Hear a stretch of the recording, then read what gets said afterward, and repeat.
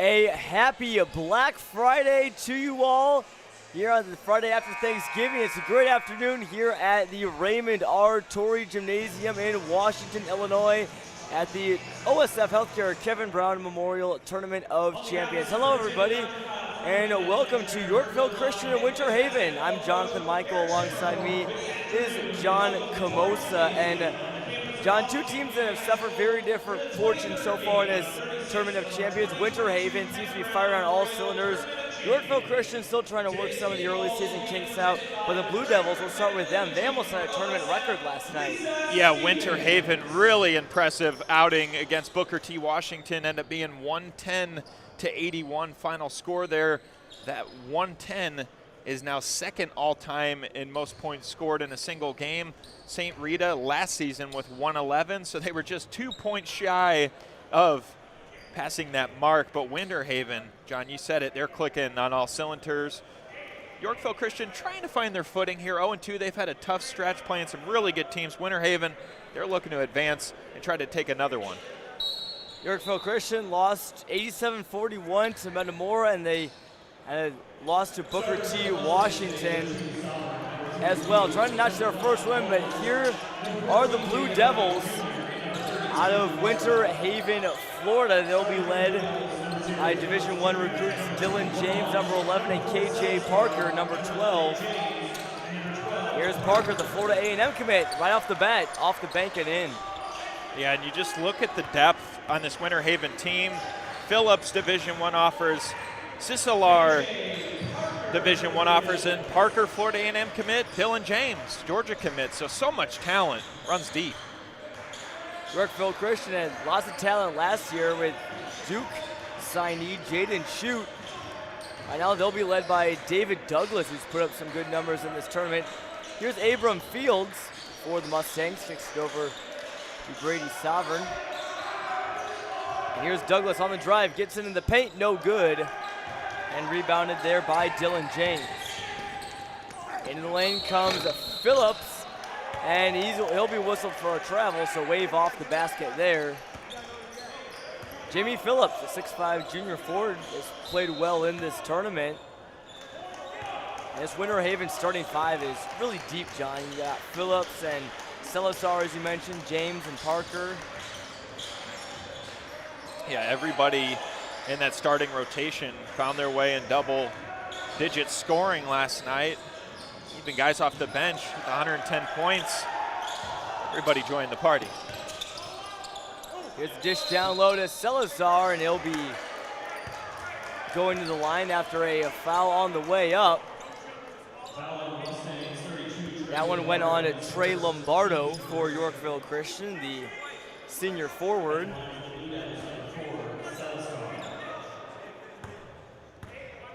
I think early in this game for Yorkville Christian, it's going to take a strong defensive effort of getting back in transition and getting set, because Winter Haven, they love to push it. Yeah, we saw that a lot last night, John, against Booker T. Washington, a team that maybe let them play offense a little bit. Obviously, 110 points kind of speaks for itself. Booker T. Washington as well, they put up 81, so that's, again, a very solid basketball team, and they had a big win on day one of the tournament. Here's Douglas, off-balance jumper from the elbow is no good. And Winter Haven now, chance to extend their run. Parker's three is no good. And here's now Douglas the other way. Nifty behind the back moves, loses the handle. Abram Fields there to recover his teammates near turnover. Mustangs working the shot clock. Fadeaway jumper, Fields, good. Nice jumper there from Abram Fields, who will have a lot bigger role this year for Yorkville Christian. And John, when you think about Yorkville Christian last year, coming off that Class 1A state championship, they graduated Duke player Jaden Shute, so a lot of talent on that roster departing. But this is a very tough 3 games to open your season. Fell to Metamora, first game here. Booker T. Washington, where Kenneth Lewis set the all-time scoring record in a single game with 51, and now Winter Haven 2 straight wins for the Blue Devils. So it's a tough start. It is indeed. As Matthew Vaughn goes 1 of 2 for the line. Obviously, John, you know, Yorkville Christian, you mentioned it. It's a good point. They're a 1A school. According to the TOC program, their enrollment is just 81. One of the smallest schools in the entire state. As Fields has it stripped from him, and he falls to the ground. Here's Salazar up over to Parker. He'll be fouled. But, you know, John, we saw Yorkville Christian here at the TOC last year. If memory serves me right, they went 2-2. Obviously, a decent mark, not too bad. And the rest of the season, they just went on a tear. They were playing, you know, similar 1A teams, which you don't really see many of here at the TOC as Parker drains the 3. Yeah, John, when we just touched on that record from St. Rita, 111, Yorkville Christian was a part of that game. They took the loss against the Mustangs. They scored 103, though, so they're up in the record books in the top 10. Yeah, that was a crazy game, 111 to 103. Wasn't expecting that. Douglas fadeaway 3 is no good. And here's Phillips now the other way. Last year, Yorkville Christian went 25-13. They're not a member of any conference. They're an independent school. And the Mustangs able to force a tie out. Their sideline loves that. Head coach Aaron Sovereign leading the Mustangs again to a state title in 1A last year. They lost Jaden Shute to Duke. KJ Vassar, another big senior, also graduated. A couple players transferred as well, some just a couple weeks before the season. Yeah. So Mustangs are trying to kind of put the pieces together on a new look team. Yeah, it's always difficult. Lost about a half dozen players that transferred over to Yorkville. And you know, you got to try to rebuild when that happens. Jaden Alders drains a 3 for Yorkville Christian, and Winter Haven almost turns it over. Here's Phillips, swing 3, no good. James tries to keep it back in, tosses it to Zach Marini on the Yorkville Christian bench, and see the Mustangs, they're fired up. And I think it's really good too, John. They did this last season when they played Glenbar West. That was a 4A state champion, only 1 loss. And you play all these tough teams, it really gets you prepared for 1A. Certainly Yorkville Christian, as Douglas dials up a 3, barely hits the rim. They played, you know, schools that were of, you know, similar size, similar enrollment, as Matthew Vaughn cuts up the baseline, and that will extend the lead to 5. Frankly, a lot of those games that they had weren't even close. They were beating teams by 40, 50 points with regularity. They trail by 5 here to Winter Haven, who's so far undefeated in Tournament of Champions. Jumper from Fields is no good. Obviously, Winter Haven, the big win against Booker T. Washington, visitors from Texas, just yesterday. And their other game that they played, a 72-64 win against Metamora. That was a really fun game, back and forth all the way. Blue Devils come on top. Salazar put up 19. James had a double-double at 16 points and 13 boards. Yeah, Dylan James heading to Georgia next season at 6'8". Saw a couple of alley-oops to him last night. He threw down. Just a long wingspan there. Big player. 3 from Parker, no good. You mentioned a long wingspan. It's been a long week for these rims here at Torrey Gymnasium. The dunks that we've seen have just been, frankly, amazing. Last game we saw Jason Nathaniel a breakaway slam near the very end and put away a big win for the Lanier Longhorns over Joliet West. There you got to look at St. Rita, who Joliet West took down in a thriller on Wednesday night. Douglas, a deep 3, and it's good. If anybody can drain those on Yorkville Christian, it's Douglas, and he gets on the board with 3. And he's going to be a big piece in this offense this season, and Douglas had his fair share of 3s go down this tournament. Douglas at times seemed to be putting this Yorkville Christian team on his back. Lots of gaudy point totals for the 6'5" senior. Vaughn drains a 3 for Winter Haven. We didn't mention him in their starting lineup, but he had a really good game against Booker T. Washington yesterday. I believe he had at least 20. Had a big dunk as well. He's just a great player defensively. He can get out in transition and push. David Douglas pivots with 1 foot, turns around the other way, and sinks it. Nothing but twine there. Mustangs are doing a good job of hanging with the Blue Devils early on. They force a turnover. Lombardo looking for it, fighting with KJ Parker. This one will go back to Winter Haven, but a little bit of a shortened shot clock they'll have to deal with at 21 seconds.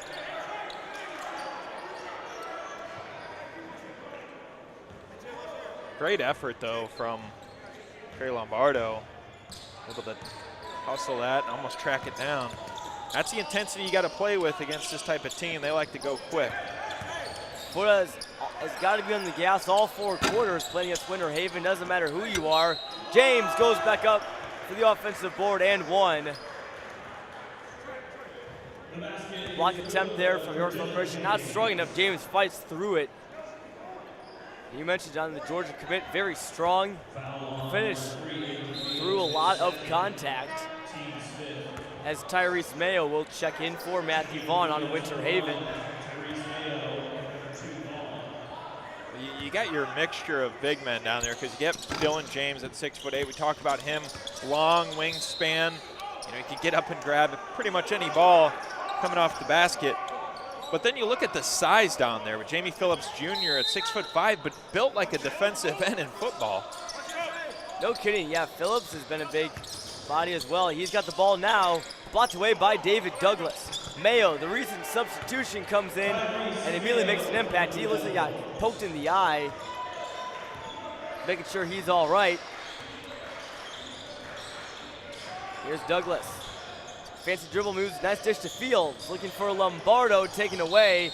A heads up play by Phillips to toss it off of his foot and keep it with Winter Haven.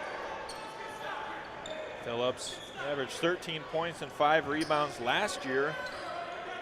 Junior's got offers from CNN and Stetson, so a big piece. And he's just really put on great performance after great performance this week.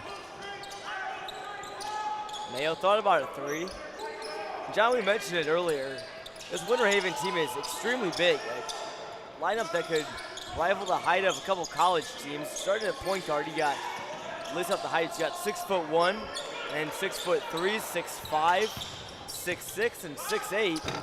So that'd be a, oh my word, Dylan James interrupts my sentence, but what a dunk. If that ball comes off a rim and no one's boxing out, it's down.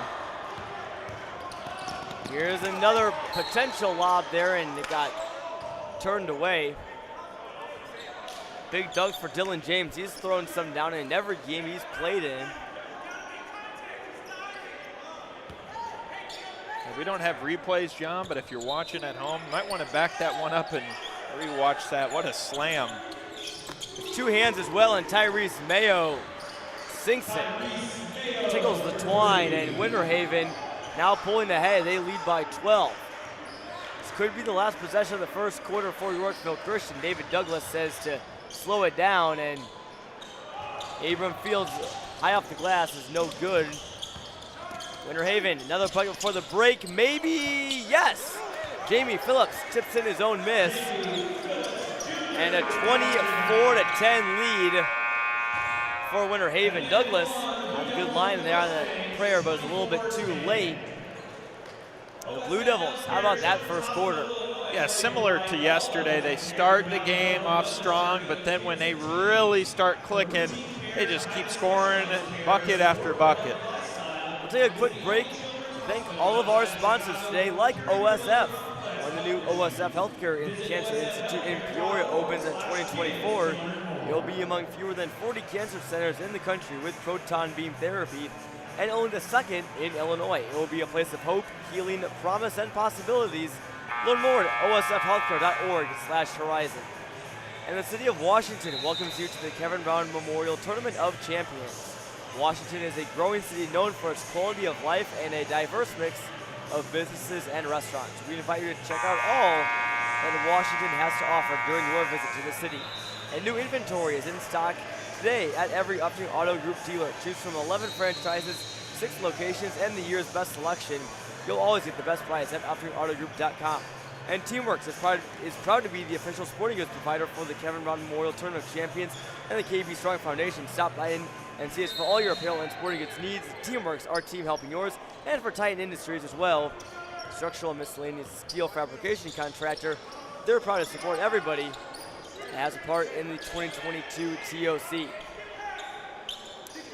Winter Haven leading by 14 after the first quarter. Make that 17. KJ Parker drains in a 3, and the offensive showcase is on for Winter Haven. 24 in the first quarter. That put him on pace for 96. Not quite the 110 they had last night. David Douglas, though, responds on the other end with a triple of his own. He's got 8 of the Mustangs' 13. You don't want to get that guy hot. Once he starts going, he can really knock him down. But Parker. KJ Parker, back to back. He's eating up. Maybe they'll start trading 3 for 3.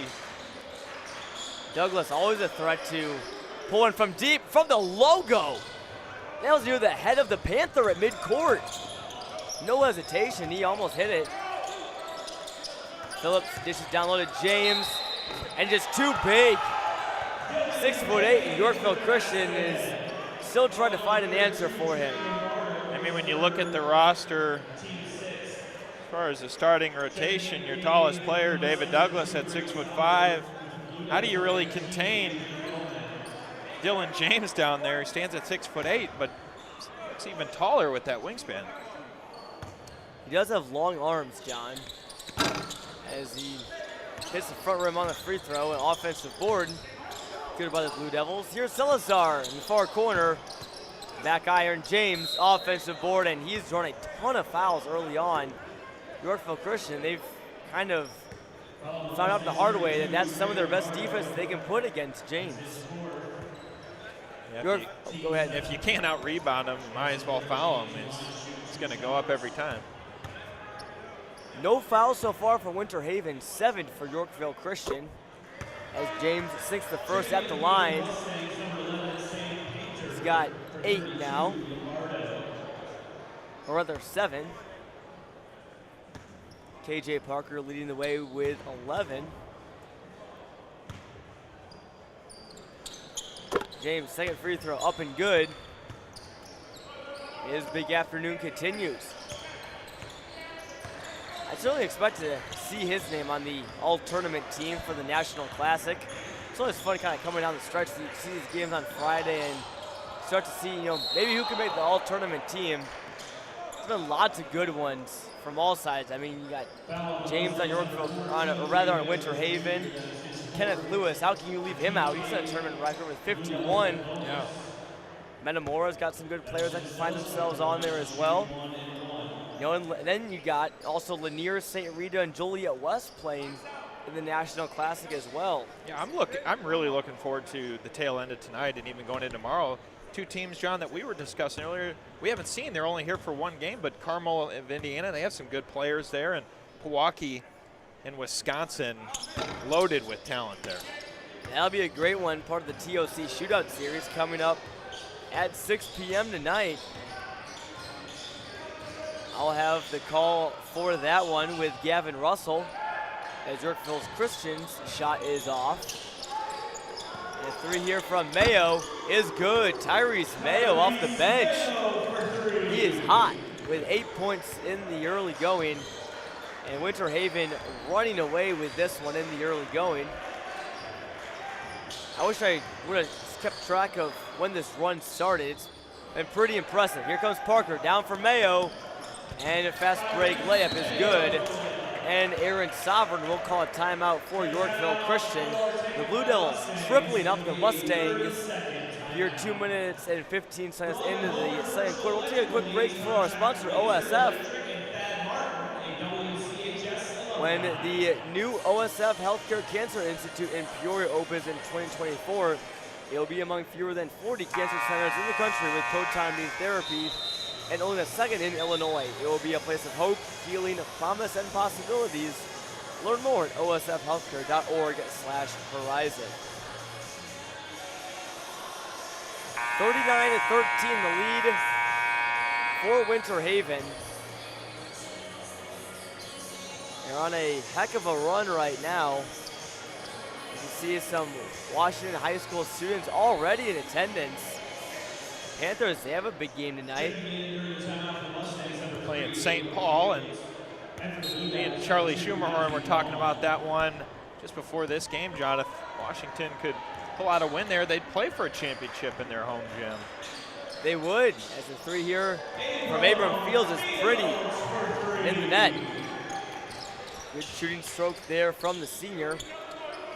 And Swordsmen, they've been a good team so far. I believe they've won both their games. Had a comeback win against Lincoln Park. 2-0. They are indeed. Washington 2-0 as well. So that'll be a great matchup at 7:30. We'll both be on the call for that one. So here comes Yorkville Christian. Here's Douglas the other way. Nice dish down low, and it's blocked by James. That was 11-on-11 violence as Vaughn is fouled on the other end. But for Yorkville Christian, John, obviously they're in a big hole right now, and Dylan James has been doing his thing, and the rest of the Blue Devils. But for the Mustangs, where does it kind of maybe start for them? Maybe some things you might want to work on early in the season. Maybe wait and kind of maybe cut in this lead a little bit, at least get something going. Yeah, and I think it's tough when it's something you can't really coach. So in saying that, John, it's size. You can't grow overnight. So, playing some of these bigger teams, playing teams like Booker T. Washington, how do you defend? How do you defend the post when you don't have size that matches up? But trying to cut away at that, it's difficult because when you're looking at this game now with Dylan James, there's really no way to guard it, If you're playing a zone, you try to push back, but it's a tough player to contain. It really is. David Douglas also tough to contain. Sinks another good jumper. He's got up to 10. Every shot that Douglas seems to hit is either off balance or some sort of crazy maneuver that he does. Is Vaughn up and no good. That one, offensive board for Marcus Smothers, his first points of the game. I think what makes Winter Haven such a good team is how physical they are around the rim. If they miss a shot, they're not letting it go. They will fight for that loose ball and go up for a second chance bucket, and they typically hit those 9 times out of 10. Blue Devils have been crashing the glass quite often. 42 points here and just about halfway through the second quarter, so we were talking even last night about could they break their own record today in scoring 110 against Booker T. Washington. Yesterday, here's Douglas, thought about a three, drives in, and this will be a jump ball. How about the awareness there by Salazar to put his hands on it as soon as Douglas started driving and forced the jump. It will stay with Yorkville Christian.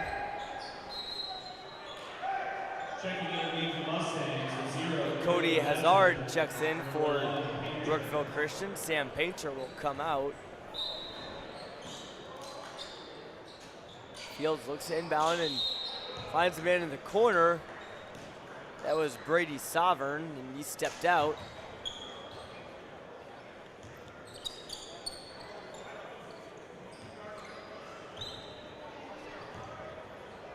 And here come the Blue Devils with Salazar, who's got lots of mid-major and low-major looks at the Division I level, including Indiana State.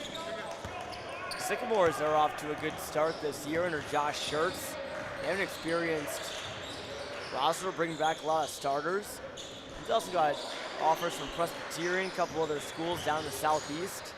Douglas stripped of it, called for a foul. Looks like this one will go. It is on Selascar, her and the PA announcer. We'll roll with that. PA announcer says Selascar, we'll say Selascar as well. I think some of these teams, John, we're familiar with our Yorkville Christians, our Metamoras. We're trying to learn some of these out-of-state teams. If we don't get the names, right the first time, we'll definitely correct ourselves. Certainly, and I know a name that corrected mid-tournament for Lincoln Park was Richmond Opokuware. As that one up and no good for David Douglas, so the lead stays at 24 for Winter Haven. Remains to be seen on who both of these teams would play tomorrow. Obviously, it depends on the outcome here and depends on the outcome of a couple other games as well.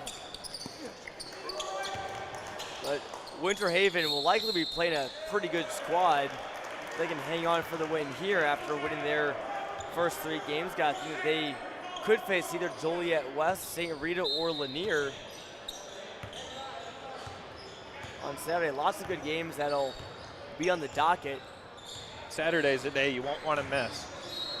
Definitely not, and it's obviously after all the Thanksgiving festivities have come to a close. The turkey's finally all, been digested. You've done lots of your shopping, except if you're me or probably anybody else in the Clutch Sports Media crew. We haven't done any shopping, not in my mind right now. Didn't have time to shop. I think we spent our early mornings right here. No waiting in lines for us. Guess we'll just have to do so online. I think the only line I waited in is the hospitality on there. Good hospitality here at Washington High School, feeding us well and very nice people. Nice jumper there from KJ Parker. Parker's got such a smooth stroke, doesn't he? He just pulls up. What's impressive about him is in transition, he can just go and then pull up mid-range, knock those down. Lots of shot creators on this Winter Haven team, John. Jamie Phillips has some good turnaround jumpers this tournament. Matthew Vaughn has been good from deep. Obviously Dylan James, we know what he can do around the rim. Here's Phillips here, and it's blocked by David Douglas. What a block from Douglas. Great job by Douglas. Not looking at the scoreboard right now, it's still playing hard regardless. He came flying in there for that block. Gave him a block and then a little push-off after, like, get out of here. David Douglas has been really impressive for Yorkville Christian. We'll take a full time out here to thank all of our great sponsors at the TOC, like OSF. Don't let the flu sideline you or your loved ones this year. Get the flu shot with your OSF Health Care provider and stay in the game. Visit osfhealthcare.org to schedule an appointment today. And for the city of Washington, welcome you to the Kevin Brown TOC. Washington is a growing city known for its quality of life and a diverse mix of businesses and restaurants. We invite you to check out all that Washington has to offer during your visit to the city. And new inventory is in stock today at every Upstream Auto Group dealer. Choose from 11 franchises, 6 locations, and the year's best selection. You'll always get the best price at UpstreamAutoGroup.com. And Teamworks, they're proud to be the official sporting goods provider for the Kevin Brown Memorial Tournament of Champions and the KB Strong Foundation. Stop in and see us for all your apparel and sporting goods needs. Teamworks, our team helping yours. And Titan Industries, a structural and miscellaneous steel fabrication contractor. They're proud to support all of the players, coaches, and fans at the KBMTOC. There's a deep 3 from Zach Marini on Yorkville Christian that is no good. And here's KJ Parker, another 3. He's been hot from behind the arc. And that is his 3rd, maybe even his 4th. I'll tell you right now, Florida A&M is getting a good one. He is a player. Rattles in that 3. I don't know if anybody got my joke. That Florida A&M is called the Rattlers. It took me, I didn't realize that. So John's looking at me like, you didn't get my joke? Well, that one actually technically didn't rattle in. That was all of a swish. 3 on the other end is good for Yorkville Christian. Here's Jamie Phillips, elevates, no good.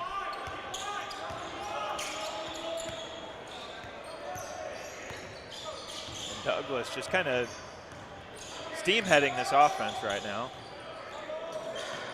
If you're Yorkville Christian, why not put the ball in his hands or let Brady Sovereign shoot? Allen. A little too long. Here comes Matthew Vaughn with some speed, and he's blocked again by Douglas. That one won't go in the scorebook because of the foul, but another good rejection. from Douglas. Just 45 seconds left to play here in the second quarter. Don't go anywhere, though. Our Latif Love is sitting down with Jeremy Fears, none other than the floor general himself, at the Upstream Auto Group Tournament Central. So Michigan State commit taking some time to sit down with our crew. That'll be a great interview.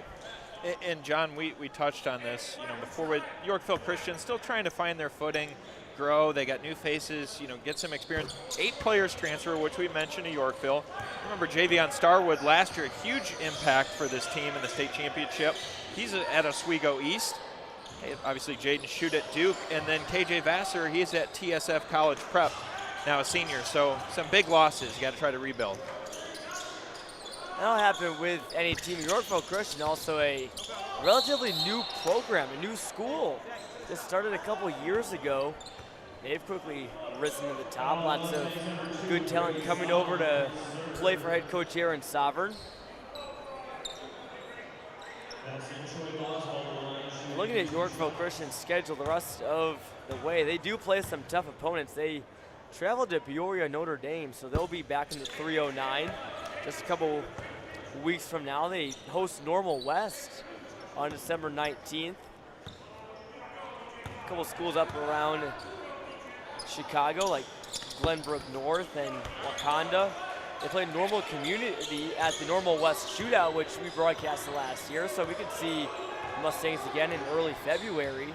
And we'll get our first look at Normal Community tonight as well against Pewaukee. We will. That game between the Pirates and the Ironmen can't miss showdown. Lots of Division I talent on both teams.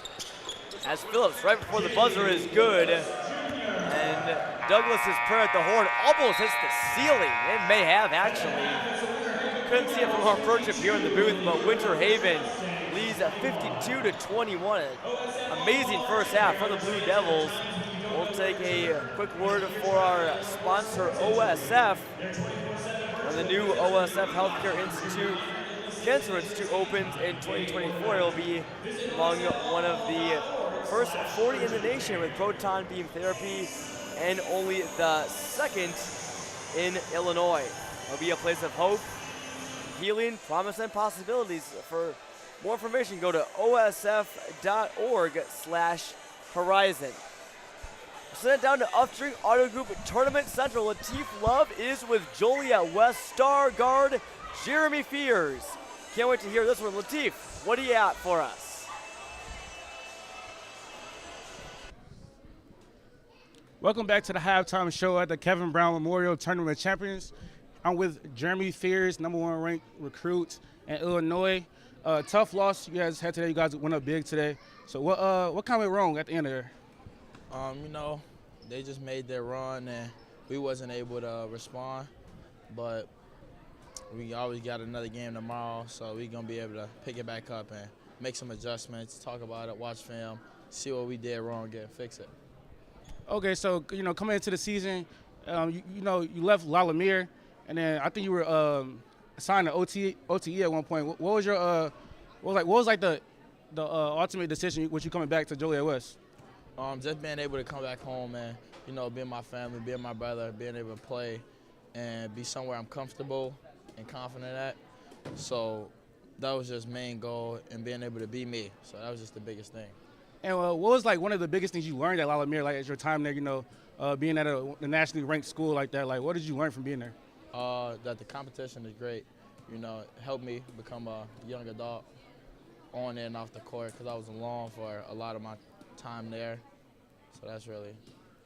Okay, talking about competition, you participated in the FIBA World Cup with the basketball team. What was that experience like? Playing with against some of the best teenagers around the world. That experience was great. Being able to play the best around the world, it was different type of game, different speed. They play at a different pace. Everything is different. It's a different ball. You got different basketball rules that you have to learn.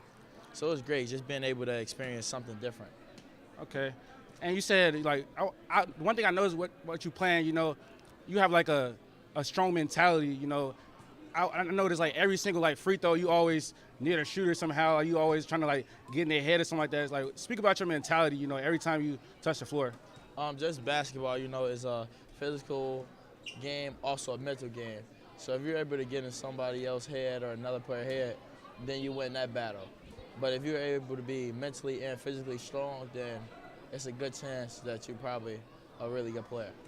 Yeah, earlier you spoke about family.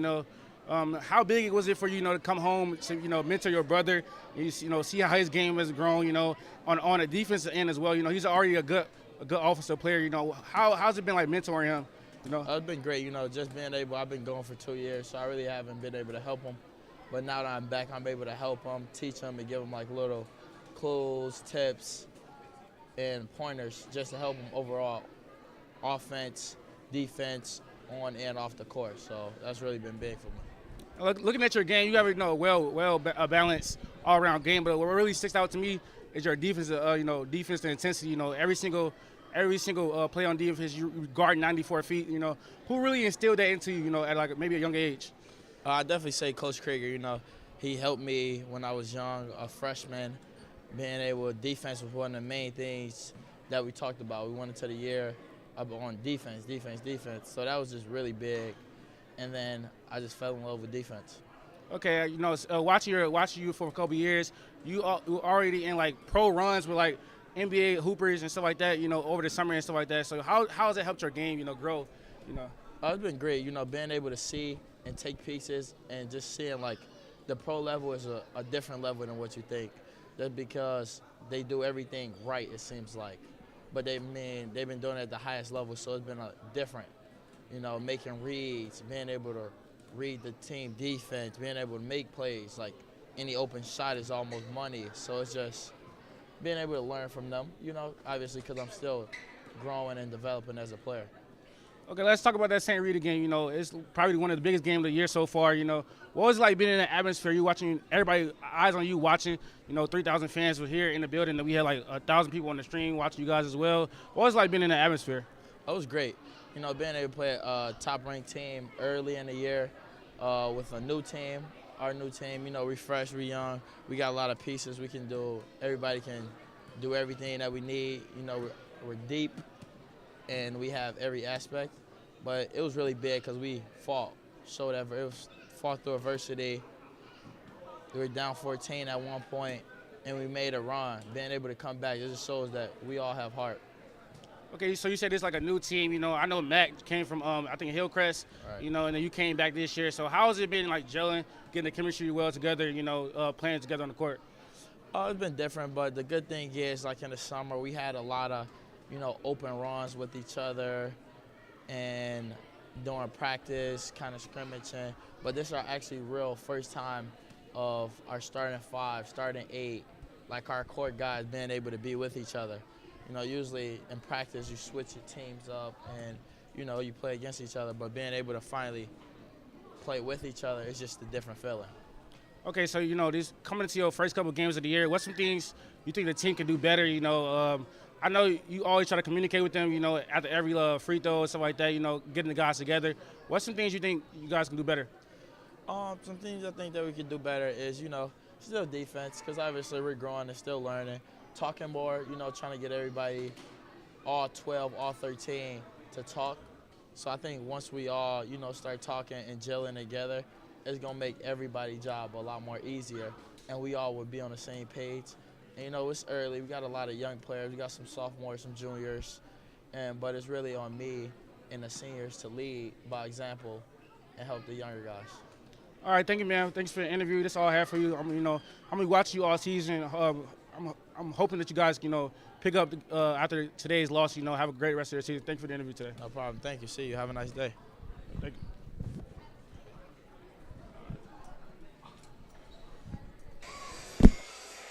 Thank you for that, Latif. Again, that was our Latif Love with Michigan State commit Jeremy Fears, one of the top-ranked prospects in the country, in the top 50. Believe it or not, by many different recruiting sites, will be doing some great things for Tom Izzo. About a year from now, we welcome back John Camoso in the booth. Again, I'm Jonathan Michael, getting set for the second half here of Yorkville Christian and Winter Haven. Winter Haven leading 52-21.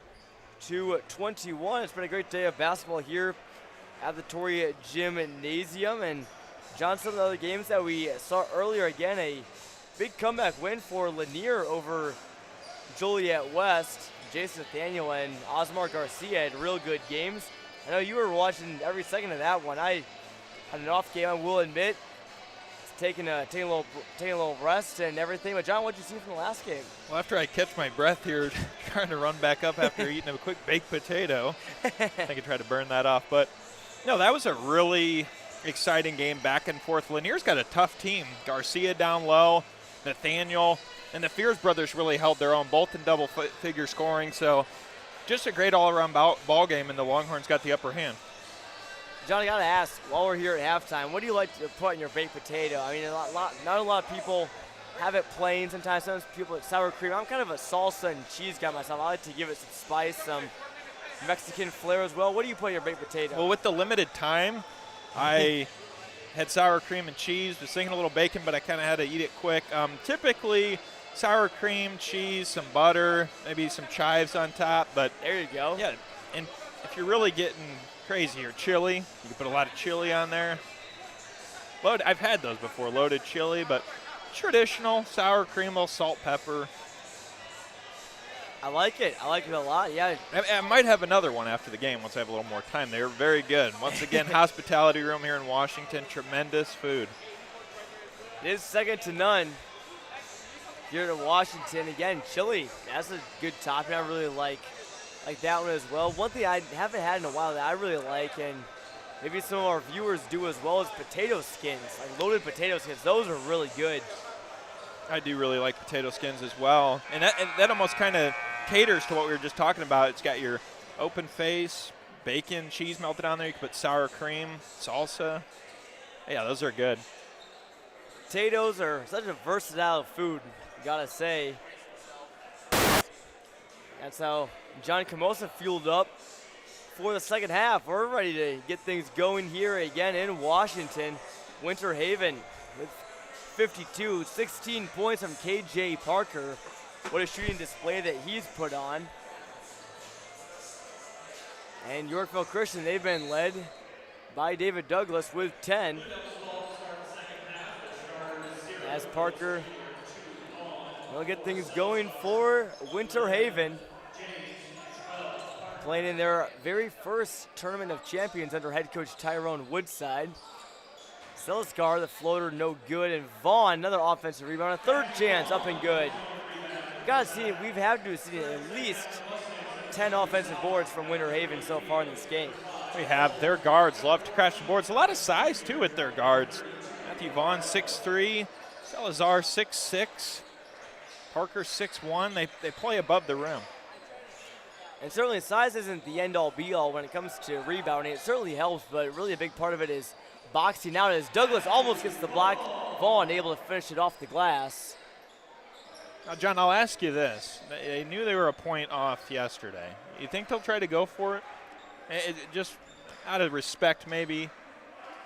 I don't know. Maybe we'll see. I mean, I'm sure they found out sooner or later, maybe after the game, that they were 1 point away from the record. I'm sure it's maybe in their minds, maybe not their primary focus right now. Obviously, they got to get ready for a big game tomorrow. Again, remains to be seen who they'll play between Lanier, Joliet West, and St. Rita. Phillips lays it in.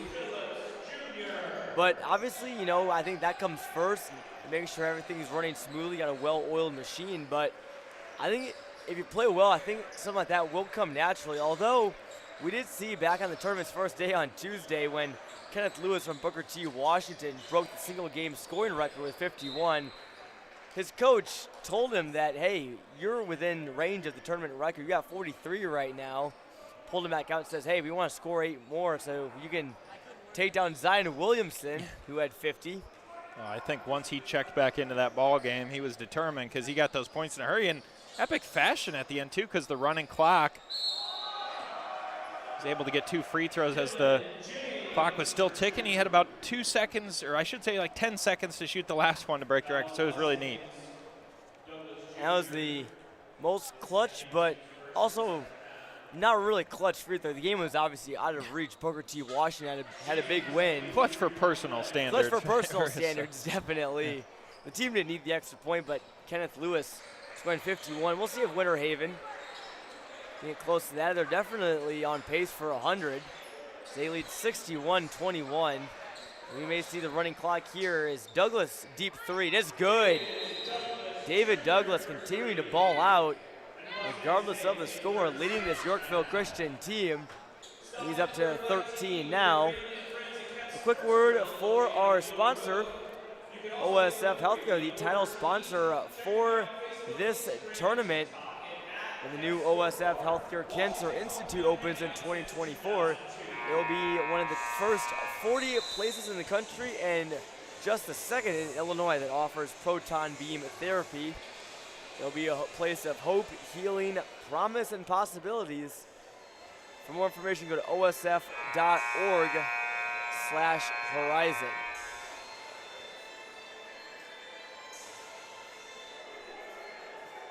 Coming up next on Clutch Sports Media, again, they're scheduled to tip off at 4:30. Running a bit behind schedule, obviously, with the sessions switching over. In the long days where they have 9 games, they take a little break in the middle of the day, clean out the gym, clear out the fans.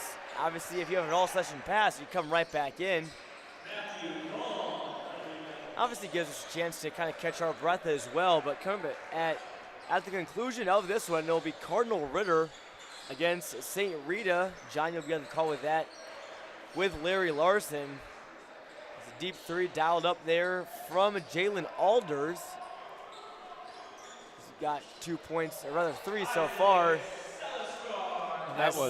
Go ahead, John. Yeah, I was going to say that's Morez Johnson, an Illinois commit. He looked amazing yesterday.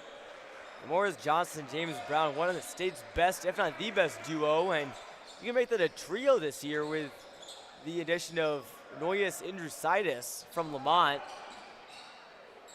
as Seliskar lays it in, extending the Winter Haven lead, but I'm sure a lot of Illini fans will be tuning into that one.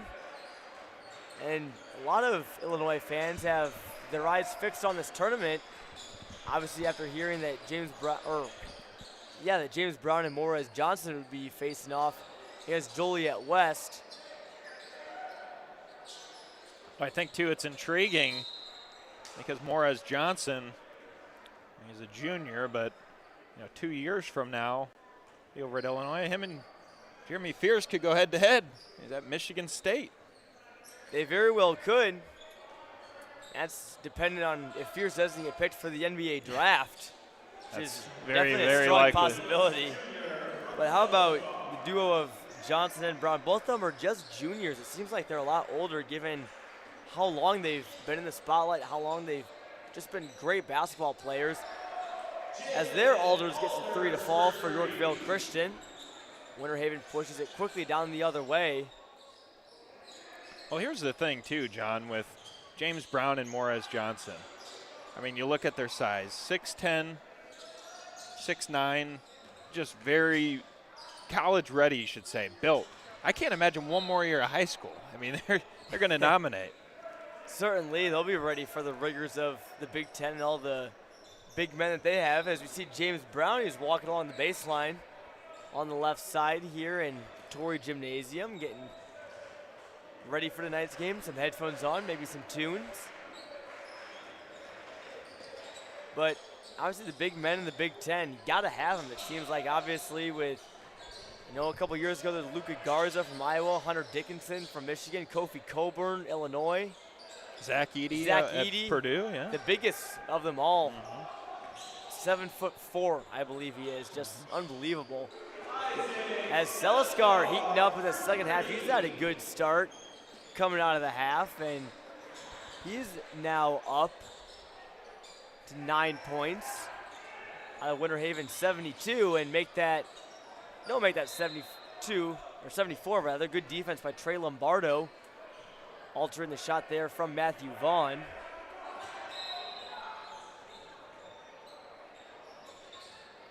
Lots of other good bigs in the Big Ten. Maryland's had a couple good bigs come through their program recently, and Northwestern and Pete Nancy's more a stretch forward, not a traditional real big guy, but at least in the Big Ten, got to have your bigs. Obviously, as we were talking to head coach of Washington, Eric Schermerhorn, yesterday, he said basketball is such a guard-driven game. You got to have good guards. And he's got a set of great guards there in Washington. He does. This Washington team, a strong start to their 2022 campaign. Jamari White, Micah Brewer, Jake Stewart, three-headed monster for the Panthers. As here comes Winter Haven now. James says Devon, and he had the tomahawk. Went off the back iron. No good, but that would have brought the house down. David Douglas botches one on the other end. That one bounced up in the air, almost went back down. High-flying action here in the third quarter. Obviously, this game far to reach for Yorkville Christian, but let's have some fun. Why not? Going to go to the bench now, so leave it up to the bench to try to set their record. The substitutes come in for Winter Haven. Tyrese Mayo out there with Marcus Smothers and Eric Daly, number 5. 24, Bradley Jordan is in. Along with Adrian Dolman. That's the 5 on the court for Winter Haven. Yorkville Christian started to still in with Lombardo, Sovereign, Alders, Fields, and Douglas, who has the ball now. Weaves his way into traffic and gets fouled. First foul of the second half for Winter Haven. John, I should have looked at the scoreboard before halftime. That may be Winter Haven's one of their, maybe not their first, but one of their first fouls of the game. Very clean defense they've played. Yeah, they have played very clean. Douglas, first free throw is good. He's up to 14 now.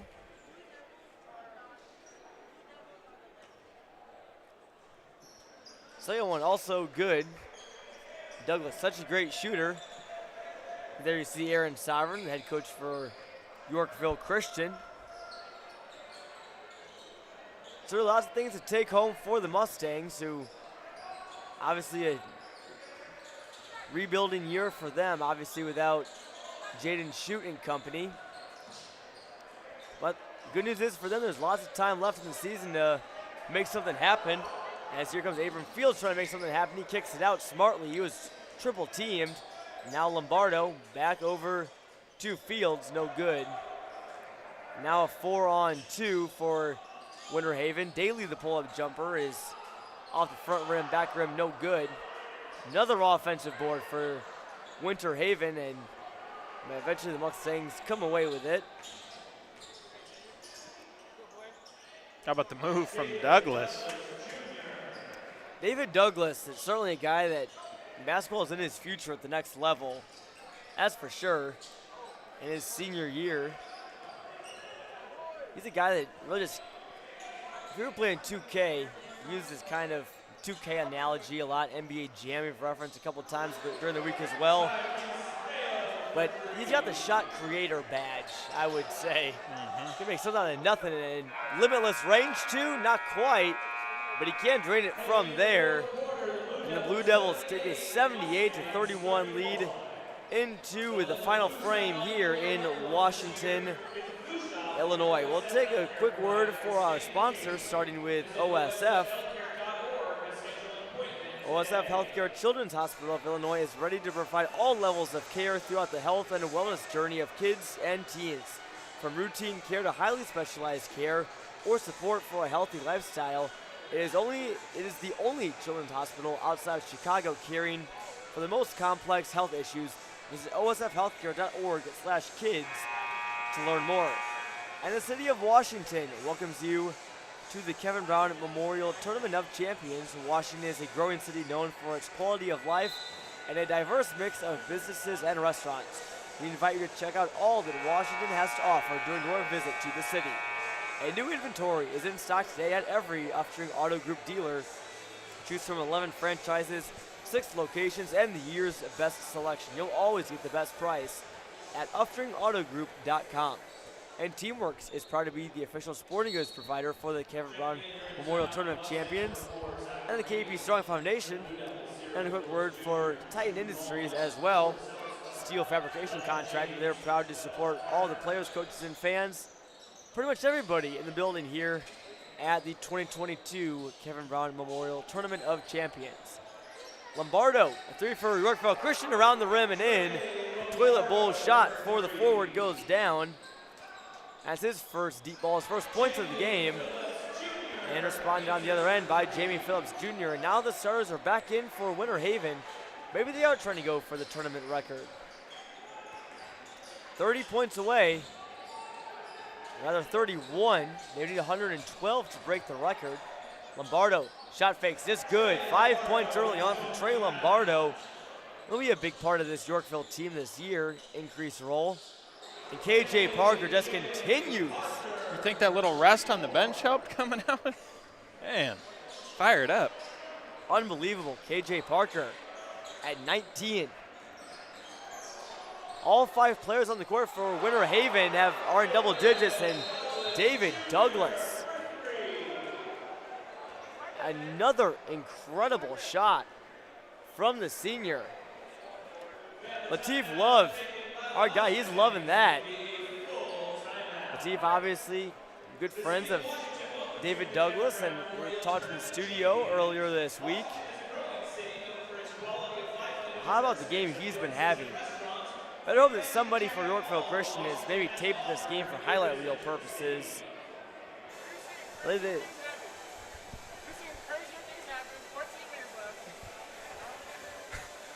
Latif says, we've seen crazier things happen.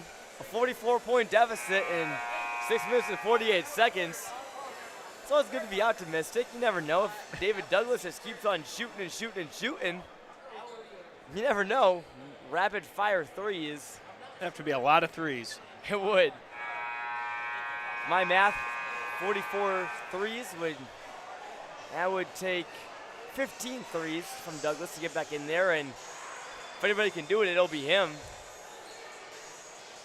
John, if it, just saying, if it does, I'm going to put boy. that out there.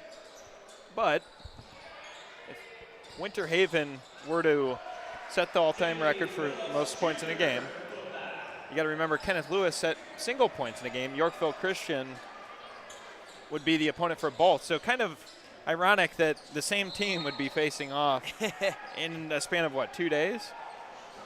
Yeah, and Yorkville Christian was on the opposite end of the scoring record back against St. Rita last year, 111 to 103, the highest scoring game in TOC history. Yeah, that was it. And James Brown found his name up in the record books. 11, don't quote me on that, I believe it's 10, is Zion Williamson, most dunks in a game. James Brown's at 8, and those came in the Yorkville Christian game. I just saw that yesterday. Let's consult the Handy Danny Tournament program. Useful record book here in the back. James, that game was a dunk fest, John. Between James Brown, Morris, Johnson, Jaden Shute had a couple big ones as well. Yeah, also on Washington TOC's website has a lot of useful records and stats.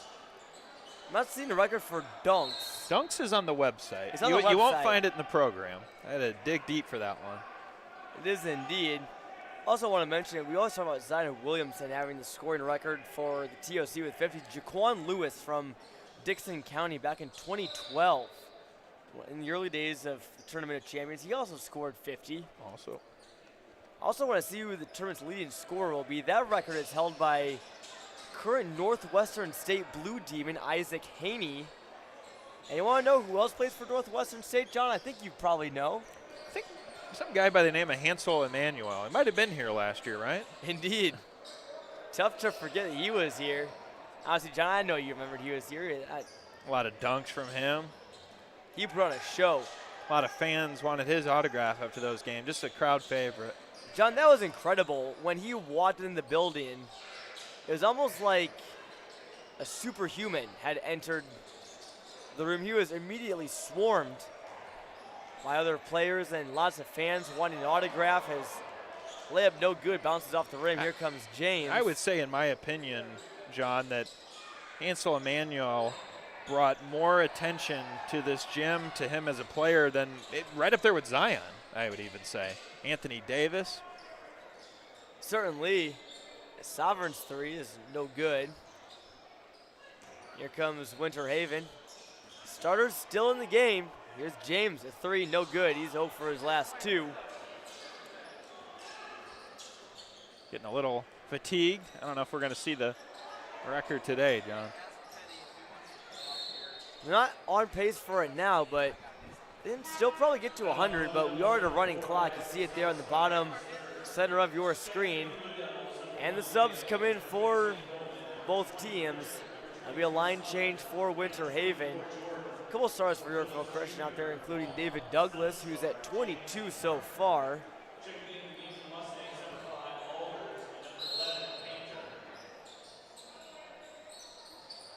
John, I'm consulting the TOC website for most dunks in the game. And Zion Williamson had 10 against James Brown with 8, right? James Brown had 8 in that game against Yorkville Christian. Zion Williamson leads with 10 against Proviso East back in 2016. Hansel Emanuel had 4 in a game against Winston-Salem Christian. And Morris Johnson threw down 4 slams that game against Yorkville Christian for St. Rita last year. Lots of J.D. Davison and Walker Kessler on that list as well. Big lead for Winter Haven here. They've been the dominant ones from the get-go. Yorkville Christian hung on at the start, but offensive rebounds and three-point shooting have been the bread and butter for the Blue Devils. And it looks like they'll be moving on to 3-0, staying undefeated in the 2022 edition of the Tournament of Champions. They're in the 6A Region 8. Winter Haven, Florida there. They went 5-1 in their district, 23-8 last year, so on pace to have another good season with the chemistry they got going. Yeah, they're certainly on pace to improve on that 23-8 mark. Again, I gotta admit, I don't know what the competition is like down in Florida, as Daly's layup is no good, but Winter Haven gonna be a tough test for anybody who stands in their way.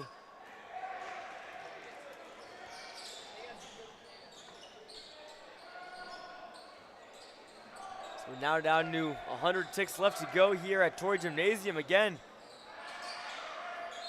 As being fouled there for Winter Haven is Bradley Jordan. 6'5" junior. Coming up after this, it will be Cardinal Ritter and St. Rita.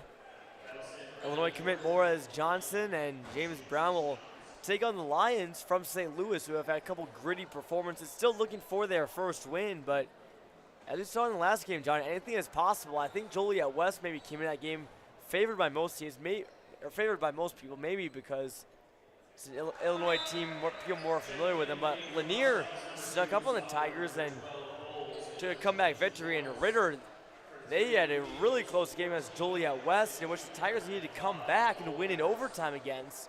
So don't write off the Lions. That's going to be a great game. And I'll be set to tip off here in maybe about 10 to 15 minutes or so. Yeah, looking forward to that one as well. Larry Larson and I.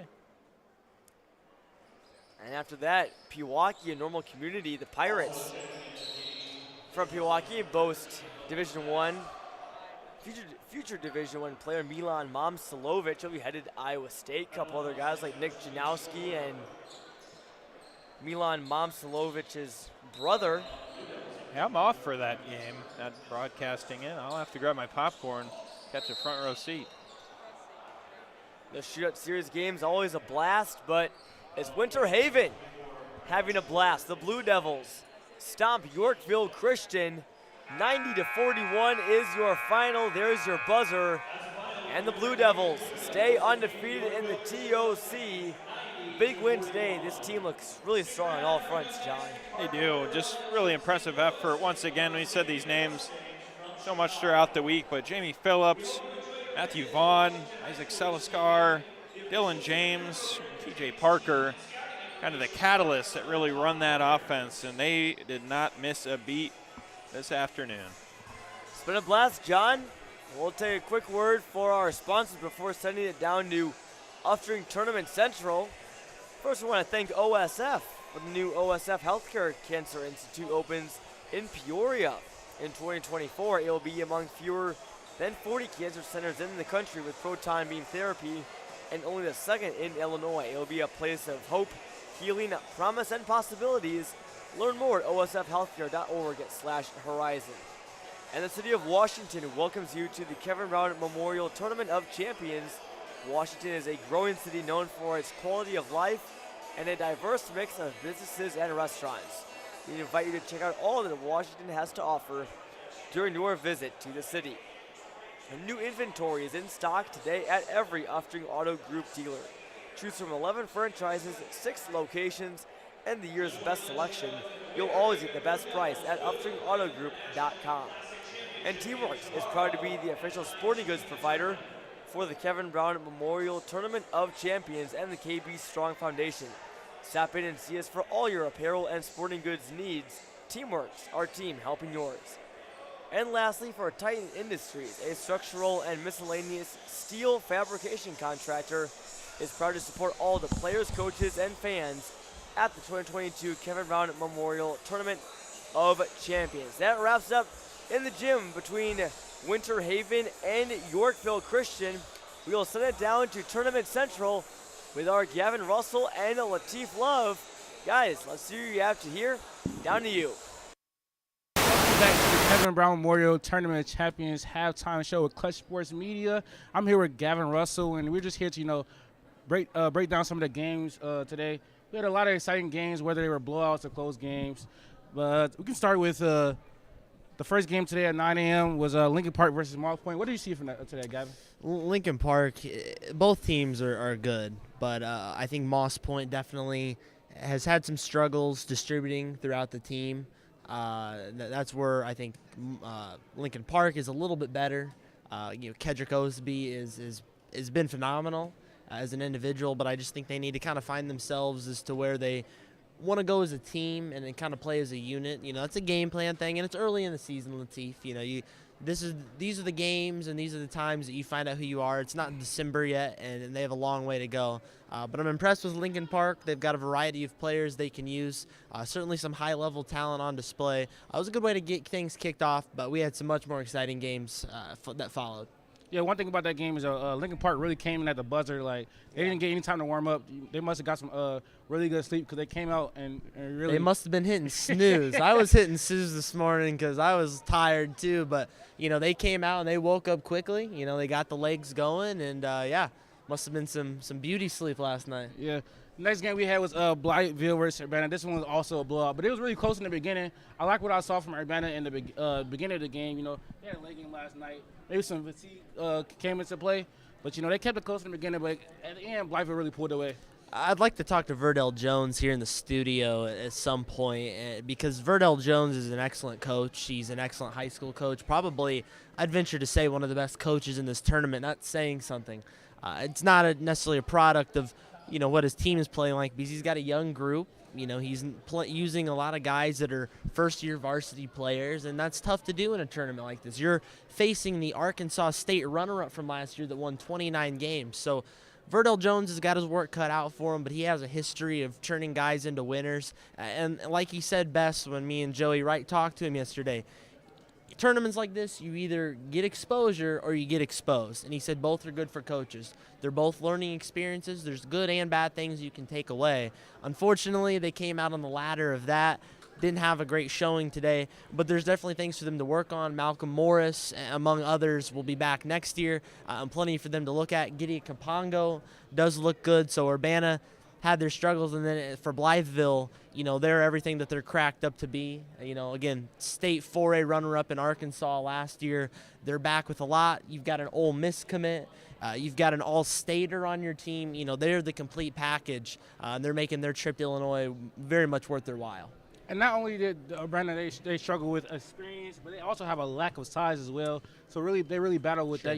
Playing bigger teams with, I think his name is Rashard Marshall. Number 25 for Blytheville. He's a really dominant force down there. So it was really hard for him, compete with them down there. He is, and he also has great playmaking ability. Rashad Marshall showed today that he can make the passes too, and that's very much reason he's going to Ole Miss, Latif. I always say he's not going to Ole Miss to play football, but he's got the size of it. He's an interior presence. You know, when I was doing some research on him, that's what he was described as, and he's proving very true to that.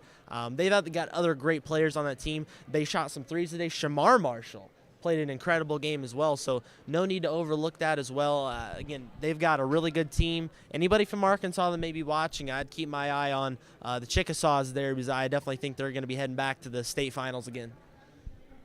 Yeah, the next at the game we had was at 12 p.m. It was actually a highly entertaining game. St. Pius versus Coral Glades. Coral Glades had just suffered a loss yesterday, but they came back today and gritted out a hard win today. And I really thought the game might get out of hand, but they really bounced back today. It was really a defensive effort. I feel like they came back, got easy transition buckets off a lot of steals. I believe what's his name? Tahir Bond? No.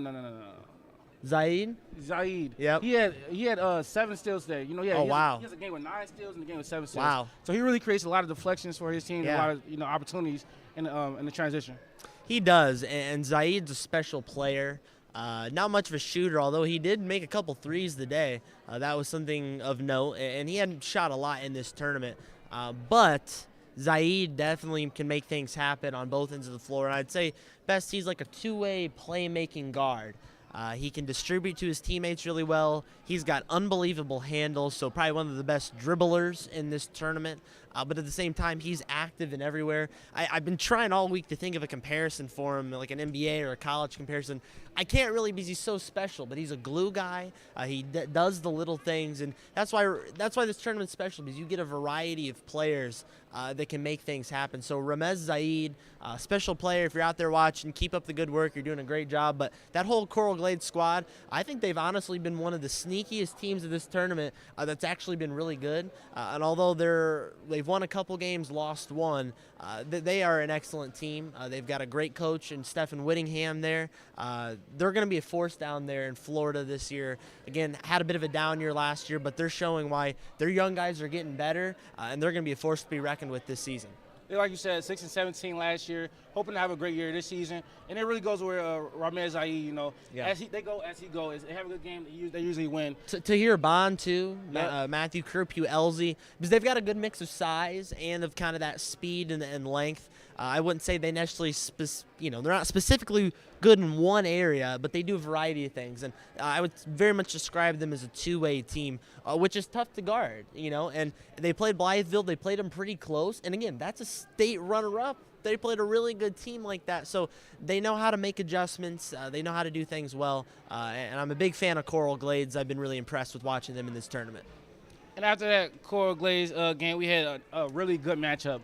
One of the best games of the tournament, Sugar Hill Lanier versus Joliet West. That started off, Sugar Hill Lanier got to a hot start. It was looking pretty scary for Joliet West, but then they really turned on defense, got a lot of, steals, led to transition buckets, a lot of highlight plays from Jeremiah Fears, a couple threes, and then, Jeremy had some really highlight dunks and some threes for himself as well. Then, Joliet West went up 10 going into halftime, but they eventually Sugar Hill Lanier battled back and took the game. They did, and Lanier impressed me in a big way. They came out with, some intensity in the beginning. They lost their big man, for a little bit there to an injury.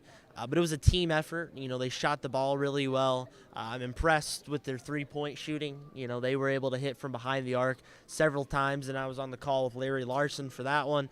That game was everything that it was cracked up to be. And even the games that maybe not everybody has penciled on their calendars and their schedules can still shape up to be excellent matchups. And it didn't quite come down to the final horn, but, it was pretty close. That game was decided there late in the fourth quarter by a few key buckets and some free throws. Overall, I think Lanier is a team that you don't need to sleep on any further. They showed why they're dynamic. They can make plays. They can hit threes. Probably one of the best shooting teams in this tournament. Jeremy Krieger's going to tell you Joliet West did a lot of things wrong. They got out of rhythm, and they made some mistakes in there. But, again, learning experiences. I interviewed him here yesterday, and he said that's why they scheduled for this.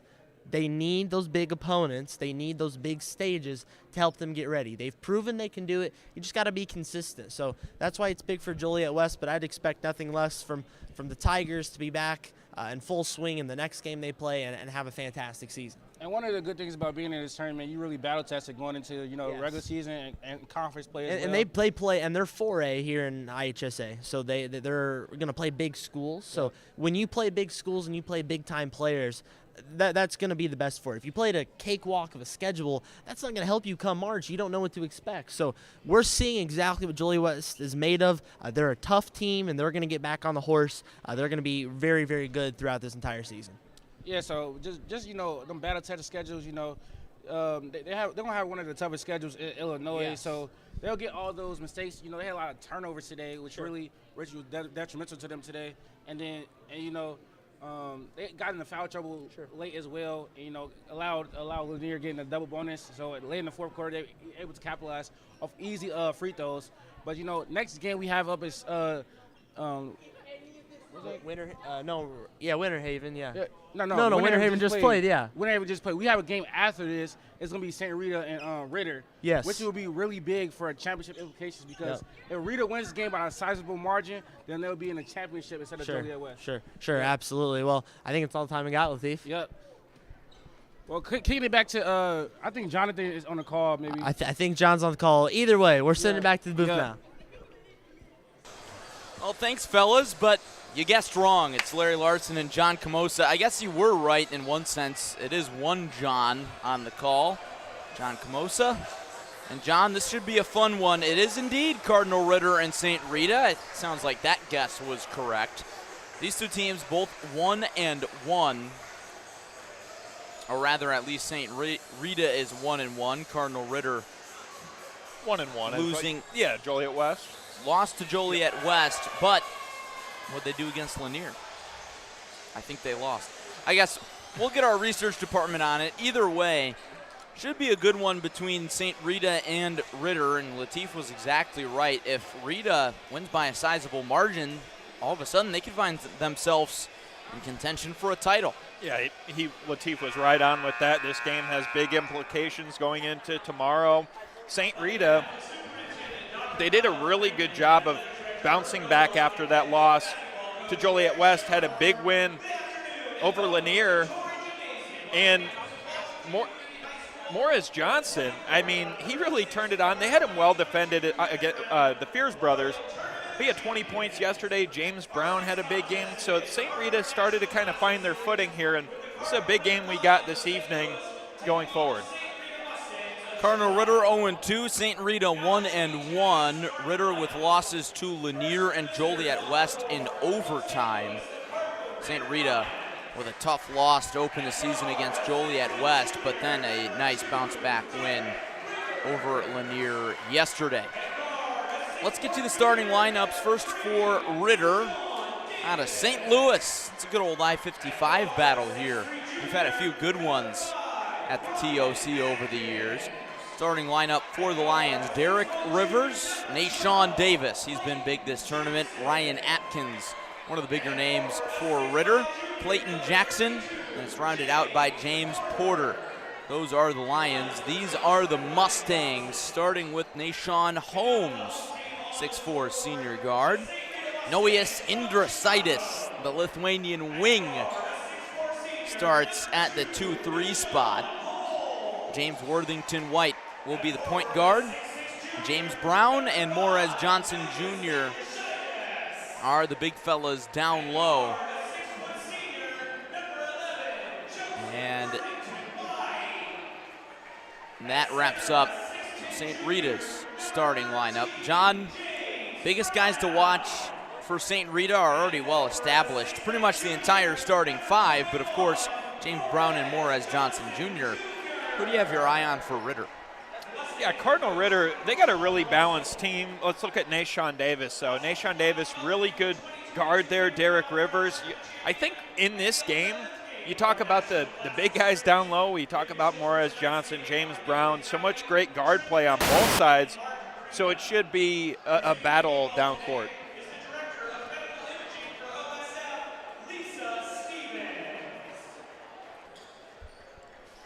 Lisa Stevens from OSF presents the game ball. And we are about set for action between Cardinal Ritter and St. Rita. Glad you're with us on your Friday night. Could be shopping, but where else would you rather be? A little high school basketball. Things just starting to heat up as the sun sets over Washington, Illinois. Nashawn Davis going up against James Brown. Might be a tall task. Brown wins the tip, and we're underway.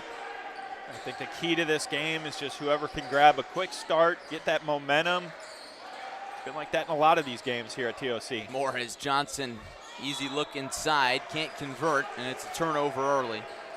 Out off of St. Rita. Moores Johnson coming off a huge game, his best game of this very early season yesterday. Nice redemption after maybe a frustrating game to open the season on Wednesday night. Yeah, I think that's credit to Joliet West. They did such a good job defending him inside, and he bounces back yesterday. And you would think it was done with dunks and, getting to the basket. It was his mid-range game. He had some great pull-ups from beyond the free throw line, right inside the wing there. So showing that soft touch, the 6'9" junior. Definitely something that he's developed over the offseason. Of course, we saw both him and James Brown, the rest of St. Rita last season. Great squad then, even better now. Nashawn Holmes on offense, off the Ritter turnover. Brown had a spot inside, couldn't get a grip. Porter to Clayton Jackson. The runner falls short. Johnson lost it. Ritter gets it right back. Jackson holds. Around a screen. He'll pull up from the mid-range. Too strong. Johnson and Brown down there for the rebound. That's pretty hard to compete with. Yeah, they're pretty much going to own the paint down there. Ritter's got size, but not size that matches up with those two guys. Worthington White too strong on the triple. Good board from Davis. Jackson dishes to Atkins. Find the open man in Rivers, and that starts the scoring. There you go, cap off the basket, letting those nerves settle. Rivers able to drain it. Noeus Indrasitis, the finger roll, and St. Rita responds. Strong player, can take it to the basket, known for his shooting abilities around the perimeter. But he could take it in on those defenders right to the rack. St. Rita forces a turnover. Opportunity to take an early lead.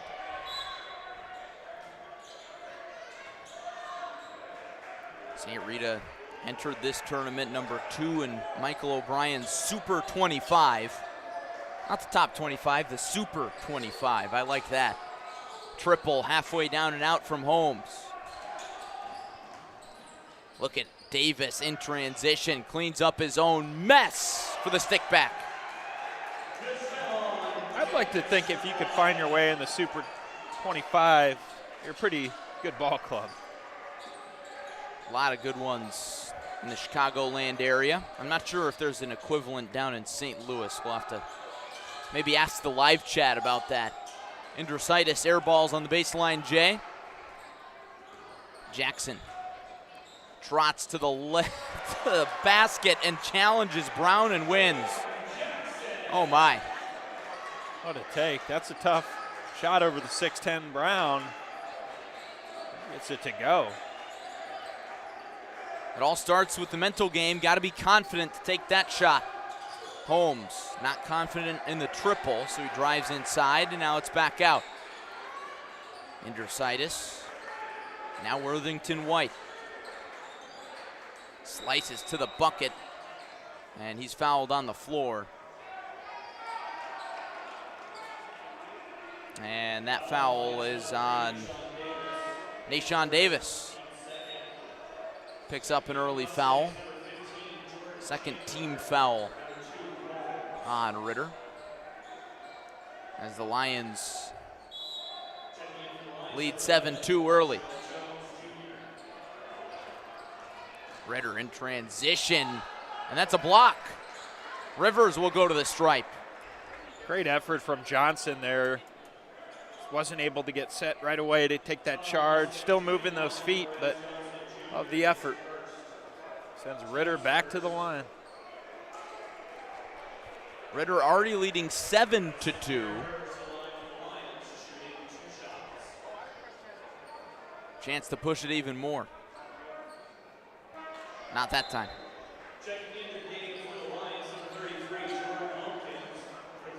Now the storyline with Ritter in their first game against Lanier and in their game against Joliet West, it's easy to really point to their guard-heavy roster.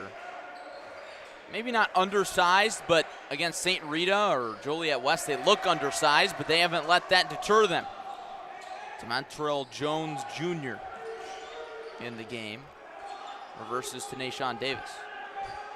I think that's more so due to their pace of play. They love to speed the tempo, quick guards out there so they can kind of run with any team.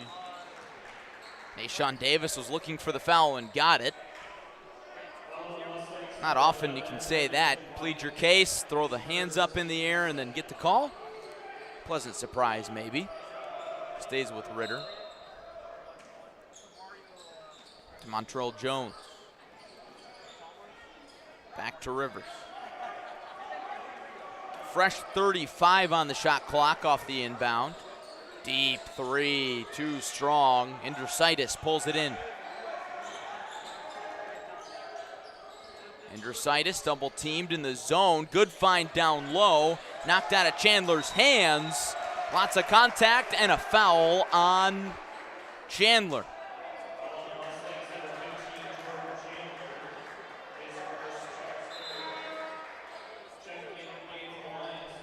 That'll bring Quentin Parker into the game.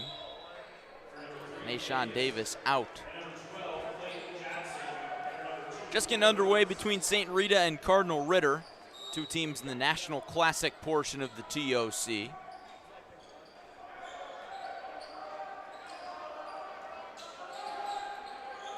Montrell Jones.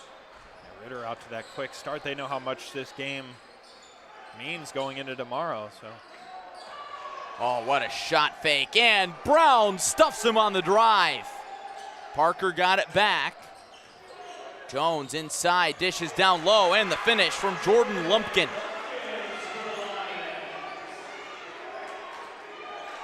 Hey, Larry, how about Quentin Parker gets stuffed by Brown but comes right back down with it, and in turn it leads to a basket.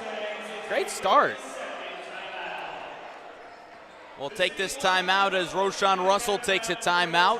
We thank OSF Health Care, the presenting sponsor of the Kevin Brown Memorial Tournament of Champions.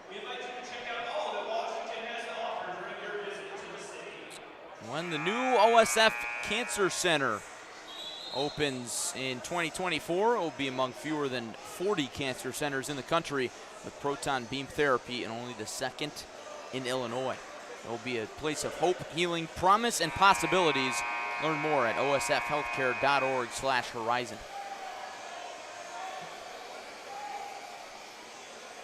Crowd starting to fill up on this Friday night. Maybe the folks and extended family have hit the road, and all the folks hosting Thanksgiving around Central Illinois finally have some time to watch some basketball. Yeah, some turkey yesterday. If you watch some football, now you can settle back. If you got the shopping done, of course. Come to Torrey Gymnasium. No time for shopping here. Noeus Indrositis off the miss. Brown had the rebound poked away. I will say, if you're looking for maybe a nice winter hat or maybe a t-shirt as a gift, you can get those right here at the TOC. Jordan Chandler off the inbounds pass to Indrositis. Inside, down low to Brown, foul. Brown so springy. One jump into the next. I had a feeling that maybe a slam was coming. And, you know, I think teams that have played James Brown kind of know that on the scouting report, because they certainly have made him work for his points. Hasn't come easy. That one comes easy, makes it 9-3. Brown a smooth stroke for a 6'10" forward. Second halfway down and out.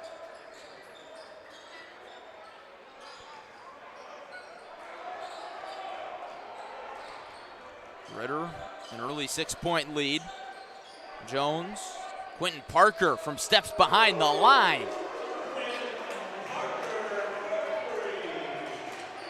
Big time three there. Jordan Chandler draws the blocking call. Jalen McClendon took the brunt of that, just to be rewarded with his first foul. Team's fourth. So Chandler will shoot. Chandler, one of the guys on the St. Rita squad, picking up increased playing time with Melvin Bell, one of the top sophomores in the state, out, if not the top sophomore in the state. He's made the most of it, made some big plays this week. Not there on the airballed free throw, but we'll move past it. Chandler's second, good as gold. I think we talked about that yesterday, Larry, without Melvin Bell, but some of these other guys coming in, filling that role off the bench. I think that only helps them late in the season, heading into postseason when they have their team at full strength.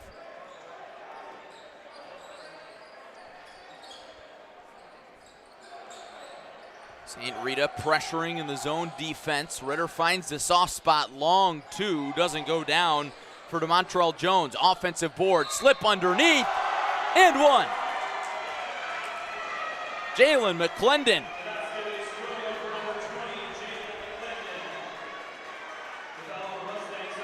It's a 10-point lead. Really impressive start for Cardinal Ritter. That's what you got to do when you come out against a team like St. Rita. Got to make that statement early. That's what they've done. Like you said at the top of the show, John, it's all about grabbing that early momentum, but it's not how you start, it's how you finish. As St. Rita very well knows. Old-fashioned three goes for Jalen McClendon. He goes to the bench and gets a warm reception. It's an 11-point lead for Ritter. Maybe not the start we were expecting.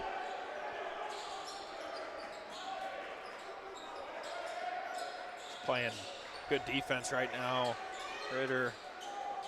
Indrasitis off the front iron. It'll stay with St. Rita. John, not much has been answered early for St. Rita. They haven't been able to respond to Cardinal Ritter's big plays. What's the answer?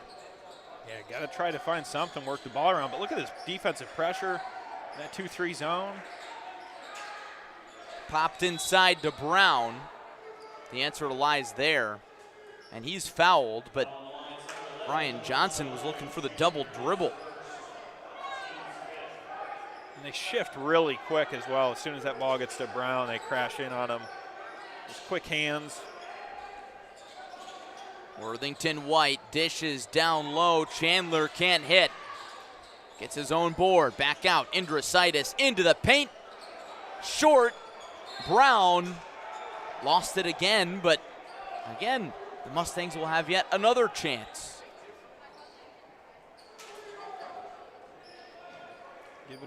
Giving them a couple opportunities to convert here, but defense has been so good around the basket. Brown battling for it, and it's out on the baseline, and St. Rita's going to get yet another shot. John, if you give a team that's as good as St. Rita this many chances, they're going to score eventually. I was going to say, Larry, yeah, you give them another shot. I think one of these is bound to go in. Just a matter of how they're going to get it inside. You see that defense on Brown down there. Chandler to Indrasitis. Graham Lathan, Indrasitis, the triple, cans it, and there's that bucket the Mustangs were looking for. Cardinal Ritter's got to remember, too, you focus too much on James Brown inside, You got a couple guards that can shoot it from the perimeter. Mid-range game. Oh. Quentin Parker almost made that shot after he had to double clutch. Impressive. Gets him 2 shots at the line.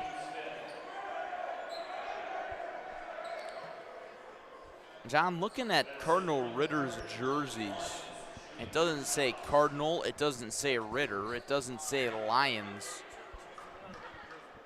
I think it has some kind of Latin phrase. Do you know any Latin? Can't say I know Latin.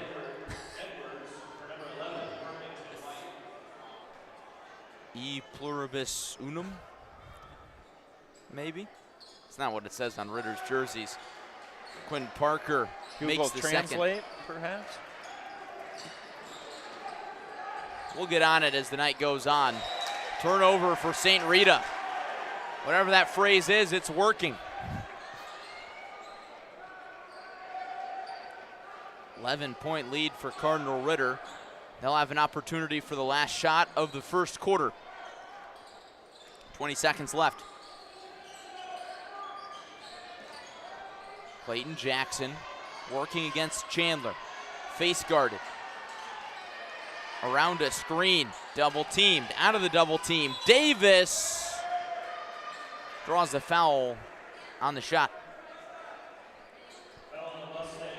And Ritter, this early advantage, really attacked the basket, not letting them bother him inside with James Brown and Morez Johnson.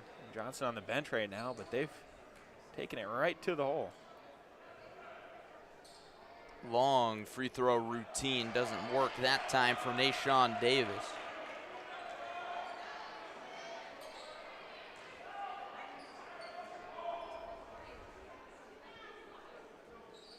Second free throw does work out for Davis.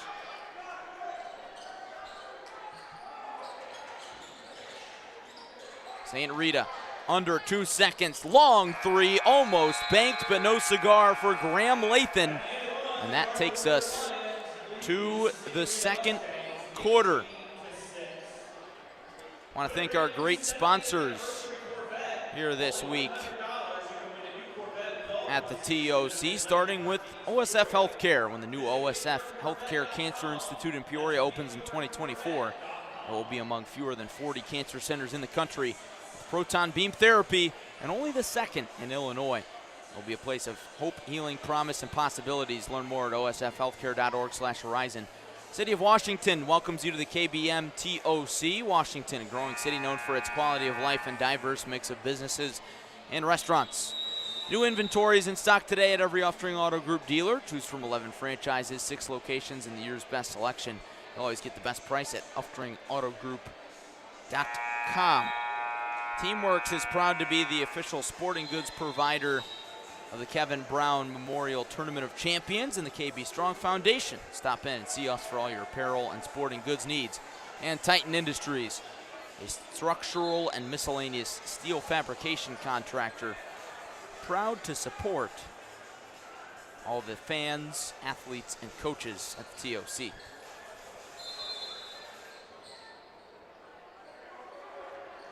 Ritter with the basketball to open the second quarter, and they have also got the lead. 18-6 over St. Rita. Clayton Jackson over to Quentin Parker. Rita getting contributions from everybody up and down their lineup in the early going. Takes a full team effort to beat St. Rita. That's what they'll need. Yes, it does, and no signs of slowing down with their offense, but St. Rita's got to try to get something going on the offensive side, cut back into this deficit. Morris Johnson still on the bench for the Mustangs, getting a little rest.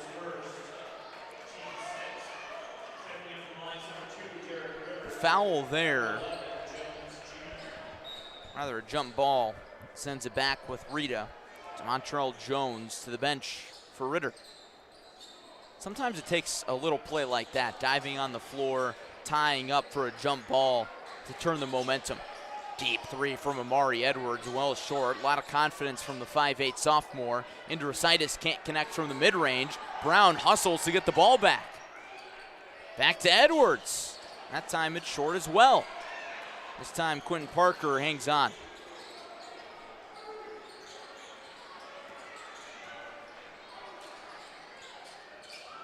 Deep three, he got it, and a nice celebration from Clayton Jackson.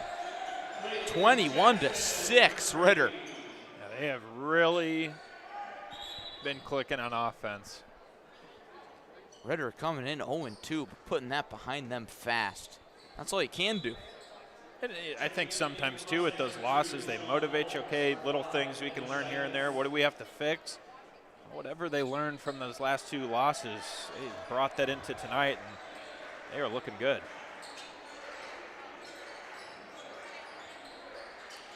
Edwards around the horn. Poked away from Graham Lathan.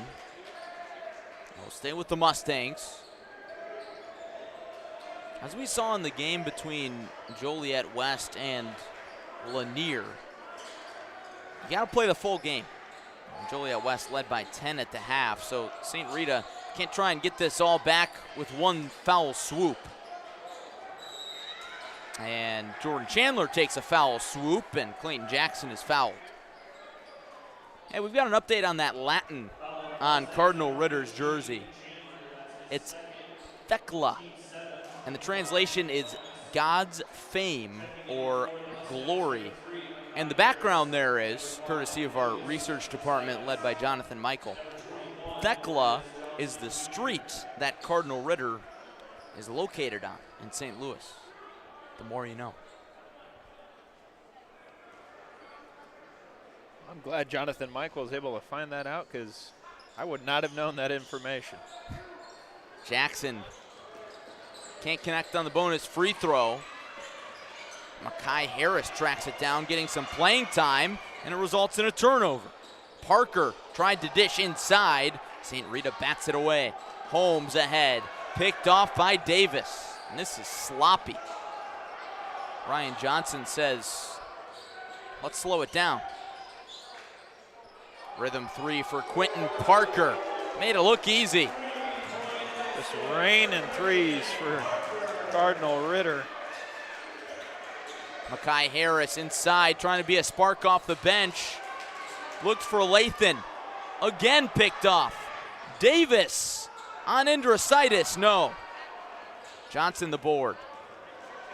And the easy lay-in for Graham Lathan. And the lid is off the bucket for St. Rita again. Needed that one. Yeah, I think Quentin Parker tried to get there to defend that layup from Lathan. Lost his footing. Leads to a basket, and St. Rita needed that one and scored for a few minutes leading up to that. Nashawn Davis loses the handle, and Nashawn Holmes is tripped up by Nashawn Davis.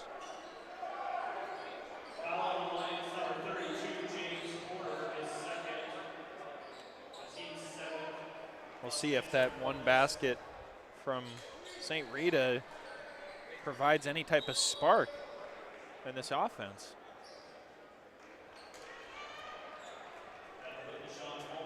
Nashawn Holmes to the stripe. Both teams in the bonus now, so this is a 1-1. 5 minutes left in the first half. Glad you're with us on your Friday night. Holmes halfway down and out. Rivers was pested on the board, but hung on. Drive and dish. Rhythm three from Atkins. Tickles the twine.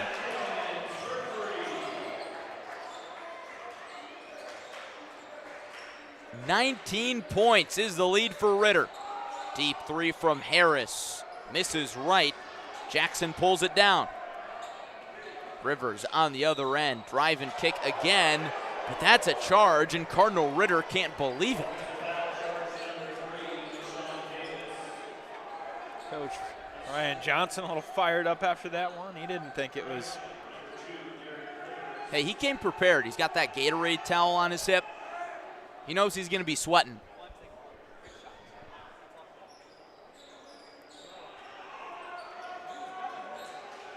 St. Rita sweating early. They break the press. Holmes passes up the three. Indrasitis.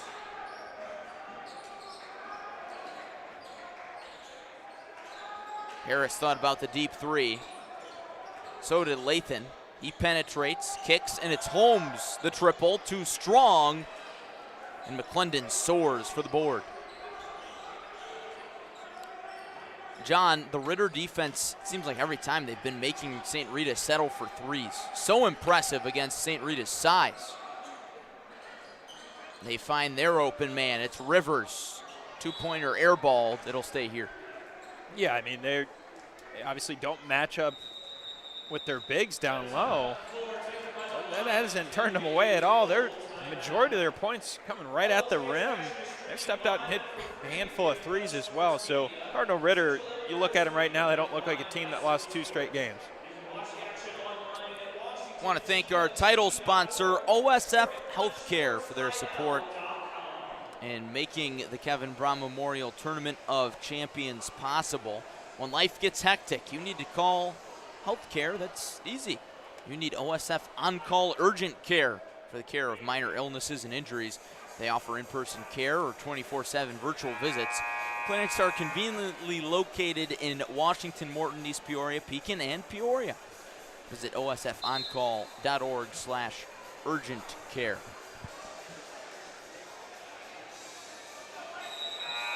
Cardinal Ritter 27, St. Rita 8.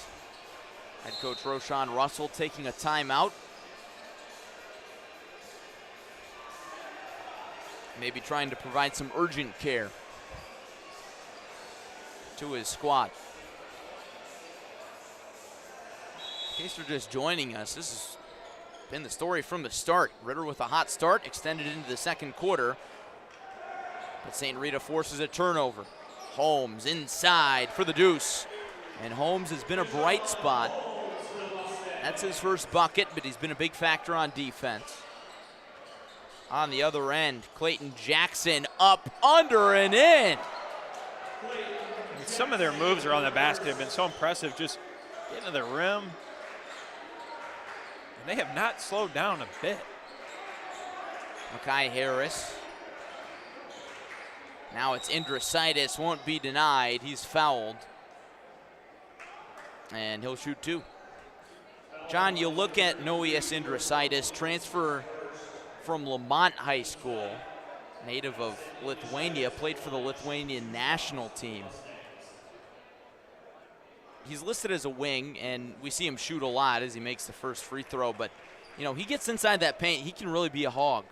Yeah, he certainly can, and this is a player that's just really made an impact for St. Rita early, getting offers from Illinois, Wisconsin, Iowa, Xavier, Missouri, DePaul, amongst many others. And we touched on this yesterday too, Larry. Yeah, he can shoot the ball, but he can take it to the bucket. At 6'6", long wingspan, he's a player that most colleges would love to have. Jackson has it ripped away by Lathan. He hogs his way inside. Morez Johnson playing bully ball. Can't tip it in, it's loose. Going with Ritter.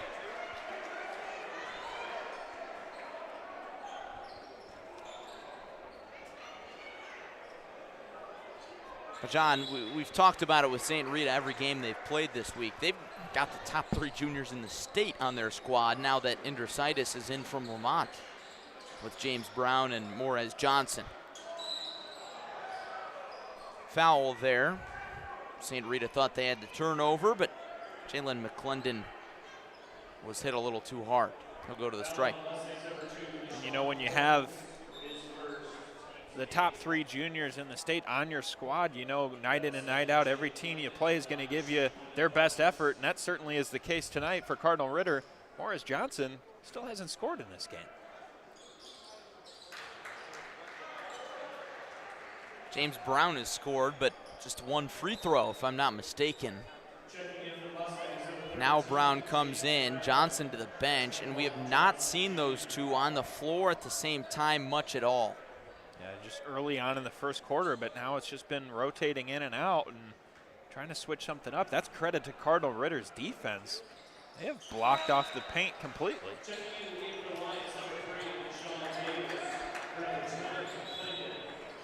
McClendon up to 5 points.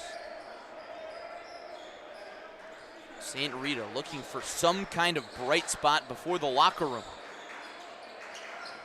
Indrositis, drive and dish. Holmes to the bucket and the finger roll. He has been unafraid down there amongst St. Rita's big guys. Lob ahead, and Holmes bats it away. Harris slings it ahead too far for Indrositis.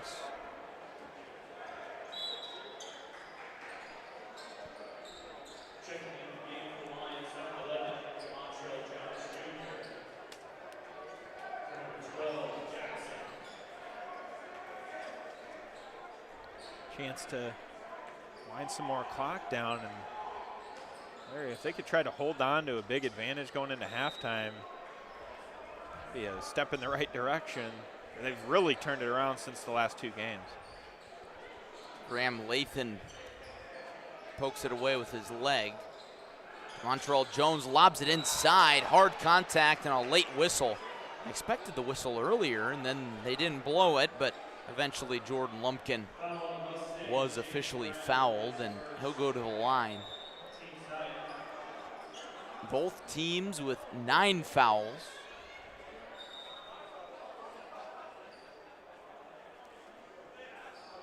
Morez Johnson in a little confusion with his head coach and the officials about whether or not he could sub in for James Brown. There's Roshan Russell laughing about it. That's all you can do sometimes. Roshan, a great guy, great perspective. Appreciate him taking some time before the tournament, this tournament and last year's tournament, to chat on the phone about his team. Always provides a lot of great insight. Guy with a lot of pride for his program, pride for his school. He went to St. Rita himself. Great history up in Chicago. Second free throw not banked in by Lumpkin.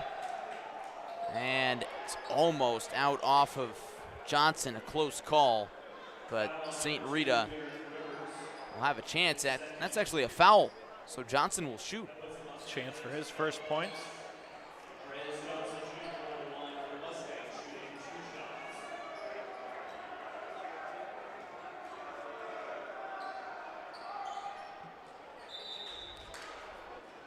First free throw doesn't go, but Johnson will have the back leg.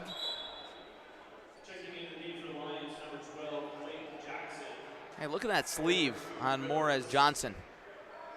That says it in and of itself. A lot of confidence. He goes 0 for 2 at the stripe. Great shot by our crew there. Great work all night. Great work all week. Foul as St. Rita is about to have a transition opportunity. James Brown thinking about coming back in. The official waves him back. Not so fast. He'll come in after the free throw. 2 of them coming up for Montreal Jones. And John, this game, frankly, if you're a St. Rita fan, started really, really ugly. And now the game, at least in terms of pace and flow, is ugly for both sides. A lot of fouls and both teams in the double bonus. It is. And Larry, once again, we just saw that. James Brown comes in for Johnson. I wonder if the second half there's an adjustment. We see them both out there together, because right now it's just been kind of in and out like a hockey line change with the two. Maybe just trying to get something going for one of them. Free throw line jumper goes down for Graham Lathan.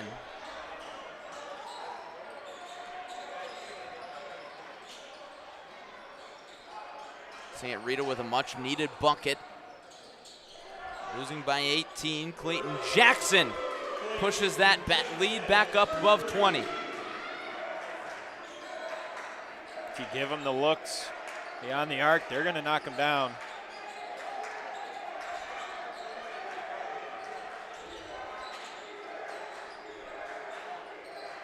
Makai Harris from way downtown.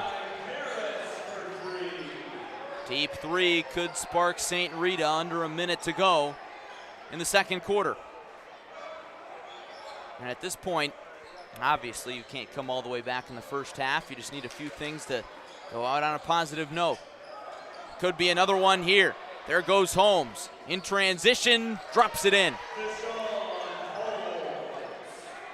Great take from Holmes, defender right behind him. He's aware. Gives him a quick look. Lays it in with the right hand. Ritter facing a lot of pressure. 25 seconds left. And another turnover. There goes Holmes again. Draws the contact. No whistle, but the bucket.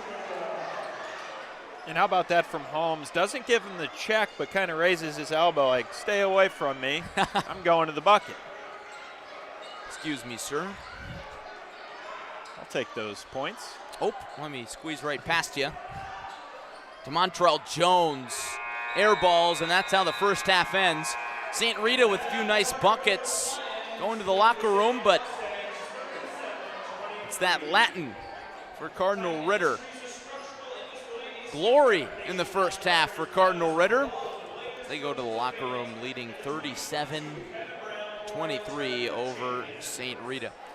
I want to take a moment to thank our sponsors, starting with OSF Health Care, title sponsor of the Kevin Brown Memorial Tournament of Champions presented by OSF.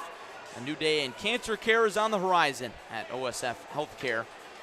The 2024 opening of the new OSF Health Care Cancer Institute in Peoria will bring innovative technology, treatments, clinical trials, and research that saves lives. Learn more at osfhealthcare.org/horizon. City of Washington welcomes you to the Kevin Brown Memorial Tournament of Champions. Washington is a growing city known for its quality of life and a diverse mix of businesses and restaurants. Washington, check it out next time you're in Central Illinois. And also by Uftring. New inventory is in stock today at every Uftring Auto Group dealer. Choose from 11 franchises, 6 locations, and the year's best selection. You'll always get the best price at UftingAutoGroup.com.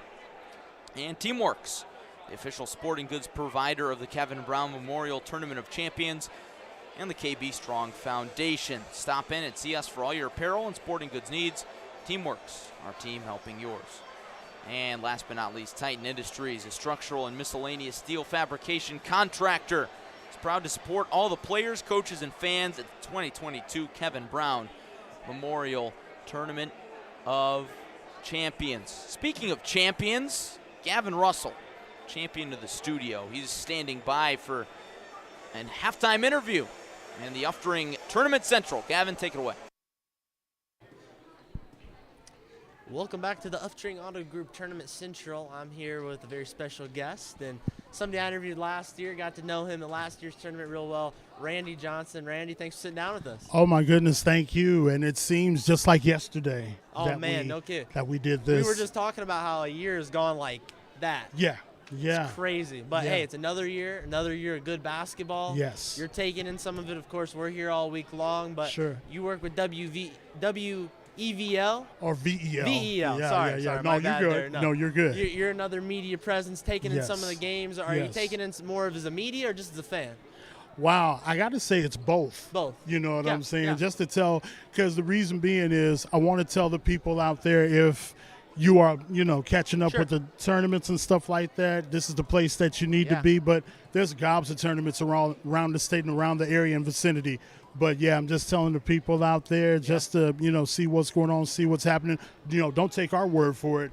You want to come out for yourself, you know what I'm saying? Come on out. You can see the games live, it's like, but it's a whole different atmosphere. I mean, just describe this, like, in your perspective, describe this atmosphere. The atmosphere to me is it's electric. Yeah, you know what I mean? It's just electric, and I'm seeing the home teams like Washington, plus Metamora, and I believe Normal Community, they're going to be coming through. Yep. It's going to be some fun. So, if you can, come on out. Come one, come all. And if you ain't here, you ain't nowhere. So, come on down. Exactly. Were you here for the St. Rita Joliet West game the other night? I was not, but I viewed it. I know I viewed it, you know what I'm saying, courtesy of Clutch Sports Media. That was a wild game. And I got to say, that atmosphere, second to none. Really? Not an empty seat in the house. Yes. I mean, it was packed. I love it. Wall, and you can't be, and you're going to get that tonight, too. Yes. You're going to get that tonight. Yes, so get indeed. out here right now. If you have the opportunity to get out here now. This is a tournament, of course, and now it's for much bigger than basketball. Yes. The KB Strong Foundation. And, again, I'm not sure if you knew Kevin Brown, the man it's named after, but just knowing that they're using this great basketball to also honor a great man and to raise awareness. I mean, that's got to be special as a fan. Very much special it is. I mean, as we went back before, I didn't even know him that well, but in passing we've spoke. Sure. We spoke on, you know what I'm saying, on many occasions. But just, the dedication that he had for the kids. And I know I read in here that one of the players called him just like a Superman, and that he was. And to me, that's very special. It touched me because that's what he wanted to see for his kids, and that's the best. And there's nothing wrong with that. No. You know what I'm saying? Especially if he sees something in you, you must be doing something right. So, he's gone, but definitely not forgotten. No, not forgotten. The tournament bears his name. Yes. There are ways for you to get involved, so you encourage fans to get out here. But, I mean, we sit in this big multi-purpose room. You see probably 100 people or more sitting in here.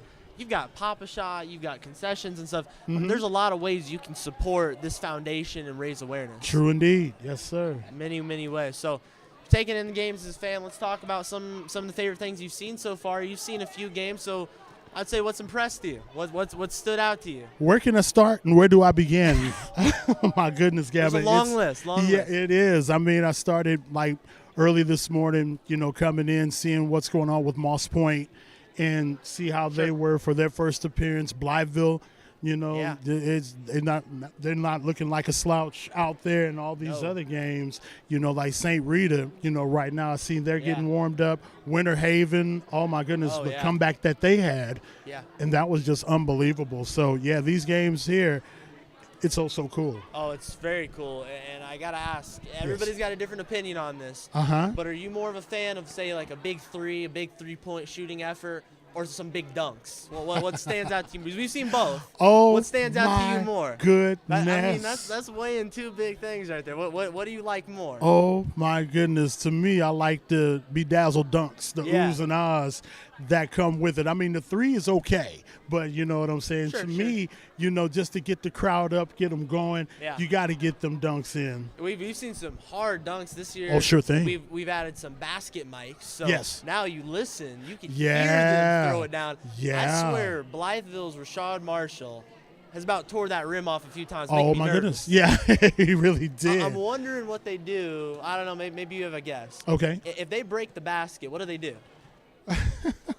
That's amazing. Yeah, what can you do? I mean, I don't know. We have to sit there for minutes and minutes at a time and waiting for it to get replaced. I don't know. Will they have a replacement? I hope so. I would hope so. They better. I'd be worried. You're going to have Shaq pull up to one of these years, going to break the backboard or something. Sure. No, for sure. It's been a great tournament so far. So, yes, of course, you're part of the media as well, and that's a whole nother layer to it. Kind of tell everybody, we love bringing media people through here. In the past, I've talked to Jim Matson, of course, from WEK. Yes. We've talked to other radio people, of course. We cover this tournament in a big way, too. So I guess we're all a media family. We are. But we are. In your role as a media, of course, you're out here doing a little scouting on these games. What do you do in general? What's your job entail? Tell us our background a little bit. Well, the job entail, I work over at WVEL AM and also with WZPW as well. Basically, just, getting the word out there, you know what I'm saying, producing and getting the word out there to see what's going on, doing like sports, weather, and community events of what's going on and what's going down. Keep the people have the people be aware of what's happening. And if you're bored or, don't know what to do, this will be one of the things that you could see the future stars of tomorrow and have a great time and, support for a great cause as well. It's great that the media get out in the community and promote so much positive coverage. As I know, oftentimes you see a lot of bad things. And, of course, you talk about Kevin Brown is passing, but now we have so many good things to celebrate and so many good things. And it's nice to see you're out here promoting some good things in our community. Now, are you a Peoria guy? Are you growing up in Peoria? I am. Definitely Peoria. May I ask which high school you attended? I went to Peoria Central High. So go Lions. You're a Lions fan. The Lions are playing a big game tomorrow. Yes, sir. Will you be in attendance for that one? I'm hoping to be. I got to go to work. So, I got to go to work. But, I'm in spirit with them. And I'm hoping for a big win. This is their third state finals. And the last one they won was back in 2016. So, best wishes goes out to all of the football teams out there. And, hey, who knows, getting that big trophy back home, that's the big deal right there. Hey, that's what they're looking for. The Lions are looking for a big effort this year. They're a fun team to watch, and they're a big part of the community. Now, of course, being a Peoria guy, I'd say you probably rally behind all those Peoria schools, Manual, I do. Richwood. So, I mean, they got some big things on the horizon. You maybe see one of them in the state championship for basketball this year. You never know. That's what do you true. think?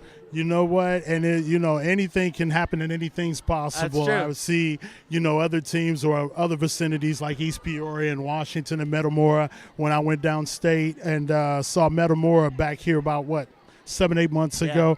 Very impressive. And that's like when Coach Danny Graves said, and I still remember when he said, and I had to chuckle a little bit, he says, when the Dairy Queen closes in the town, that's a big deal. Yes, that is a big very big deal. You can't get your ice cream. No. Man. But he wants everybody to come down. Metamora is out there. That's how it's going to be tonight. They're going to be out here. You can catch that game. Washington's playing again, so that's a nice little recap there. But as you mentioned, great support in the Central Illinois community with the sports. Maybe I like to put everybody on the spot that I interview. I love putting on the spot. I'm sorry, Randy. I got this. Do you have a favorite, or maybe not a favorite? Do you have a good memory that you can share with us from Peoria sports over the years? Maybe a game you. Hey, sorry to cut you off there, Gavin, but we got to get back to game action. Second half about to get underway between St. Rita and Cardinal Ritter. Ritter almost coming out and shocking St. Rita, maybe closing down their Dairy Queen in the first half, as it's Ritter 37, St. Rita 23. Back underway. Glad you're with us for the second half. Morez Johnson kicks it out. Morez Johnson and James Brown, the dynamic duo for St. Rita, troubled early in that first half. Yeah, we talked about that after, right before halftime, and they were just putting James Brown in for Morris Johnson, vice versa. Now they're both on the floor together again, and Nashawn Holmes with a big spark at the end of that second quarter. We'll see if that carries over for St. Rita's offense. I mean, we talk about St. Rita's offensive struggles, but you got to hand credit where credit is due for Ritter. Their offense centered a lot around that, the mid-range game. Clayton Jackson starts the second half with a bang. Yeah, Cardinal Ritter has been looking really solid. Andrositis inside the Euro step for the European. One too many steps. Gosh, this has kind of been one of those days for St. Rita. Nice move inside, get called for the travel. Can't hang on to a rebound, get an offensive board, a lot of different things. There's a couple of the small things not falling their way. Ritter taking advantage of that. James Porter pickpocketed. Brown ahead to Johnson in transition. His Euro step doesn't result in points. Brown scrambles to get it back, but not for long. Clayton Jackson. Three ball for Nashawn Davis. Too strong. Brown bobbles the board, and he's fouled. It's got to be hard to play defense or try and box out James Brown without fouling, and that's what James Porter discovered there. I would say the most impressive takeaway so far in this game. Still a lot of game to go, but Cardinal Ritter's defense has held James Brown and Morez Johnson to a combined 1 point. 3 fouls between the two of the big men. That's not an easy task for any team, but they have turned up the defensive pressure. No, not easy at all. Deep ball, well short from Jordan Chandler. There's Morez Johnson, fade away, got it. That was his calling card yesterday. He's got it back, and that's his first 2 points of the night. And you remember last night, he went to that, and then it just kind of a domino effect. He started hitting shot after shot. Maybe Andrositis, the steal and score. Shot after shot there. See if they start clicking after that. Johnson getting this party started. Cardinal Ritter says, well, I want to keep you at bay. A lot of contact and a whistle. Clayton Jackson couldn't get by Johnson. Fouls on Brown. That's his second.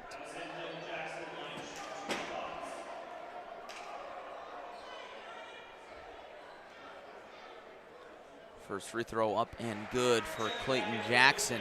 Past his uniform number now, up to 13 points. Look at this Ritter squad, so deep, and I would say that's probably their calling card is their depth. Second free throw knocked down.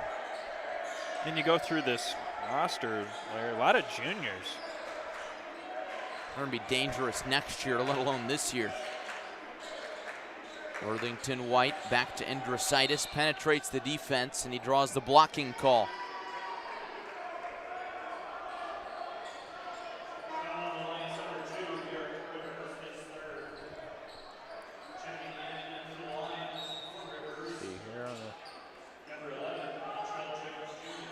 Jordan Chandler, short on the baseline, Jay.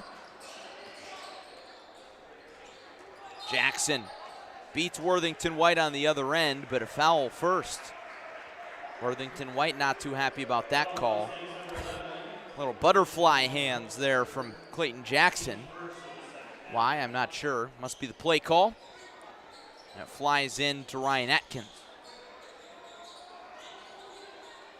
Patient possessions, too, from Ritter. They've done a great job moving the ball around. Unselfish play. Deep three from Jackson, short. Holmes. Andrositis surveys the defense. Andrositis inside. And jump ball. Got tied up.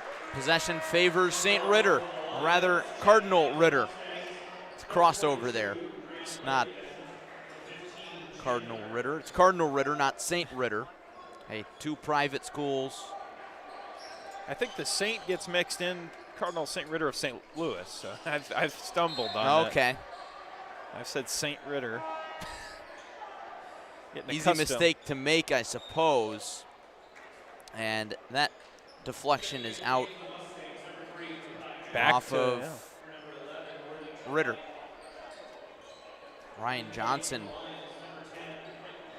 trying to send a message to the official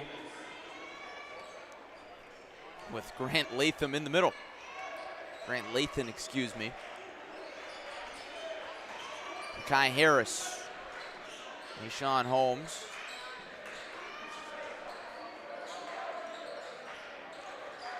Kai Harris. His own defense has been so good. Triple on the way, well short from Grant Lathan. Jones across the timeline. Popped around. And that's out of bounds. Going back with St. Rita. Seems like we've been stuck on this number for a while, 41-27 in favor of Ritter. We have some good defense going on right now. A couple shots that aren't falling. Head fake from Harris. Inside, Johnson trying to get going, bobbled it and lost it. A lot of contact, still no whistle, and a tackle at midcourt. That looked like a football kickoff return. St. Rita, their football team made quite the run in the state playoffs. It did. Now we see another tackle on a basketball court. State semifinals, if I'm not mistaken. Maybe a sore subject for St. Rita fans still. State title games today and tomorrow. Clayton Jackson. Find the open man. It's Atkins, drive and dish into the corner. Quentin Parker cans it. Speaking of that, Larry, Linton Stockton was supposed to be one of the teams here. They couldn't play due to their team being in the state championship. Ryan Johnson, incredibly fired up on the Ritter bench. St. Rita head coach Roshan Russell pleased with that call. Foul starting to add up for Ritter. 3 team fouls, deep try from Makai Harris. And Johnson fouled on the rebound. Foul there on Lumpkin. Lumpkin stays in. Ryan Atkins comes out. See if St. Rita can get something inside. That's what Harris is looking for. Couldn't get the runner. Johnson and one. Uh-oh. Push afterwards. getting scrappy as Johnson walked right into Clayton Jackson. Both guys keeping their composure, not letting it turn into anything more, but certainly some frustration showing from Morez Johnson after that and one. Johnson wasn't too phased. He was on a mission there. Let me get my basket, pick my free throw. Timeout for St. Rita. And we'll take this opportunity to thank our sponsor this week, OSF Health Care. When life gets hectic, you need health care that's easy. You need to call OSF On-Call Urgent Care for the care of minor illnesses and injuries. They offer in-person care or 24/7 virtual visits. Clinics are conveniently located in Washington, Morton, East Peoria, Pekin, and Peoria. Whole laundry list there. Visit osfoncall.org/urgent care.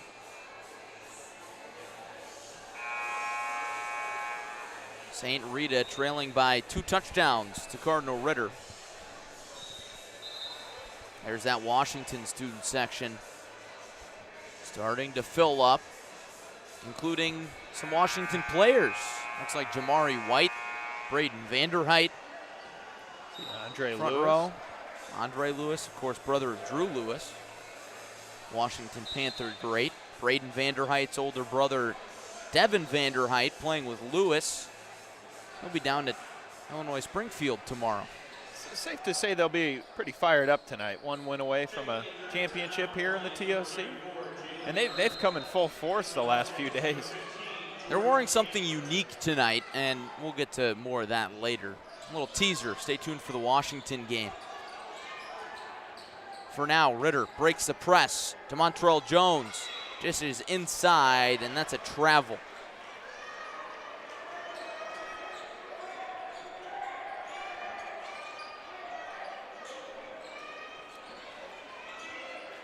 It's Jalen Burns who walked. Kick ball by Ritter.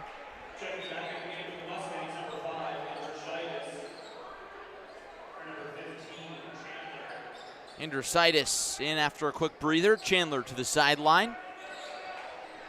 Andrositis now all the way back up top for Makai Harris. Andrositis has just not been able to get going today either. Well, they put some pressure on him. Oh, how to get that shot off. Gets it back and drops it in.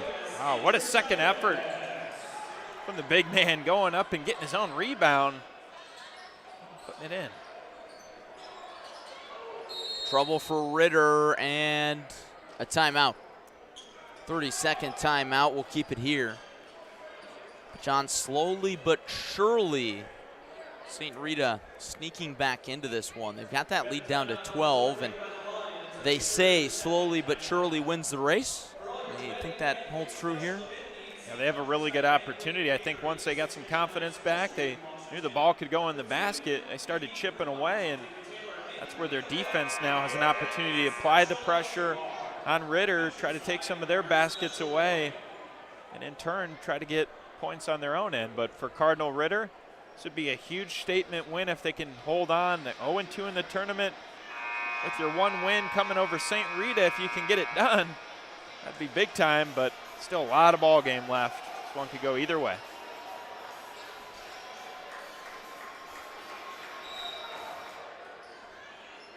Inbound right from in front of the Washington student section. I wonder who they're pulling for this game. I don't think they have a dog in the fight. Morez Johnson had it poked away, was ready for a dunk. Instead, Quentin Parker banks it in off the shot clock. But it's no basket. Ryan Johnson pointing and saying that he thought it was the top of the backboard, but that was not the case. That was like a dude perfect shot. A little trick shot. So St. Rita unharmed there. Mustangs could get within 10. Good ball movement. Deep three goes down for Harris. Here come the Mustangs. 9-point game. Another young player on this roster, Harris, 5'8" sophomore. Another big three that he's hit in this game. Ritter pressured. Burns passes out of the post. Triple response short. Offensive rebound. Jackson. Parker will try. Rolls off the rim, still loose. 2 Ritter players tried to go after that one, and that's one too many. It goes the other way. St. Rita with an opportunity to keep that momentum swinging.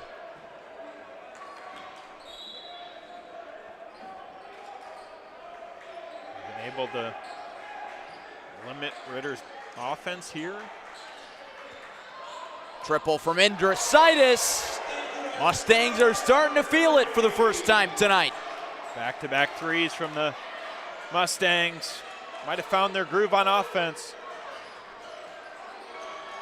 Ritter needs an answer. Clayton Jackson through the paint. Back out, DeMontrell Jones. And a whistle. Jordan Chandler checks in. Looks like Indrasitis is going to check out. Foul there on Indrasitis. That's why he's checking out. That's his second. Just the team's third.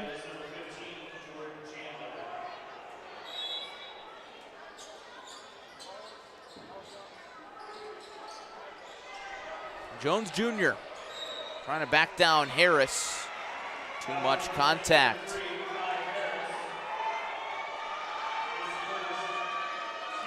Fans starting to make some noise. Cheering for somebody. Lob pass all the way to the backcourt to Atkins.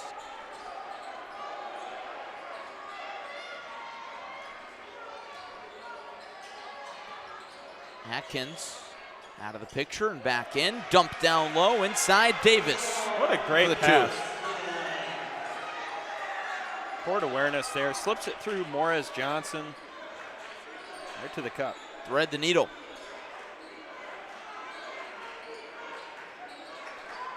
Deep tray from Holmes. Well short. Clobbered on the rebound. Spins inside. Can't finish. Johnson tumbles down. And Ritter comes out with the board. Great play by Nashawn Davis to toss that out. Now Ritter obviously chance to hold for the last shot, 13 seconds.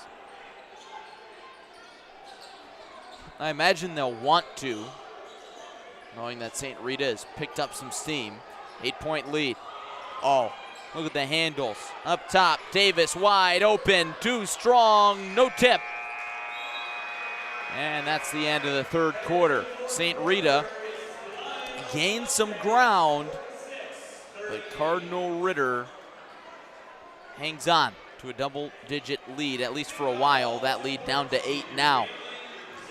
When the new OSF Health Care Cancer Institute in Peoria opens in 2024, it will be among fewer than 40 cancer centers in the country with proton beam therapy, and only the second in Illinois. It will be a place of hope, healing, promise, and possibilities. Learn more at osfhealthcare.org/horizon. The city of Washington welcomes you to the Kevin Brown Memorial Tournament of Champions. Washington is a growing city known for its quality of life and a diverse mix of businesses and restaurants. New inventory is in stock today at every Off-Ring Auto Group dealer. Choose from 11 franchises, 6 locations, and the year's best selection. You'll always get the best price at offringautogroup.com. Teamworks is proud to be the official sporting goods provider of the Kevin Brown Memorial Tournament of Champions and the KB Strong Foundation. And Titan Industries, structural and miscellaneous steel fabrication contractor, proud to support everybody involved at the TOC.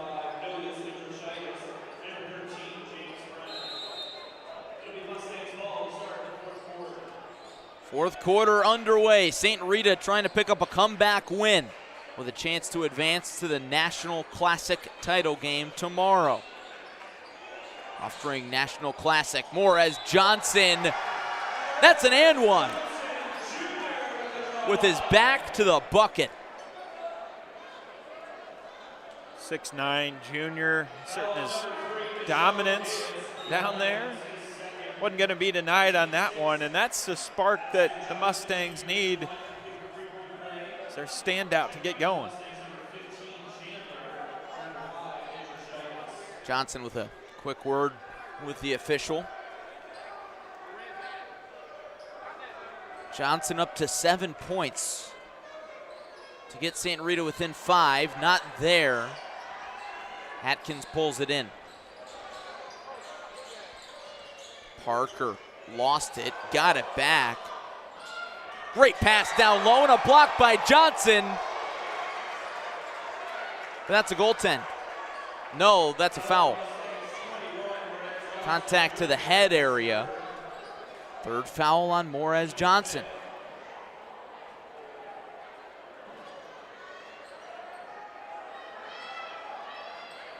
Roshan Russell waves him back. Said, I'll have a word with them. Johnson, I think, was ready to go to the bench. We'll see if he stays in. Free throw goes down for Davis. Johnson stays in, and if you're Roshan Russell, I really think that's the right choice because St. Rita has not been able to find any consistency on offense, and Johnson's starting to heat up. You don't want him to cool off. Davis, 2 for 2 at the line, lead back up to 8. Lathan turns it over, picks it back up. Timeout, Roshan Russell. Well within reach now. We have ourselves a ball game.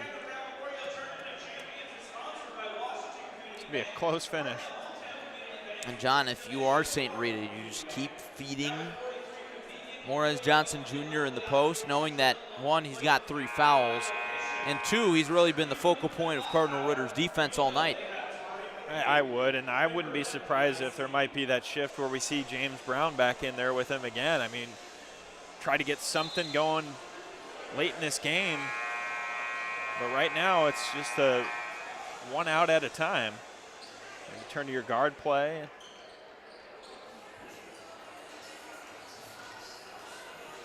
But I think that's the easy question. If he's going, starting to find his strengths out there, keep feeding Johnson. Worst case scenario, you draw contact, you just shoot free throws. You know he's gonna he's gonna get the defense's best effort from Ritter. He's been matched up with Nashawn Davis for a while, and it looks like we've got some logo trouble with a decal on the floor. Got to get up there and clean it up. Member of the team making sure everything's all spick and span. From concessions to decal pickers to floor sweepers, all hands on deck. Oh, what do you do for the tournament? I'm a decal picker. Deep 3 from Mekhi Harris. It's up to 3 now on the night. Another big one. Mekhi Harris, 5'8" sophomore guard. Didn't hear from him much in the first 2 games, but he's making a big impact tonight. Ritter really moving the ball around now. Davis dribbles into the corner, and it's a turnover. Lathan to the other end, fouled. Johnson was coming in there ready to take the rim down.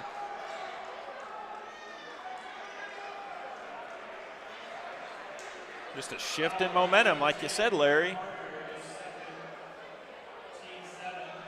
And so often, Grant Lathan has been in there. I mean, it's been Grant Lathan, Mekhi Harris, 2 guys that maybe wouldn't expect making a lot of plays tonight, but they have for St. Rita. First free throw falls short for Lathan. He's just got 4 points, but if you're with us for the first half, you might remember at the very end of the first half, he had back-to-back steal and scores. And if you're Ritter, how do you kind of stay composed? Because right now, a lot of that momentum has shifted. And we haven't seen Ritter really dominate the offensive side like they were. Just got to find that bucket. Ritter lead down to 4. A renewed sense of urgency. Rivers to the corner for Atkins, inside. What a pass, but no finish from Jones. Tough break there. It's going to help the Mustangs, though. Chandler drives and kicks. Harris to the corner. Johnson, quadruple teamed. Chandler inside, back out. Harris again, short. There's Johnson. He'll go back to the line. Larry, if you wanted your answer, Washington students are loving that. Started clapping for Morris Johnson, so maybe some Illini fans in the crowd. It is Illini territory down here. So close that Brad Underwood came by with, half the team the other night. Former alum DeMonte Williams in the house as well. Peoria Emmanuel guy. Johnson's first, short.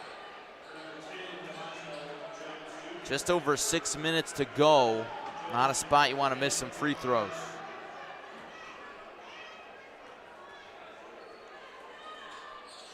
Johnson's second goes down easy.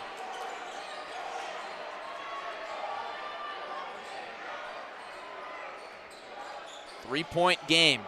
One possession game for the first time since the opening quarter, opening minute. Pinballed around, it's going to be a jump ball. Possession arrow favors Cardinal Ritter. They try to trap in that corner when they get the ball across half court. You see Johnson right by the center logo. He is so close to swiping that ball multiple times now. He wants that dunk in transition. And I think that set the top off on this gym if he could throw one down. He wants it. Could go a long way for St. Rita, too. Trying to make their mark. 3-point game. And right within reach now. You got to think they like where they're at. That's an over and back. Davis dropped it, and St. Rita will have a chance to tie it up with a three. And Larry, not only offense now are they finally starting to find their rhythm and score, they've turned up the defensive pressure. Andrositis. Harris for the tie. Falls short. Physical. Rebound, and that's a foul on Ritter. Ryan Atkins tumbled down. He's saying that, hey, I was fouled too. The officials call going St. Rita's way.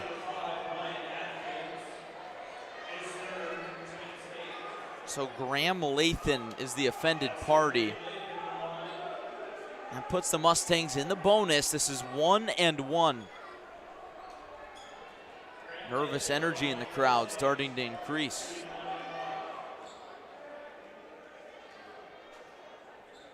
First free throw. Yep. 2-point game.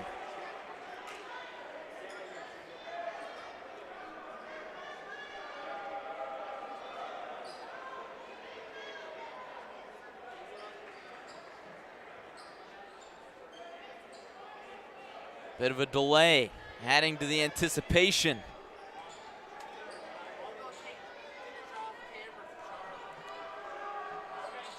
And it's a 1-point game. Seen so many exciting games over the last few days in this tournament. This one has the making for another instant classic. Great defense, great comeback from St. Rita. They were down by 20 earlier. Johnson ahead to Holmes for the lead. Yes! Got it. Holmes so big at the end of that first half. Carries over here to the fourth quarter. St. Rita comes all the way back. Holmes commits the foul.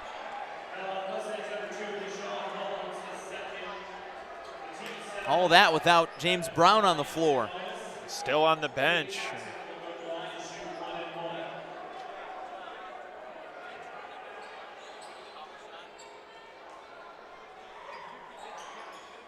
Bonus free throw rolls off the rim from Jackson. Mustangs could push the lead even further now. Noeus Indrositis hands off to Makai Harris. Role players having a huge game for St. Rita. That's what it takes, full team effort. They'll slow it down in no rush. Harris pass picked off, was looking for Johnson. Nashawn Davis has it poked away. What a play from Harris. On the other end, blocked, but a foul.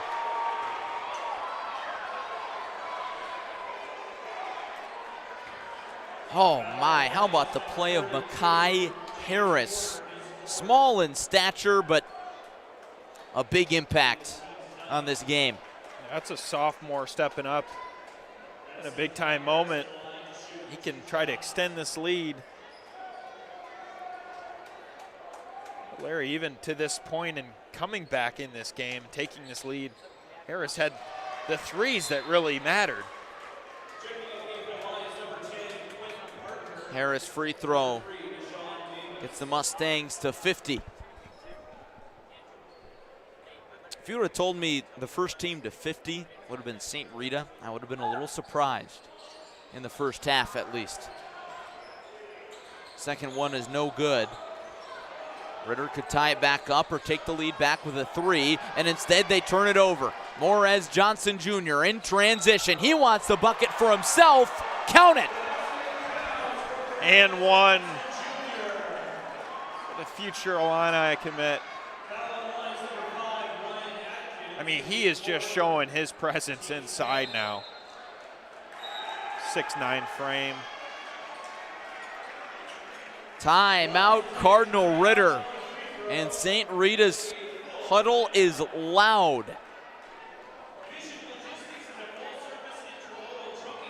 Take this opportunity to thank our great sponsors this week. OSF Health Care. When the OSF Cancer Institute in Peoria opens in 2024, it will be among fewer than 40 cancer centers in the country with proton beam therapy. Learn more at osfhealthcare.org/horizon. The City of Washington welcomes you to the Kevin Brown Memorial Tournament of Champions in person or virtually. Either or, check out Washington and everything it has to offer during your next visit to Central Illinois. New inventories in stock today at every Uftring Auto Group dealer. Choose from 11 franchises, 6 locations, and the year's best selection. Teamworks is proud to be the official sporting goods provider of the Kevin Brown Memorial Tournament of Champions and the KB Strong Foundation. Stop in and see us for all your apparel and sporting goods needs. And Titan Industries, a structural and miscellaneous steel fabrication contractor, is proud to support all the players, coaches, and fans at the KBMTOC presented by OSF.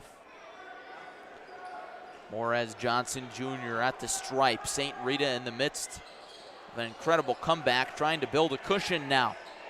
Lead stays at 4. Jackson at the logo. 4 minutes left, plenty of time, but it feels like time is running out all of a sudden. It does. You know, and you give St. Rita any type of lead late in the game, they can extend that. Some big free throws coming up for Ritter. First free throw off the iron and in from Clayton Jackson. Big free throw, got to make him in a close game like this. And he makes the second. Back down to a 2-point game. St. Rita in the double bonus, Cardinal Ritter in the 1-and-1.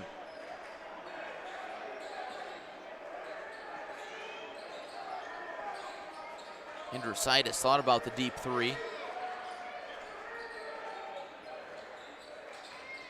Indrositis, drive and dish. Look at the ball movement. It's Harris again. Short. Johnson put back. No. Won't be denied, but he can't get it back. Indrositis bites.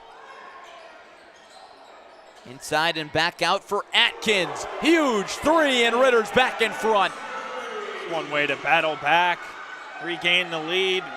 Cardinal Ritter not going away easy. Incredible game coming down to the wire. Johnson has his name called again. Can't come through. Offensive rebound from Lathan. Back out. It's Harris. Has it poked away. And Ryan Atkins goes tumbling into the student section.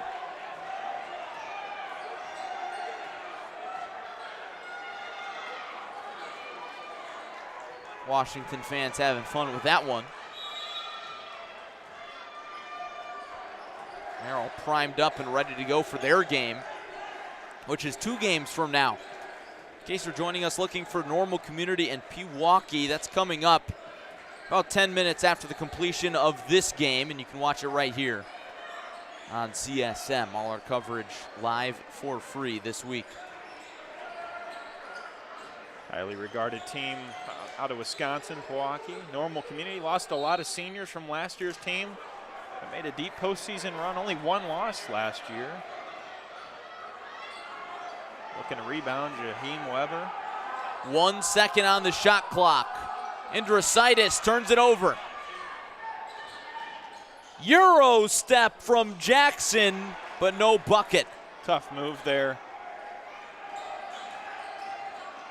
Harris swarmed. Johnson down low, lost it. Who's it going with? I think they called it foul. They did. Man. The official on the baseline had his hand up like he was going to signal the ball was out, but then another official behind, it looked like, called a foul. Yeah, so that's what looked like it could have been a kickball off St. Rita. Turns into free throws for Morris Johnson. These are big. To tie it up. No.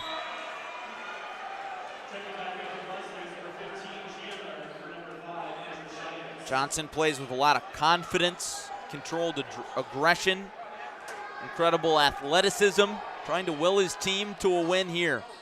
Second free throw goes, and it's tied. Johnson up to 11 points now. Still playing with those 3 fouls, but he has really turned it on. Done a good job not picking up that 4th yet. Lob pass over the top to Parker. He penetrates, and he's fouled.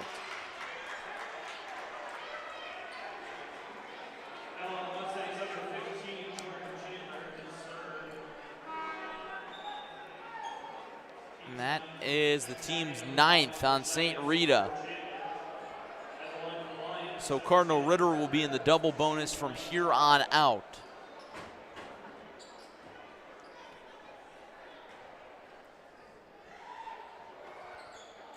Single bonus here, and the first one goes. Big free throw there.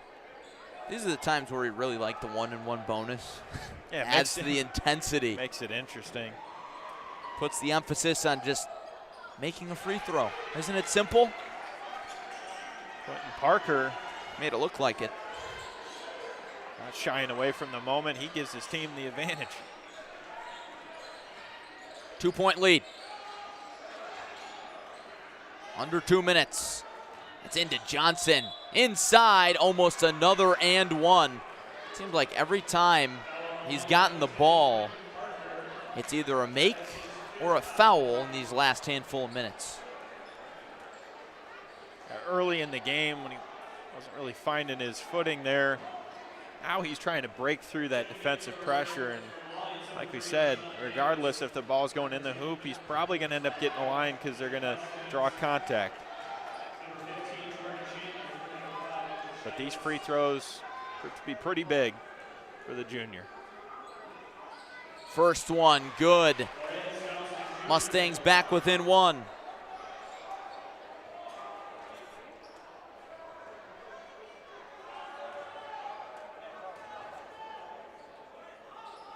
To tie it, you bet. 55 up after St. Rita trailed by as many as 21. Atkins inside, up, under, but not in. Johnson the board, heaves ahead to Holmes. St. Rita in front. Great awareness by Johnson. Fires that down court to Holmes for the layup. How often do you see a big man passing like that? Davis pours it in for the response. Brand new ball game again. We're down to the final minute. Timeout, St. Rita. The plot thickens. During that St. Rita surge during the third quarter, it seemed like Cardinal Ritter didn't have any answers for St. Rita, but credit to them in this fourth quarter. Every time that St. Rita's hit a big shot, Ritter has had a response. Yeah, that's been big, and we've talked about this in multiple games throughout the tournament. Free throws are big. If they're coming in the first quarter, second quarter, end of the game, you got to make them, and Cardinal Ritter's done that. When they come down the floor, they draw contact, they're getting to the line, they're making their free throws. Quentin Parker knocked those two down, and this is big.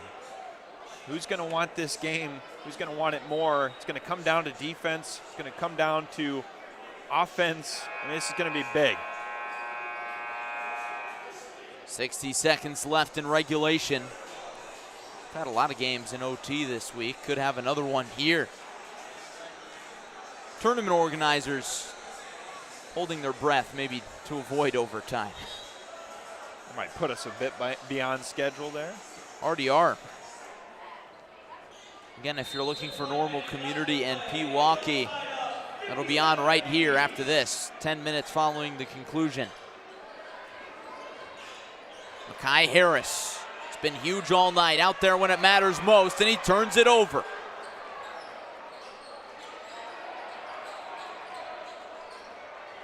Clayton Jackson surveys the zone defense. It's been so good for St. Rita in the second half. Jackson penetrates, dishes out, three on the way, and it's in! Derek Rivers through the contact. What a shot from Rivers. Shot clock is off. Indrasitis fouled, and he'll shoot 3 times. What a game.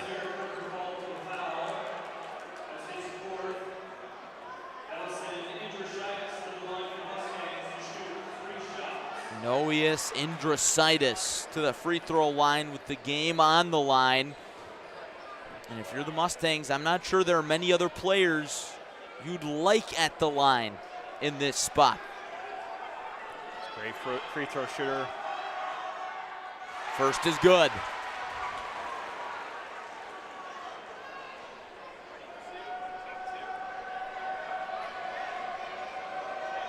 The second, good.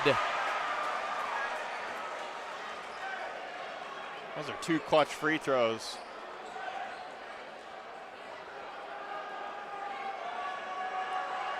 For the tie.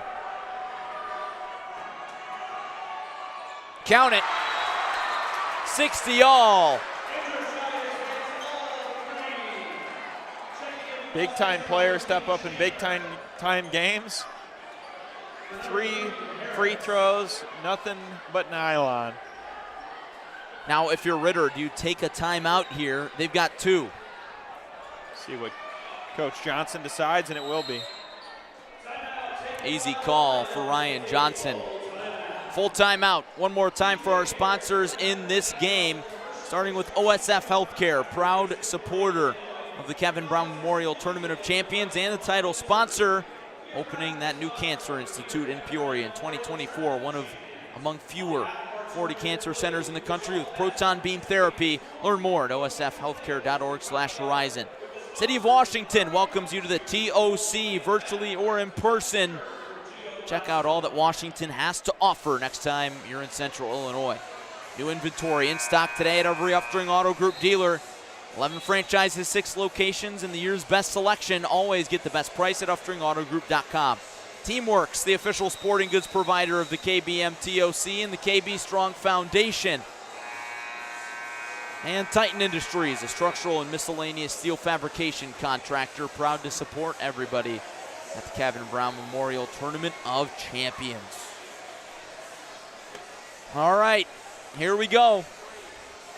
17 seconds. St. Rita, Cardinal Ritter, Chicago, St. Louis.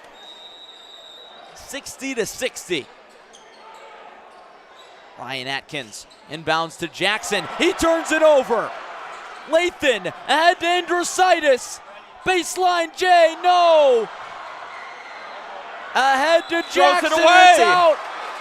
St. Rita. Oh, man. There's going to be enough time, more than enough time for a shot. 5.4 seconds left. St. Rita takes a timeout. Not only that, they're getting the ball at half court. And just when we thought the tides turned, okay, he didn't hit his shot. Ritter's pushing it the other way. Got a little ahead of themselves, and Chicago St. Rita has a chance to seal this in regulation.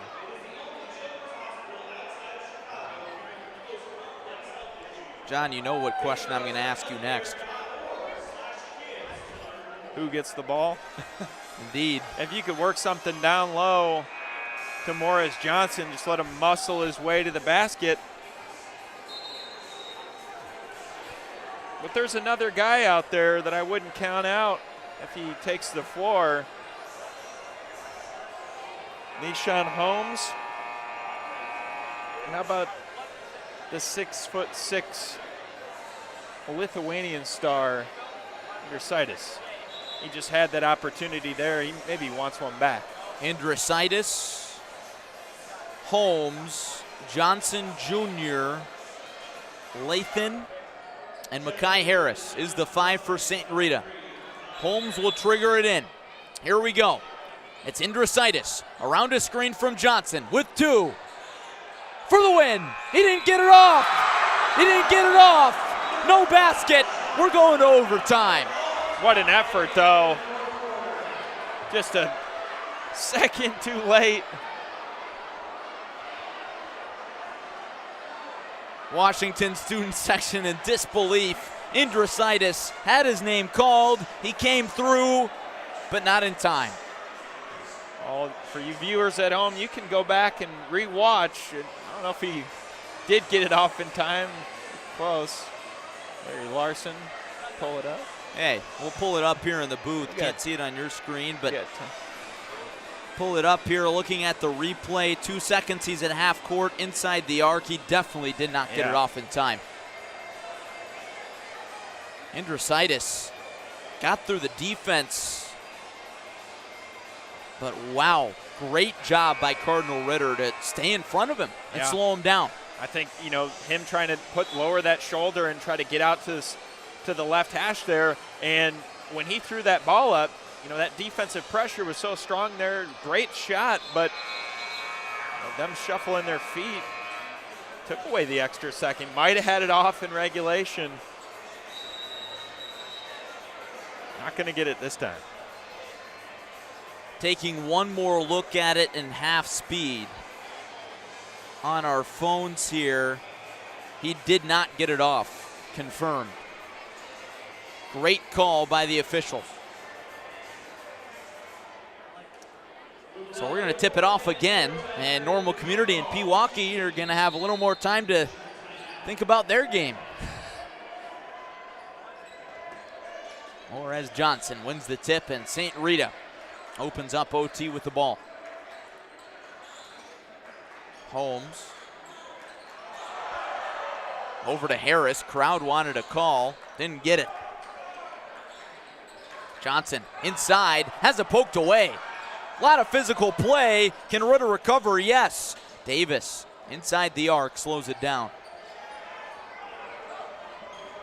Clayton Jackson. Over to Rivers. Back to Jackson. Playing catch.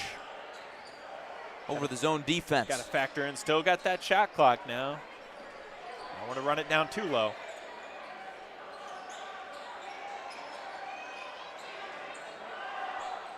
Shot clock at 6. Deep 3 from Derek Rivers.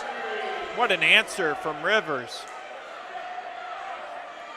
What looked like, are they going to be able to get a shot off in time? He launches it, and I think the defense kind of sagged on him, thinking that's a pretty deep 3. Nothing but net. Well, I mean, if for St. Ritter there, or rather St. Rita, excuse me, you probably take that shot. Yeah. Jackson inside with his back to the bucket. Almost had the end one, but instead he'll shoot 2. And now Cardinal Ritter could make it a 2-possession lead. St. Rita was about half a second away from winning this game. But Noeus Indrasitis couldn't get the shot off in time.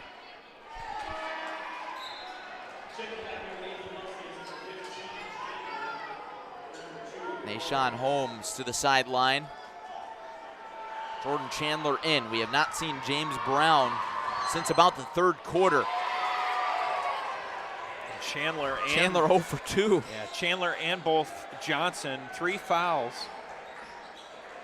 for St. Rita. Deep 3 on the other end from Harris. Call and response, and we're tied back up. Has he answered the call or what?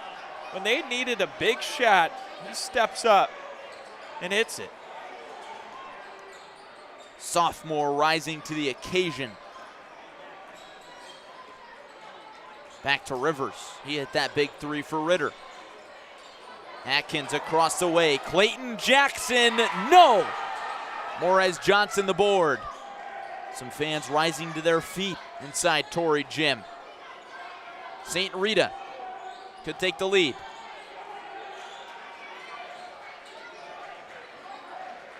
Indrasitis splits the defense, gets inside, off balance. What a make! Great move. Flip that up through the defense. Indrasitis' first shot since his shot at the end of regulation that didn't get off in time. Clayton Jackson hounded in the corner, finds Rivers. Back out top. The runner goes down. Great take from Ryan Atkins. 65 all. And a timeout taken from Ritter. Well, if you're a normal community or a Pewaukee fan, whether you're watching or you're at the game, you're in for a good game that's still going on right now. 30-second timeout. We'll keep it right here. Great atmosphere, great crowd, great game. Thanks for sticking with us. Defense has been the calling card all night long, especially for Cardinal Ritter, as they jumped out to a massive early lead over St. Rita, 21 points. But then a second half surge by the Mustangs brought them back into it and eventually forced overtime. Bradley, men's basketball coach Brian Wardle, taking this one in. I'm sure he hasn't been disappointed. Clock nearing 1 minute to go. Jordan Chandler to Indrasitis. Batted away. And it's out off of St. Rita. Graham Lathan was up against the sideline. What a play that was from Derek Rivers to poke that out off of St. Rita. Minute to go.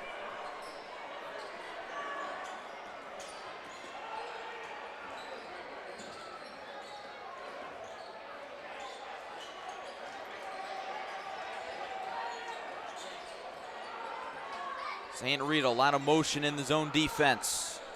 Jackson to the corner. Atkins all the way to the hoop. Found that opening through the defense, slips his way inside. Got the lead again. St. Rita has the shot clock off. Could play for the tie or for the win. The perimeter is locked up right now. Timeout, Mustangs. And so the question is, do you go to the 3, play for the win, or do you play for the tie?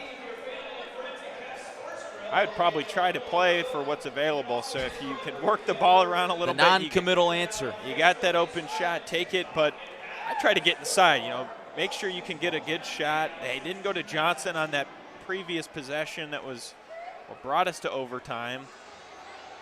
James Brown will still be on the bench, but I think the hot hand right now is Kai Harris. Roshan Russell's drawing something up. Looks like a set play. Because if I say play for the tie, that means we're getting double overtime. You know, this might stretch out. Well, if you're St. Rita, I think one thing you consider here is it's an early season game. Maybe you're a little banged up. James Brown hasn't played since the third quarter. Maybe you just consider trying to end this game right here and right now.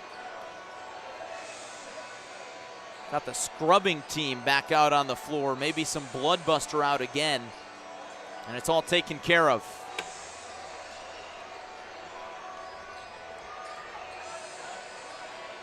Lathan, Johnson Jr., Harris triggers it into Indrasitis and Holmes. That's the 5 for St. Rita. Indrasitis, drive and kick. Holmes inside, in trouble, draws the foul. So he'll go to the line, and if he makes both, it's tied up.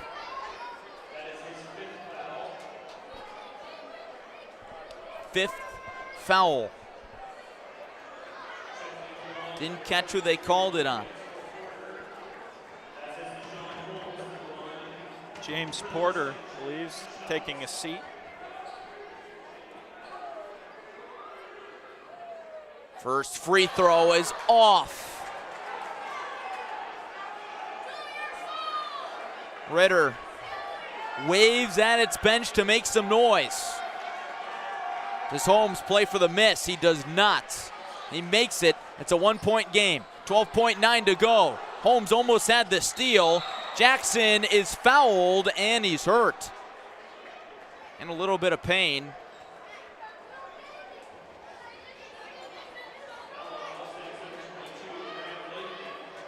Foul on Graham Lathan. Just his second. But now Clayton Jackson will shoot 2. Got some big free throws coming up. No matter what, St. Rita will be within a possession. 2-point lead. If he makes this, it would take a 3 for St. Rita to send this to a double overtime. Their only hope. And he does make it. Huge free throws from Clayton Jackson. Indrasitis with 8. Around a screen from Johnson. This looks familiar. He lost it. Ritter recovers and hangs on.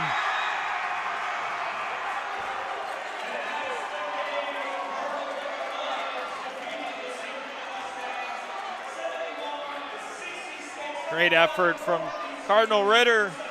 Big win over St. Rita. Thekla indeed. A little extra glory in that one for Cardinal Ritter.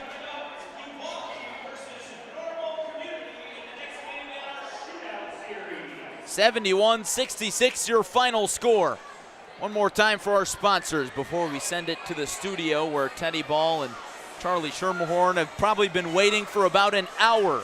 OSF Health Care. Around Central Illinois, proud to sponsor the Kevin Brown Memorial Tournament of Champions. City of Washington welcomes you to the KBMTOC. Washington, a growing city known for its quality of life and a diverse mix of businesses and restaurants. We invite you to check out all that Washington has to offer next time you're in Central Illinois. New inventory in stock today at every Uftring Auto Group dealer. Choose from 11 franchises, 6 locations, and the year's best selection. You'll always get the best price at UftringAutoGroup.com. And Teamworks, the official sporting goods provider of the Kevin Brown Memorial Tournament of Champions and the KB Strong Foundation.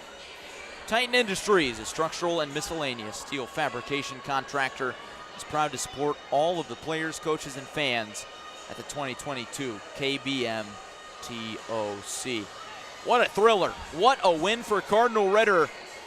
21-point lead. They blow it, and then they prevail in overtime over Chicago St. Rita. We'll send it down to Uftring Tournament Central with Teddy Ball and Charlie Schermerhorn right now. Guys, take it away.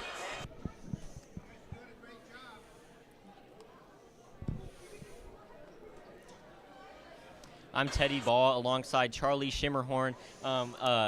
Crazy game just happened. Cardinal Ritter comes out 71-66, a big upset win. It was oh my gosh. What do you think of the game? I'm lost for words. Well, I'm I think at the beginning of the game, Cardinal Ritter took it ahead. They jumped on top, and they just rode from there, smooth sailing.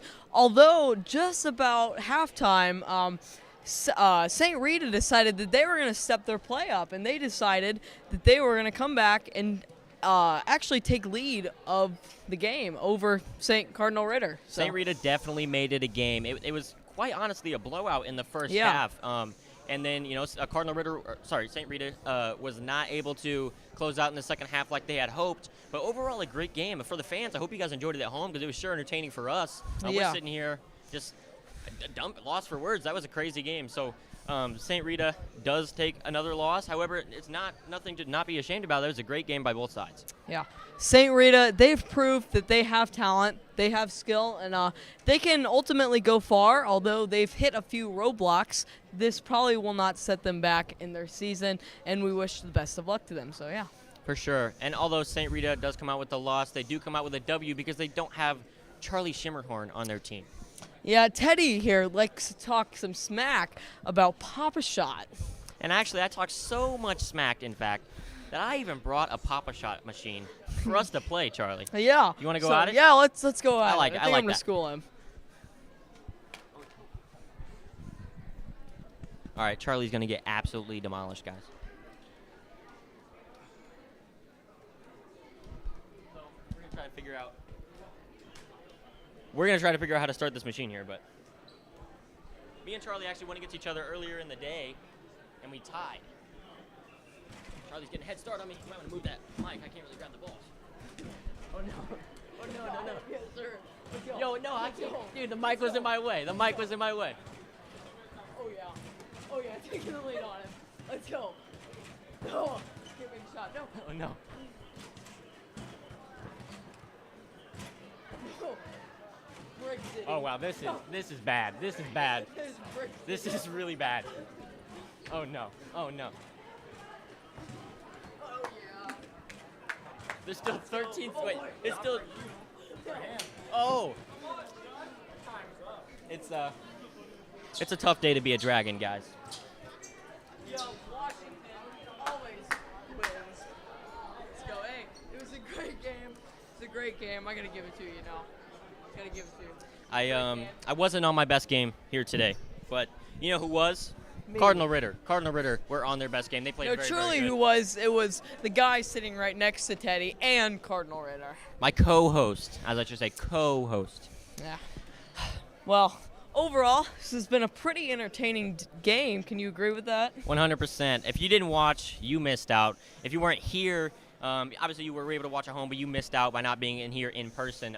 But we have so much more games to play tomorrow, later today. We have Metamora yet to play, Washington yet to play, some other good teams yet to play. So, Charlie, looking forward to the rest of the schedule. What are your thoughts? I think that you're going to expect a lot of entertaining basketball out of these next, I think it's 3 games, right? 3 games? I think 2 or 3. Normal community.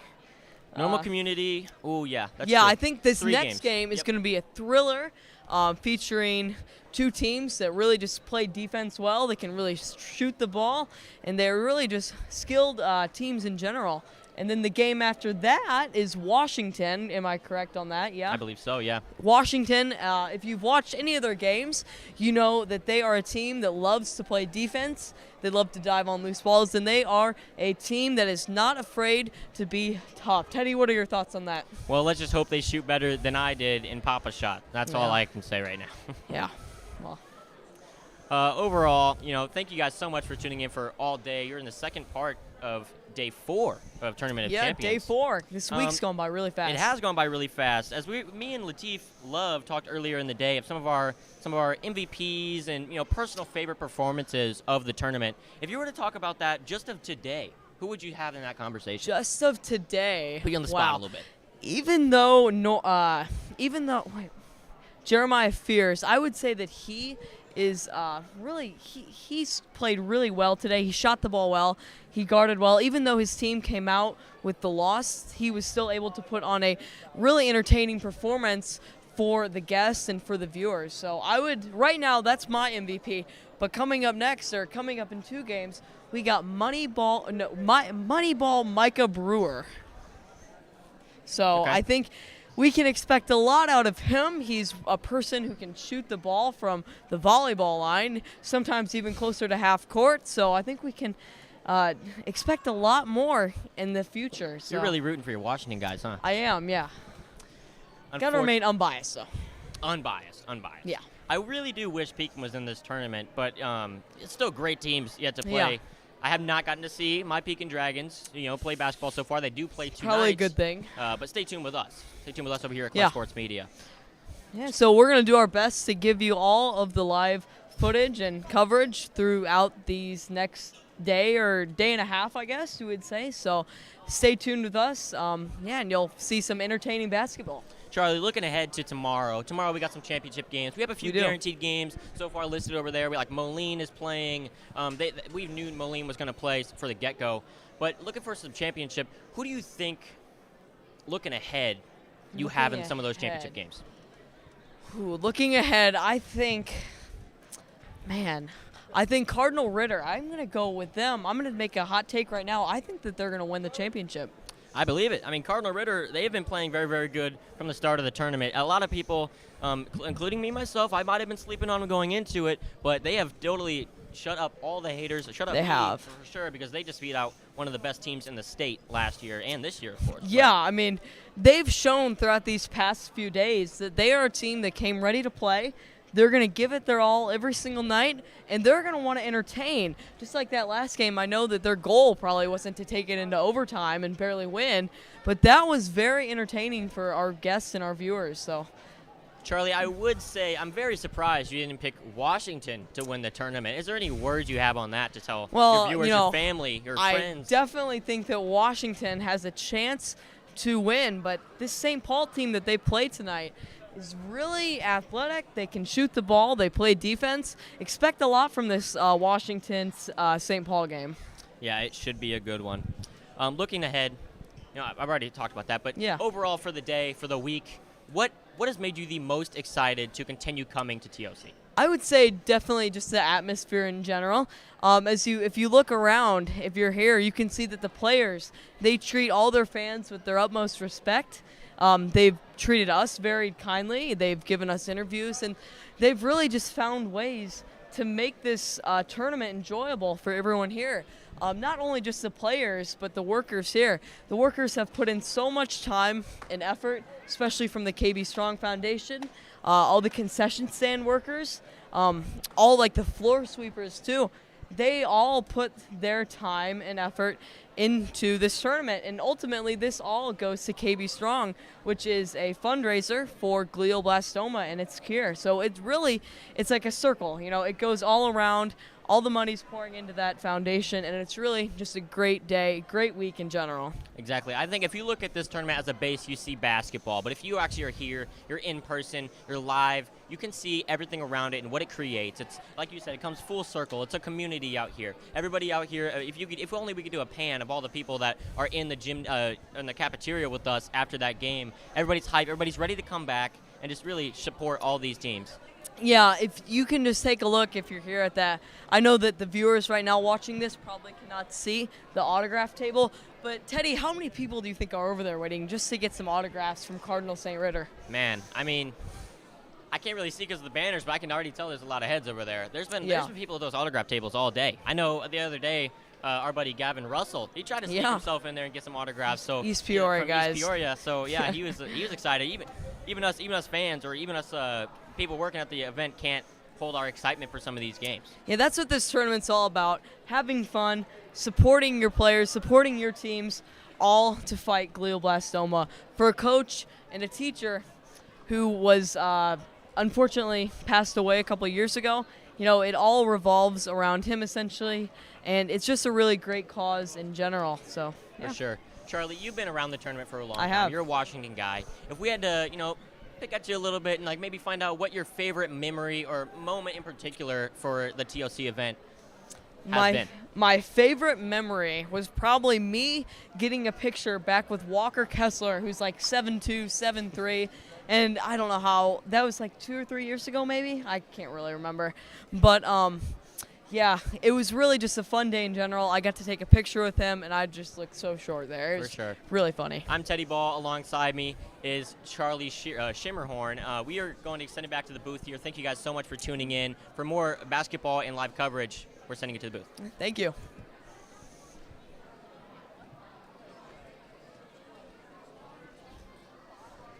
You made one. I didn't. You made one. No, I didn't. Yeah, you did. I see it somewhere in there.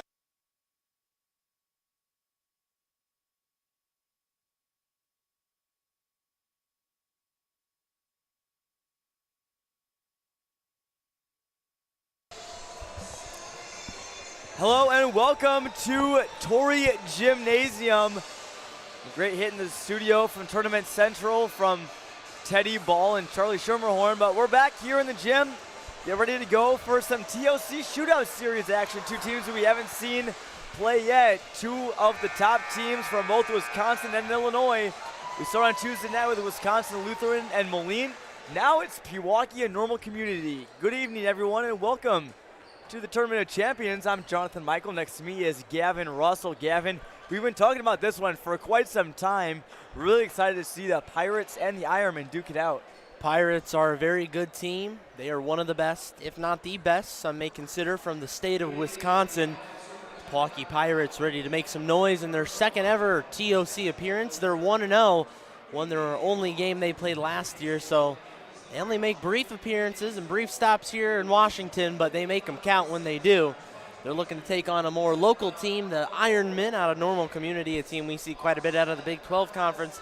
Lost a couple players from last year, but make no mistake, they'll be very good again. Headlined by number 33, the big junior center, Jaheim Weber.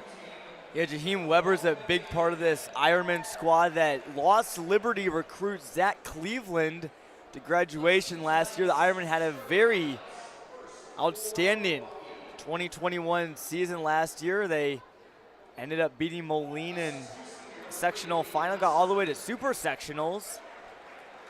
And then Pewaukee Pirates went deep into the WIAA playoffs last year as well.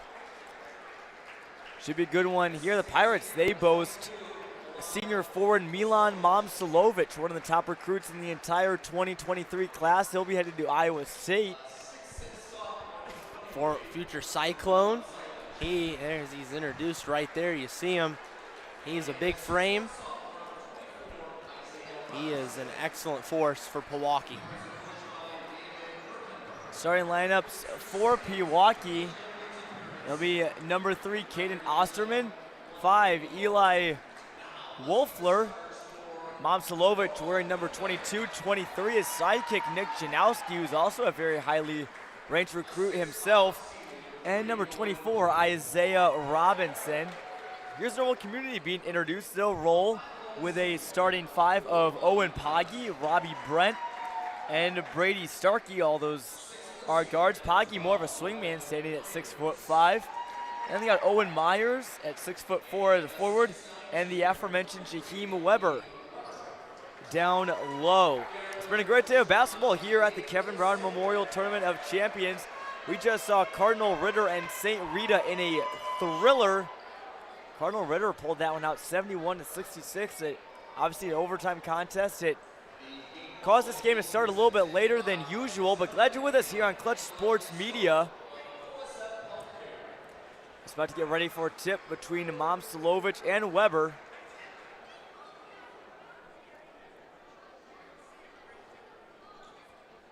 See the ball being presented by some special people there. I don't know their names, but they're there for a reason. We know that. You're handing off the ball to a couple future D1 players. You got to be special. Certainly. Here we go from Washington. Pewaukee controls the tip with Wolfler, excuse me, rather. Here's Momcilovic, first shot of the game. Elbow jumper rims in and out. And Weber the rebound. They're confident, though, come out firing right away early on. Weber dishes it to Myers.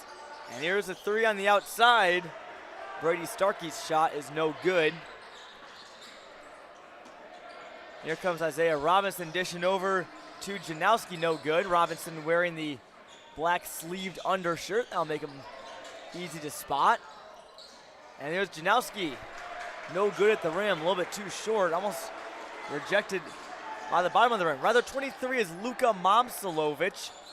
Number mix up there, we got two different rosters. So 23 is Milan Momcilovic, his younger brother. 25 is Nick Janowski, at least according to the sheet that we have. It's a scores table sheet, so I hope it's right. Otherwise, everybody's getting it wrong, John. Certainly, well, there's no 25, at least on the scoreboard right now. No 25 on the floor for Pewaukee. We'll try and make that correct as soon as we hear about it. Pewaukee in their away reds and Normal Community in their home whites.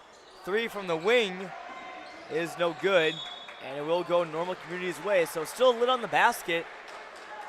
A little surprising to see, but Gavin, both these teams score points at a pretty high clip. Last year we saw the Pirates score nearly 90 here in the TOC. They can put up a lot of points in a hurry, John. Again, it starts with that size in the post. Here's Momcilovic, but he gets hacked. Momcilovic faded away, fell out of bounds, and led to the line with a chance for the first points of this game. That foul will go on Jaheim Weber there, as you see the threes held up by our official there. Digging the shoes there for Momcilovic. Some sweet kicks. I like those as well. Little turquoise green, light orange you see from up here in the booth. Don't know what exact make they are, but they are looking pretty good. Got to play in style as Momcilovic drains the first point of this game.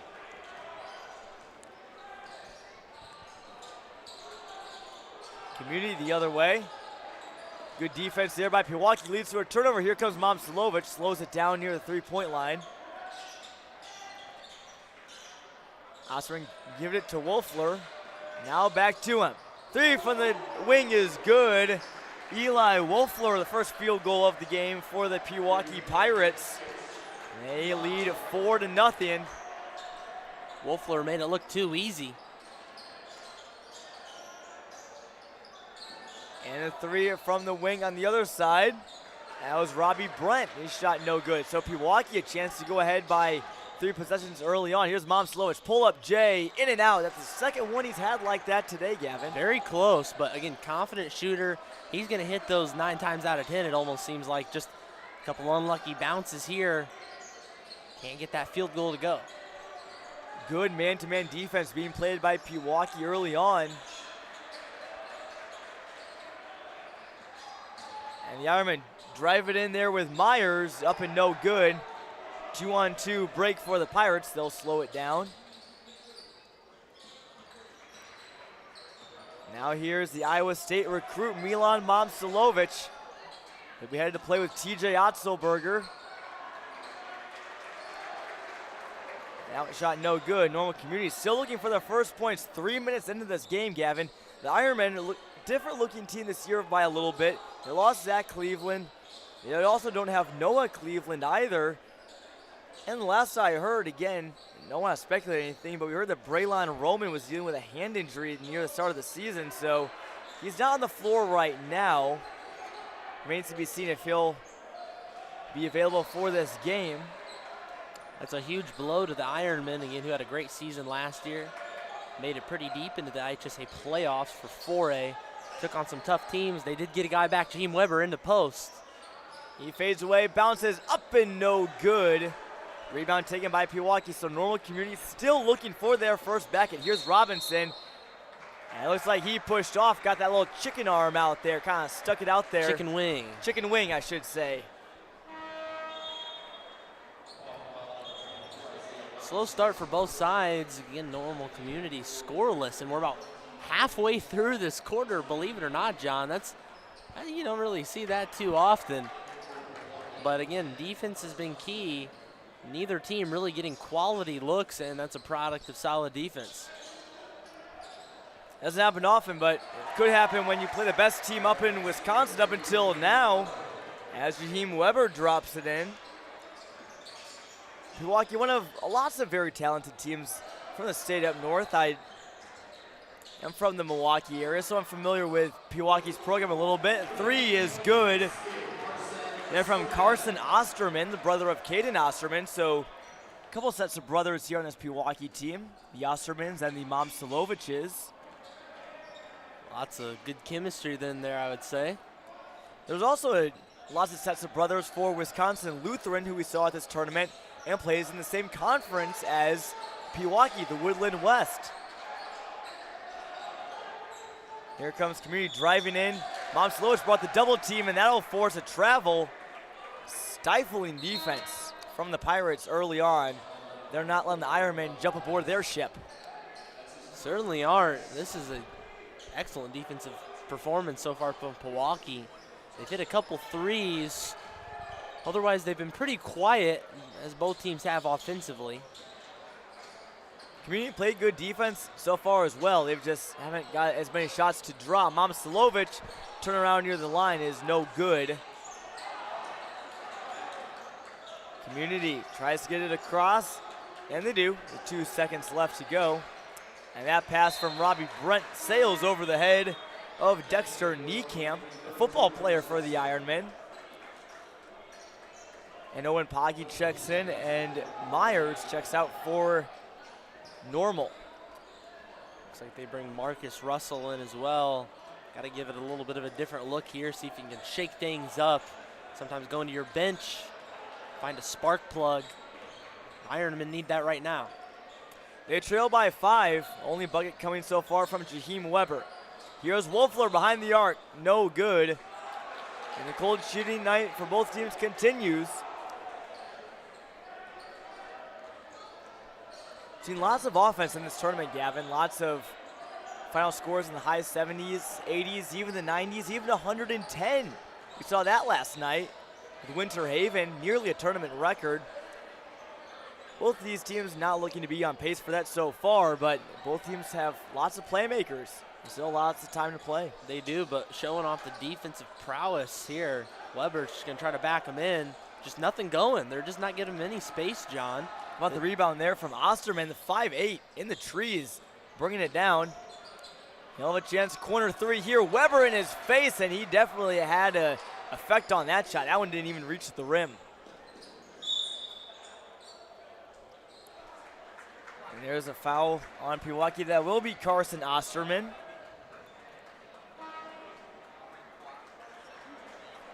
I got to ask John, is it Pewaukee or Pewaukee? It depends on who you ask, Gavin. You know, there's lots of difficult to pronounce town names up in Wisconsin. We can get more into that later, but not right now. Most of the times that I say it, it's Pewaukee. Pewaukee, gotcha.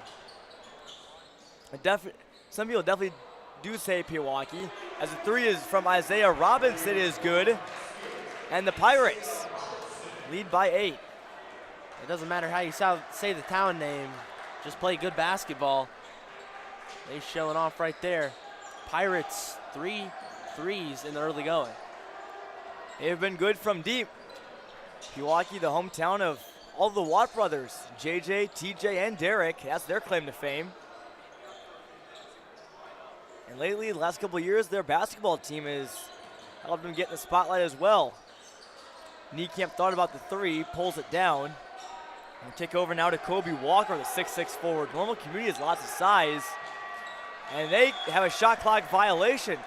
They weren't even in a rush to get the shot off, so we've seen this a couple times, Gavin. You know, some teams, they're still adjusting the 35-second shot clock being used here at this tournament. They just mental lapse there and no shot. Yeah, they definitely look outmatched here in the early going. I just don't think they're really comfortable matching up with Pewaukee. Now it's Lovich at 3, hits nothing but net. 4 threes in the early going for Pewaukee. They have it going from behind the arc. Finally gets his first field goal to go. He's had some good opportunities. Just a matter of time till he got it. Normal Community starting to fall behind. Got to right the ship somehow. They trail by 11, just 1 bucket. Yeah, and I believe this is the lowest point total we've seen so far in the first quarter of the tournament. Good defense from Pewaukee has been the reason for that. Here's Niekamp at the post, up and good. And Community will find their second bucket of the quarter right before it ends. And Momcilovic has it stripped. And the Pewaukee Pirates from outside of Milwaukee leading Normal Community 13-4 after the first quarter. We'll take a quick break. Thank all of our great sponsors here at this tournament, like OSF. And then when the new OSF Health Care Cancer Institute in Peoria opens in 2024, it will be among fewer than 40 cancer centers in the country with proton beam therapy, and only the second in Illinois. It will be a place of hope, healing, promise, and possibilities. Learn more at osfhealthcare.org/horizon. And the city of Washington welcomes you to the Kevin Brown Memorial Tournament of Champions. Washington is a growing city known for its quality of life and a diverse mix of businesses and restaurants. We invite you to check out all that Washington has to offer during your visit to the city. And new inventory is in stock today at every Upstream Auto Group dealer.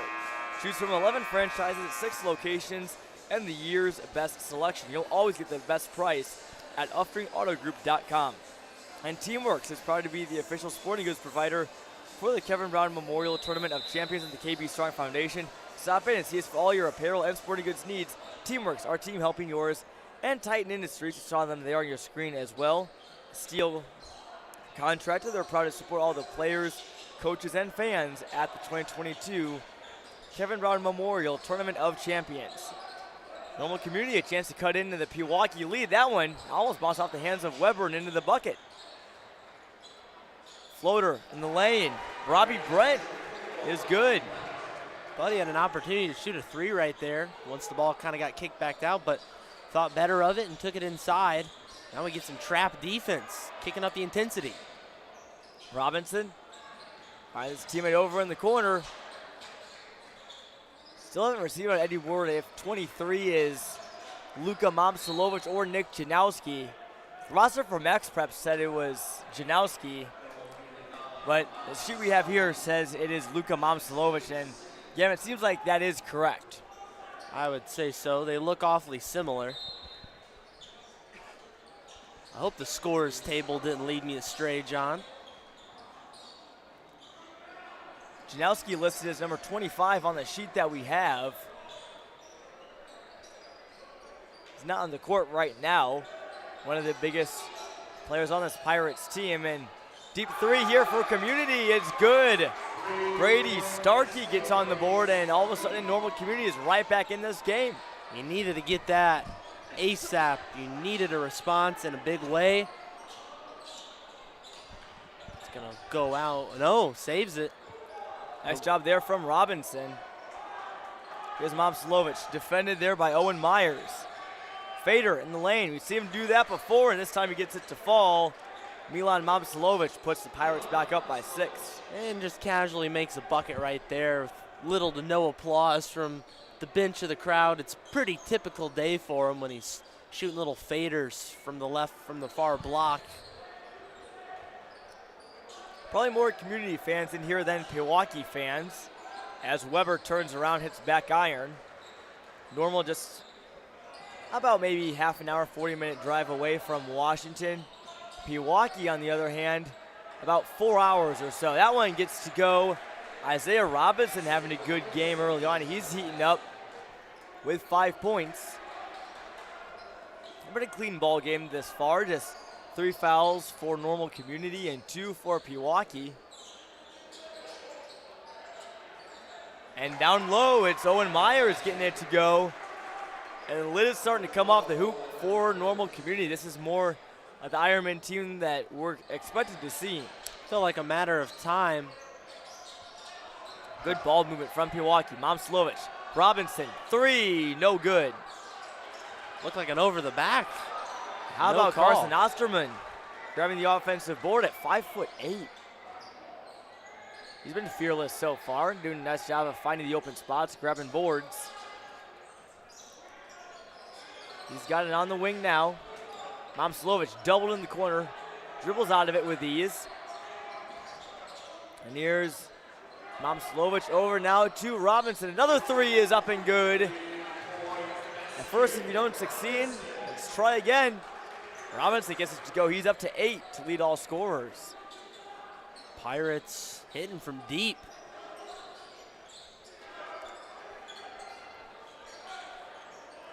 Down in the post, it's Owen Myers, and he's starting to get it going as well, as Normal Community's deficit is now 7. They got to stop the 3 ball, though, as Robinson almost pulled the trigger again. Here's another one from Osterman. It's good. Pewaukee raining in 3s. The Splash Brothers from Wisconsin, the Ostermans and the Momsiloviches.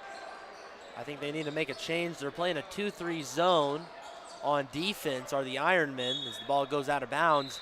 That doesn't really work to stop the 3 ball, so you're going to need to either move back to man or more to a 3-2. So far, not working out too well, and credit to Pewaukee. They're taking full advantage of these open opportunities and making them count. 23 points and a 10-point lead. Just under the halfway mark of the second quarter, this game has been flowing by. Lots of good pace to this one. As Dawson Farah in the game now for Pewaukee. Here's Momsilovic, one of the biggest men on the court, along with Weber. Farah, 3, hits the net. No good.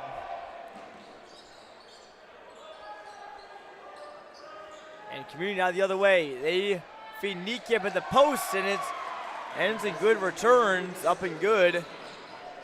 Dexter Niekamp. Recent transition from the gridiron to the hardwood. He's not alone in that regard. There's quite a few players making that move in the last few weeks. It's always good to see plenty of multi-sport athletes come through this gym. A lot of really good ones, in fact. Over the years, the TOC's played to a number of outstanding multi-sport athletes, and I would say he definitely would make the list. There's a couple professional football players and other sport athletes that have played basketball here at the TOC, as Momsilovic drains the pair from the line. Normal Community Gavin on the gridiron. We saw them a couple weeks ago in a great contest against Pekin. Ironman suffered a heartbreaking loss to the Dragons, 32-31, in an all-time classic. That was a good game. Now trying to get things done on the hardwood. Look to make another run at it. And again, they played a great game last year when I saw them against Moline. They had some exciting players. Of course, lost Zach Cleveland, but they certainly return a lot. Doesn't look like they're at 100%. A couple players still with hurt, not quite there, but come March, they're going to be ready to go and playing their best basketball. Community is so far in the season is 1-1, playing in the Bloomington Normal Inter-City Tournament. They lost to Normal University by 10 to start their season, but then rebounded with a big win over Central Catholic, 52-49. That Central Catholic team is Cole Serta, one of the best shooters in the entire state. As far as frustrated there, that foul will go on him. Pewaukee still leading by 10. They've done most of their damage from the three-point line, taking advantage of Community's 2-3 zone defense. Last year, Community went 33-2, Gavin. Their only loss before their season-ending one was a 2-point loss to Centennial. They had a fantastic season, and again, they'd love to replicate that, but just got to find some new parts to utilize. It's a game of being able to replenish and reload year in and year out. They're looking to do so, and you'll find out more about your team. Got to count on your big guys there. Weber can't hit the 3. This is a great early test, and you talk about being battle-tested. When you're going up against great 3 and 4A teams in the Big 12, games like Pewaukee will help prepare you for that in a big way. Here's Momsilovic now. His team leads by 10. Deep 3 is good. Don't let Milan Momsilovic get hot. The future Cyclone comes barreling down for 3. He may not barely down into the paint, but his presence has been Cyclone-esque, wreaking havoc on Normal Community.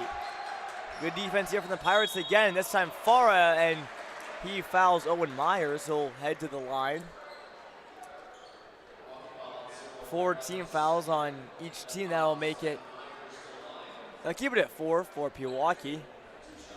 You mentioned great flow, though. I mean, this first half has flown by. I think the tournament organizers might be happy about that, getting this tournament back on schedule. Quick game. The gym's already filling up with a myriad of Washington fans. I've seen plenty of Metamora attire around, so already getting ready for the next 2 games. Stands just filling up, not a lot of space left, so if you're going to get here quick. But if you're staying with us, thanks for tuning in. St. Paul from Santa Fe Springs, California will take on the tournament host Washington right after this. The tip time was scheduled for 7:30. Obviously, that won't happen. 7:02 right now. Our technical director, Larry Larson, says never say never. And in speedy fashion, here comes Zion Russell down the paint. And he lays it in off the fast break. And that'll cut it back to single digits for Pewaukee. St. Paul and Washington, both teams undefeated in TOC so far this year. Only one will emerge and head into Saturday with a chance for a championship. Momcilovic to turn around another one that goes around the rim. That's the 3rd time it's happened today, Gavin. Imagine how much Pewaukee would be up by if all those shots hadn't gone down. That's so true, and it's kind of counterintuitive, but he's having the best misses I've ever seen. He's not missing by much. I mean, it's oh so close. That means he's right on target, and you mentioned wreaking havoc. He is going to be great for the Cyclones. Weber now on Luka Momcilovic, gets by and is almost blocked by Milan. I thought it would be, but he gets over his outstretched hand. Somehow fed it up off the glass. That's not easy to do. Really nice job making something out of nothing. Last possession here. Chance for Pewaukee to get a bucket going into the intermission. Who else but Momcilovic? No good. Back iron. And that will be it. Weber throws one up at the buzzer. Didn't get it off in time. Wouldn't have counted either way. But Gavin, what a very quick first half. A hotly contested battle between the Pirates and the Ironmen. It's been a contested battle, but the Ironmen got off to such a slow start. They're very fortunate to be in a single-digit deficit right now. Momcilovic has had plenty of great shots. He's had some nice makes, but also really close misses. So see if both teams can kind of rein it in, settle in a little bit more, and we'll see what we're in store for in the second half. Quick word for our sponsors before we set it down to Upstream Tournament Central. Don't let the flu sideline you or your loved ones this year. Get the flu shot with your OSF Health Care provider and stay in the game. Visit osfhealthcare.org to schedule an appointment today.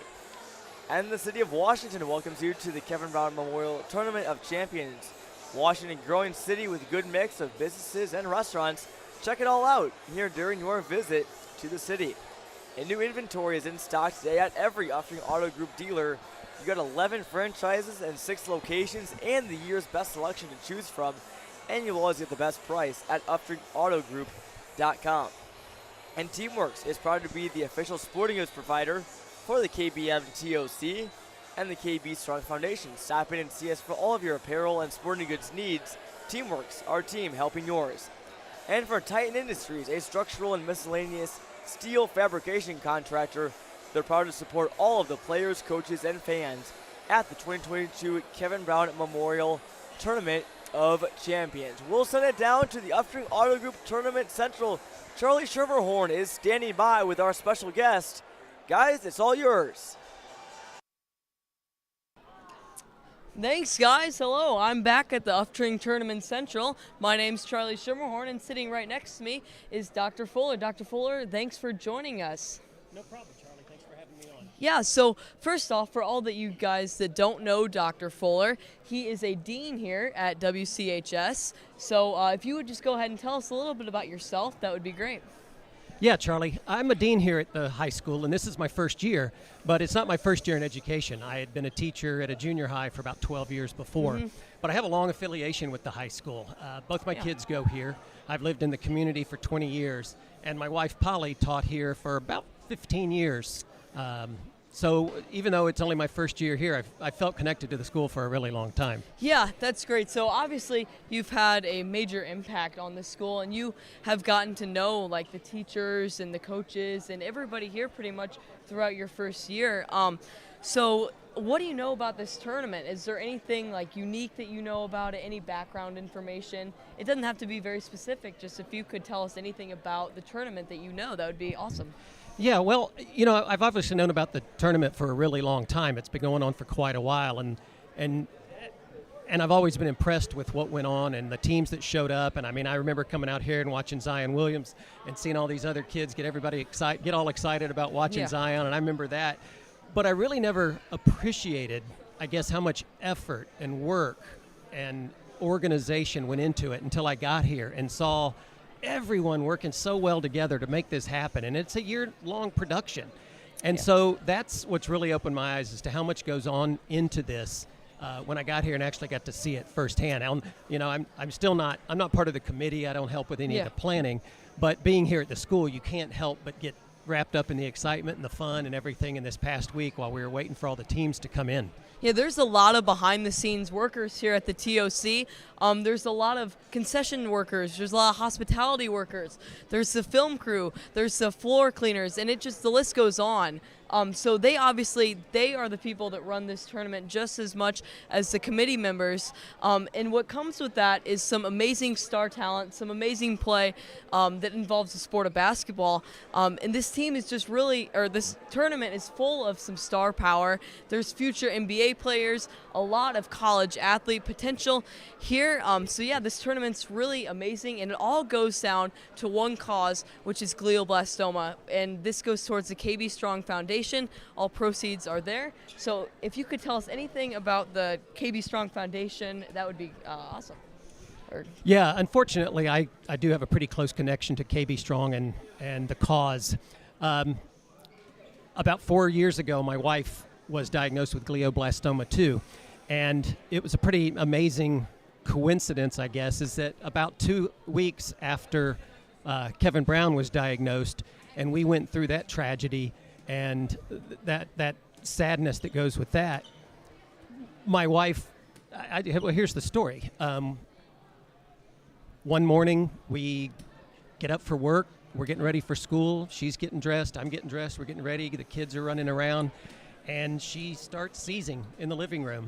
And we weren't exactly sure what was going on, but we end up with a trip to the hospital where 2 days later she's diagnosed with brain cancer. And about a week after that, they do the biopsy and come back, and she has glioblastoma also. And we had learned a lot about that disease and paid attention to it once Kevin Brown came down with it. And it was just pretty much a tragic situation for us because, as we all know, and we've heard, the life expectancy of a victim of glioblastoma is not very long.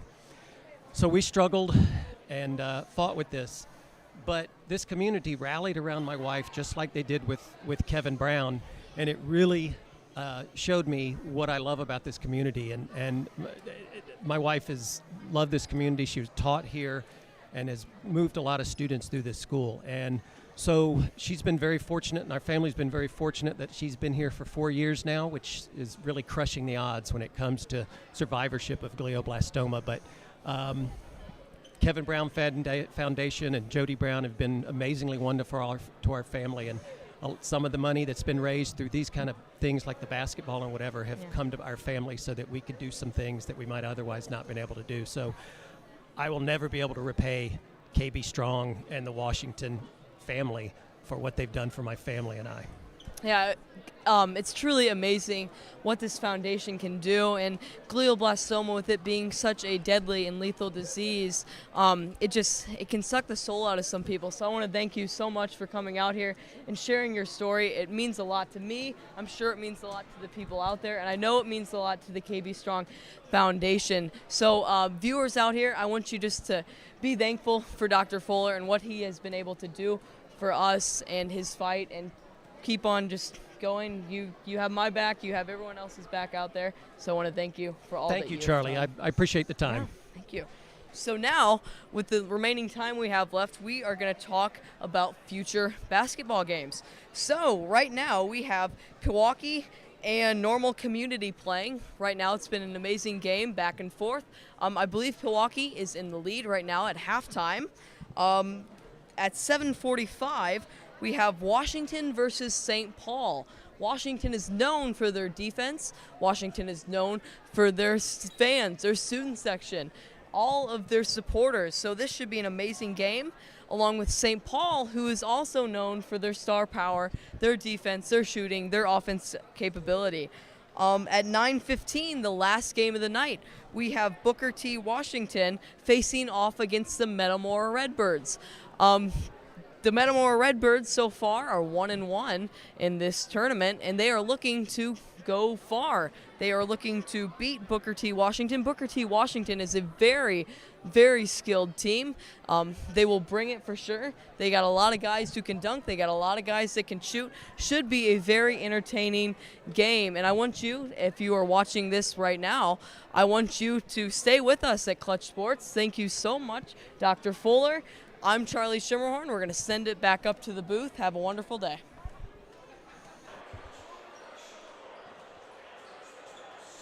Thank you, Charlie. I'd say here, if I was watching it as well, it's been a good one between Pewaukee and Normal Community. The Pirates leading the Ironmen 28-21 in a back and forth, very speedy first half.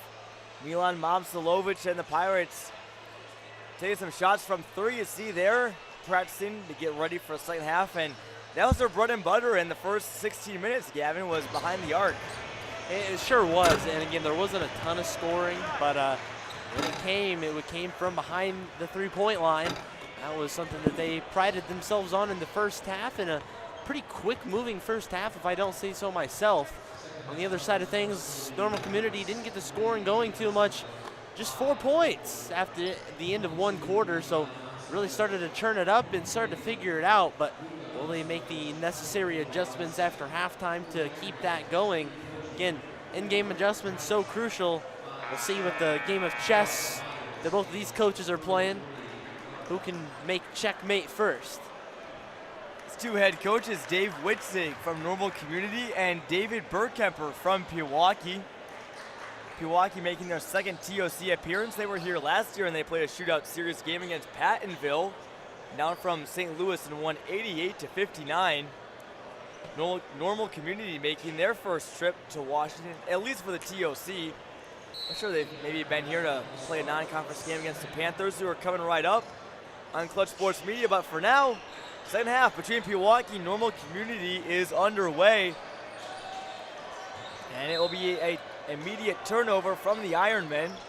That's the worst possible way you could start. That is absolutely something you do not want to have happen, and certainly going to be something they'll talk about after the game.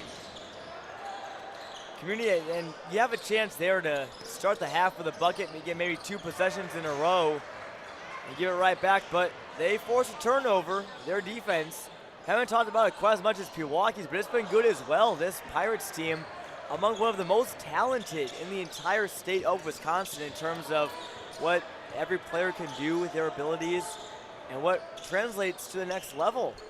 It sure can, and just look at, multiple guys out here that definitely are going to go play college basketball. When you're turning out guys like that, you know you have an excellent program. Here's Momcilovic in the post, double teamed, shot fakes, but he traveled. Good defense there from Community there on the Iowa State commit. You're not really going to stop him. You're not going to neutralize him, but what you can do is just hold him off for long enough. Maybe he'll make a mistake just like that. So good, solid defense from the Ironmen, holding steady. Momcilovic on Pewaukee, named the tournament's dandy dozen as there's an offensive foul there on Community.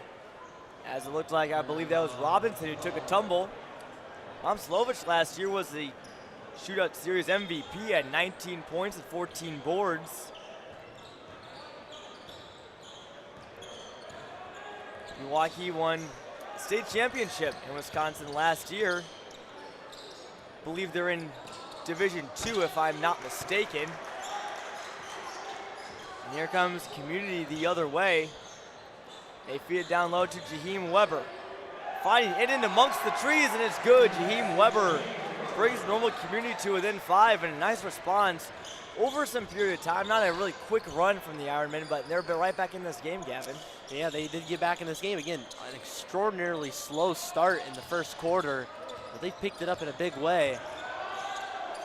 Momcilovic struggles to get one up, but it still finds the bottom of the net. He leads all scores with 13. He might be looking at another shootout series MVP back-to-back years if he keeps this up.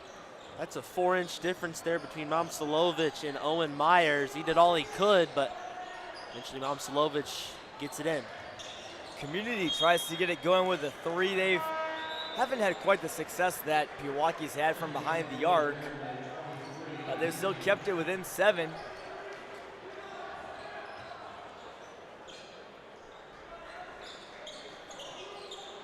And Robinson will bring it up now for Pewaukee, defended by Brady Starkey.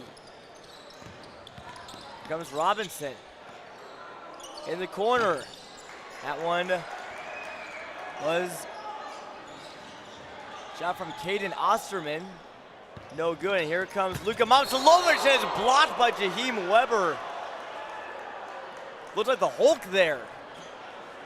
I'm shocked they called a foul. I thought, unless I was just too focused in on that block, I thought he got all ball right there. It's a little surprising, but I'll go with the official. They got the best view down there. Weber can't believe it. I'd say I'm shocked too. I'll agree with Weber. From up here, it certainly seemed like it was all ball. It sounded like it as well. He was trying to send that ball all the way back to normal. A couple dozen miles away, as both free throws are good from Luka Momcilovic.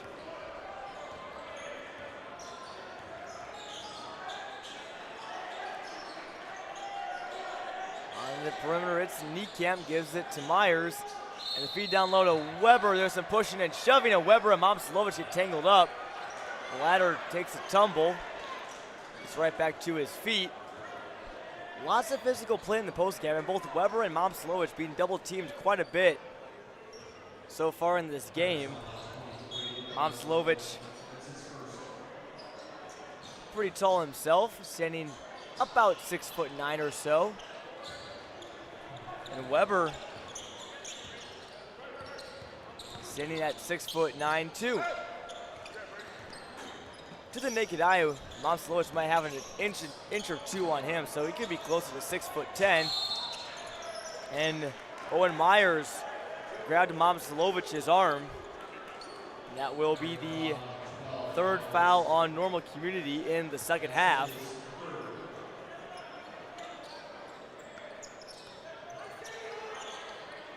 Weber defending at the free throw line as Community transitions to a man defense after getting burned by the 2-3. Here's Momcilovic running, it's good. Momcilovic has been making plays while on the run. Lots of runners, fadeaways, he can drain them all. He's a tough one to stop. On defense as well. Here come the Pirates, but he gets it poked away from the back. Fell asleep there. It looks like travel there. Owen Myers got thinking a little bit too quick, or acting a little bit too quick, rather. Some subs come in. Among those is Zion Russell for the Ironmen. And Carson Osterman checks back in for Pewaukee. Robinson brings it up for the Pirates. He had a good first half, made a couple of threes. He has 8 points on the night. And look who it is again in the post, backing down, kicks it back out to his brother Luka, no good. And here come the Ironmen. Weber fighting for position down low. I got to him yet, except for now, and he finds himself wide open. He missed it. Golden opportunity there for the Ironman, and Weber just couldn't finish. And another miss on that end, so leaving the door open to the Ironmen. They're just not able to convert, much like they were in the first quarter, having trouble on offense.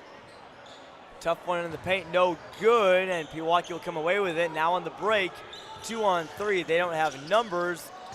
Dish off the hands of Luka Momcilovic. Now Community the other way. Niekamp in the post, almost fell out of bounds. 3 from Poggi, up and no good. Rebounded by Niekamp. Now Weber. And puts it in. Nice tenacity there from Normal Community. This one back to single digits. In a relatively low scoring affair. Very low scoring. Momcilovic has a size advantage, but still kicked it back out to Carson Osterman. Now Robinson stops. Free throw line, fouled on the jumper. Not a good foul there for Normal Community. You're trying to get back in this game and foul him on the jump shot. Don't want that. No, you don't. That's never a good foul. Of course, you want to guard tightly. You want to contest shots, but you got to do it under control. Doesn't pay off, though, the foul. Can't make the first free throw. This must be a really tough gym to shoot free throws in, John, because I've noticed a number of really good players, including a number of Division I caliber players, struggle with the free throws, so it must be something about the atmosphere or the wall color, who knows. Must be a tough gym for free throws. And also shooting in a new gym for the first time, that certainly happens. Obviously, Pewaukee's been here before, but certainly not every player is played in here before or shot free throws for that matter. A white background on the walls, that's what the people on the free throw line see.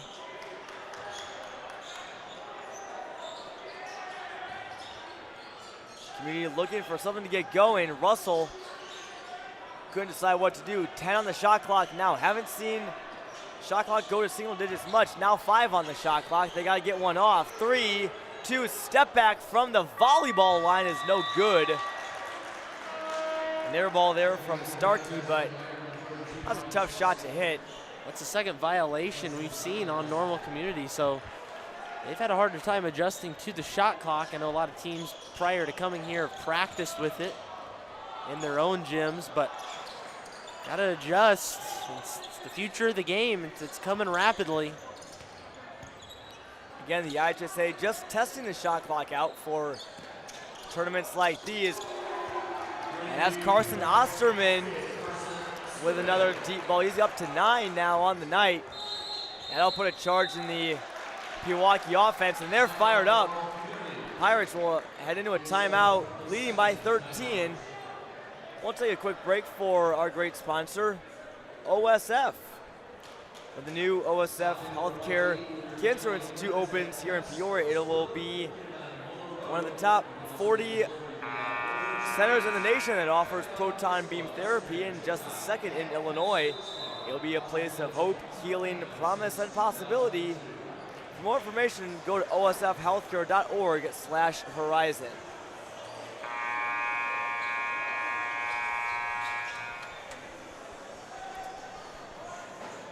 Getting into crunch time now. Normal Community's had a tough time scoring the basketball.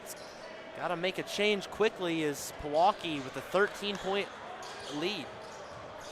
Here for Community, this is Marcus Russell, number 32 with the ball now. Great camera work from our crew, Teddy Ball and Tyson Lehman tonight. And up and good, that's Kobe Walker, one of a couple bigs for Community. That gets them 2 within 11. Gavin, you think the goal for Community is maybe just to get it down to single digits by the end of the third? Yeah, you got to be able to do that, and then, of course, the goal would be just to win the fourth quarter. So take it one thing at a time, but it all starts how you finish the third. Foul there on Dawson Farah, the 5'11 junior. Aggressive take off the baseline. Tried to go up and under. He did. That's not easy to do. Farah's first free throw up and good. Gavin, Pewaukee, not a lot of size out there right now other than the Momcilovic as Luka checks in. Farah at 5'11", Carson Osterman at 5'8". And Wolfler at 6'1". Maybe looks a little bit shorter than he does in real life. Up from our perch here in the booth.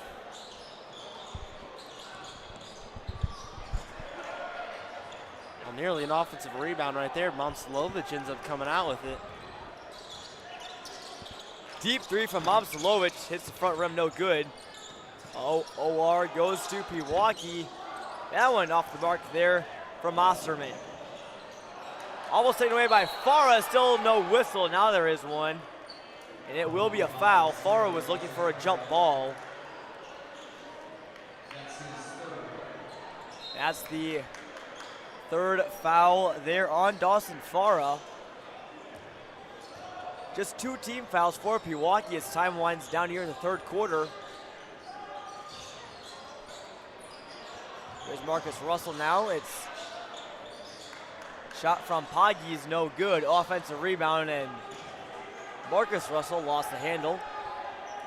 Also the same last name. It's 2 Russells on Normal Community. One here in the booth next to me, although that was Brady Starkey.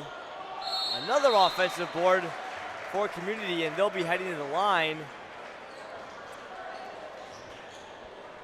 That was Kobe Walker, rather. Kobe Walker's actually had a pretty big effect on this game.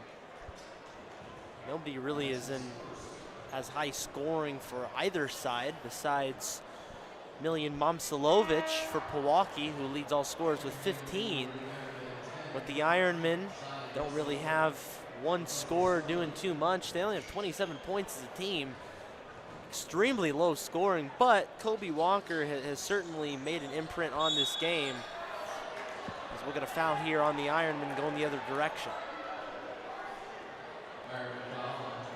That foul is on Dexter Niekamp.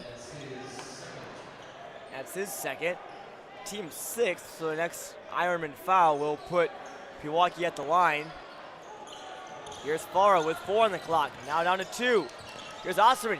Deep 3, step back at the horn, almost had it as he flew back and fell back to the half-court line. A valiant effort comes up short, but his team still leads by 12. Should be a good fourth quarter here between Pewaukee and Normal Community. We'll take a quick break for all of our good sponsors, starting with OSF. Don't let the flu sideline you or your loved ones this year. Get the flu shot with your OSF Health Care provider and stay in the game. Visit osfhealthcare.org to schedule an appointment today. And for the city of Washington, it welcomes you to the Tournament of Champions. Washington is a growing city known for its great quality of life and a good mix of restaurants and businesses. Check it all out during your visit here to the city. And for Uftring, new inventory is in stock at 11 franchises, 6 locations, and you get great selection from this year as well. You'll always get the best price at UftringAutoGroup.com. And Teamworks is proud to be the official sporting goods provider for the Kevin Brown Memorial Tournament of Champions and the KB Strong Foundation. For all your apparel and sporting goods needs, Teamworks, our team helping yours. And Titan Industries, a structural and miscellaneous steel fabrication contractor. They're proud to support everyone and has a part at the 2022 Kevin Brown Memorial Tournament of Champions, including the fans. Lots of them filing in for St. Paul and Washington coming up after this, as Isaiah Robinson's 3 is no good. Community needs to get something going. Just 27 points through 3 quarters. They play good defense, but offense needs to pick up some slack. Shot clock, though, Gavin, will definitely benefit them as Pewaukee won't be able to prolong their possessions. And that's a nice feature of the shot clock. Again, as the game modernizes and moves in that direction, they're going to be able to utilize that shot clock to their advantage. Stuffed Momcilovic there. Here comes Community. Could that be the big play that could help get something rolling for the Ironmen? Walker down low for Niekamp, fighting against Momcilovic around the rim, no good. A good chance there for Community, just fell off the iron. No pun intended. Here's Luka Momcilovic down to Farah, great cut to the basket. How about Dawson Farah? Read the defense perfectly and found the open spot. Easy bucket past a jumping Jaheim Weber. 14-point lead now. The Pirates looking like they're in control. It's going to take a late push here from the Ironmen. 3 from Robbie Brent, no good. Offensive board, also no good. Tough break for Normal Community. They had 2 looks right at the hoop. Neither of them fall. Pewaukee will slow it down, leading by 14. Elbow jumper from Robinson, nothing but net. Swish, one of the best sounds in basketball. That was nothing but nylon. Look good looking shot. The lead is now ballooned to 16 for the Pirates, their largest of the game. They led 13-4 after the first quarter. Community closed in a bit at the half. Haven't been able to get something going to cut into this Pirates deficit. The reigning state champions in Wisconsin.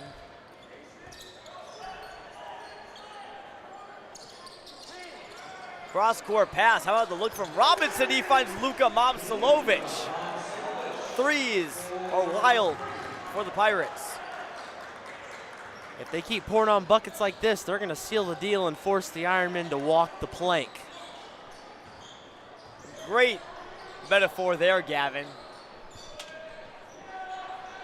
I'm sure you had that one waiting in the wings. Oh, that was in the arm barn for a bit. Takeaway for the Pirates, and Poggy will foul Dawson Farah. I don't see a Jolly Roger here in the gym at Torrey Gymnasium. Come on, John, we're making pirate puns now. I'm a big fan of Pirates, the people, obviously, and not really any sports teams I have any allegiances to, including the baseball team or Pewaukee. But Pirates are fun people. I always liked hearing about them in history class. The Las Vegas Raiders. True. Pewaukee leading by 19. Community hasn't had the same success from Pewaukee from 3, and that's been the big difference in this one.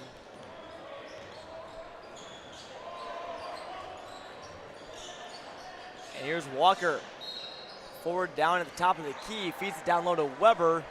Not before a foul on Pewaukee. That's just their 3rd, so Community should start drawing some fouls, one would think, if they want to come back.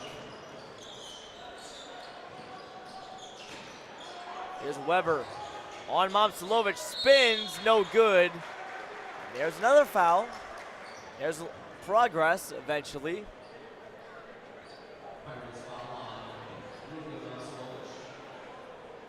Weber getting some chance here. He's been pretty bottled up tonight, but again, you're going against the Momcilovic duo. That's some big height that you have to contend with, but get yourself with the stripe, give yourself some easy chances, converts the first free throw. That free throw puts Weber at just 7 points today. A little bit below his average, but there's still 4 minutes and 45 left to play. We'll see if he can get the Ironmen rolling.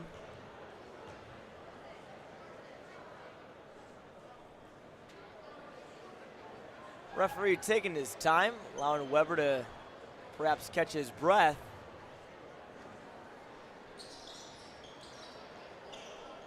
And that one is no good. Pirates lead by 18. Expect to see some longer possessions out of them. They pass it around the perimeter. Nothing down low yet. Luka Momcilovic open. They give it to him.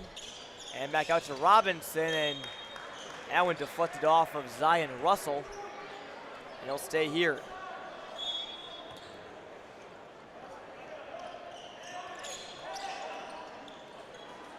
Now here's Farah. Splits the defenders. Blocked there by Weber. He's had a couple of those projections tonight. And now Community comes the other way. Weber down low, up and good. Jaheim Weber starting to pick it up. Could this be the start of something for Community? They have lots of work to do if they don't want to walk the plank out of Torrey Gymnasium tonight. Stealing my jokes, John. Come on. Well, it's so good I decided to use it myself. Robinson dials up a 3, no good. And here come the Ironmen the other way.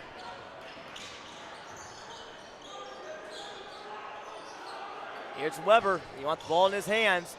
Works on Milan Momcilovic, and he stepped on the line.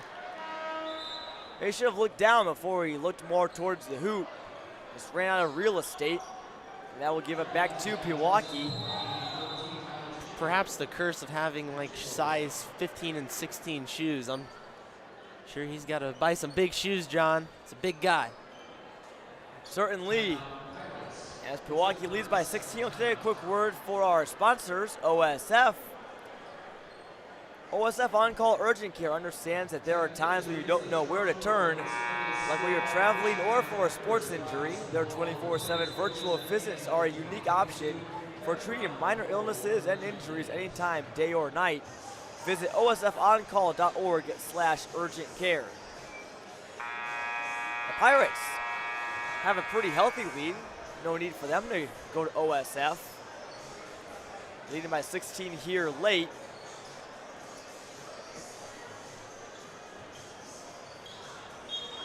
Pirates are just looking to sail to a victory here in the last 3:30. Another punt. They don't end. Gavin Russell's pretty proud of that one, folks. He's giving the finger guns. Just over 3 minutes to play. And there was Carson Osterman pressured on the wing. And the Pirates still have it. 10 on the shot clock. Osterman thought about a 3, thinks better of it. Now here's Tichinko. No good. And now Community the other way. They need to score quick. Weber on cue, no good. Doesn't hit the rim. And now Pewaukee can choose some more time off the clock. Slow possessions at this point. Really don't need to try to be too fancy. Kind of just take the last couple minutes and salt it away. Deep 3 here from Luka Momcilovic, rattles in. 3 more for the Pirates. They've had lots of them. Don't have an official count, but we know it's enough to give them a 19-point lead. It's not been that high of a scoring effort, but they've scored when they've needed to. That one up and good from Kobe Walker as Community calls a timeout. We'll keep it here. Yeah, one thing I wanted to ask you before this game comes to an end, we talked about how to pronounce Pewaukee early on in the broadcast, and lots of cool town names up in Wisconsin, tough to pronounce, and up in Lake Country where Pewaukee's located, lots of lakes and lake towns around there. There's one city that really trips a lot of people up. I'm going to show it to you here on my phone. I want you to try and pronounce this town name. Oh my. Wow, really putting me on the spot. Ankananowak? A valiant effort, ladies and gentlemen, but that I gave Gavin Oconomowoc. Oconomowoc. Very interesting. Wisconsin names are much more difficult to pronounce than Central Illinois names. I like Washington. It's nice and simple. Just wait till you get to Wyawega or Shaniqua. Oh my. Shaniqua not too far from Pewaukee either. Now see, I can pronounce the Appletons and the Madisons and the Fond du Lacs of Wisconsin, but those other names are a little beyond me. It's the advanced difficulty that gets you. Momcilovic to turn around, and Pewaukee will hang on to win this one by all intents and purposes. I got to ask John another Wisconsin question. A lot of town names in Wisconsin end with Waukee, so yes. Milwaukee, Pewaukee. Why is that? I believe Waukee is a Native American term that meant land, because Milwaukee is translates to the good land. Not sure what Pewaukee really means, but right here in Washington it means that they're going to win. They lead by 21 with 1:17 left to go. We'll take a quick word for our sponsor, OSF. Don't let the flu sideline you or your loved ones this year. Get the flu shot with your OSF Health Care provider and stay in the game. Visit osfhealthcare.org to schedule an appointment today.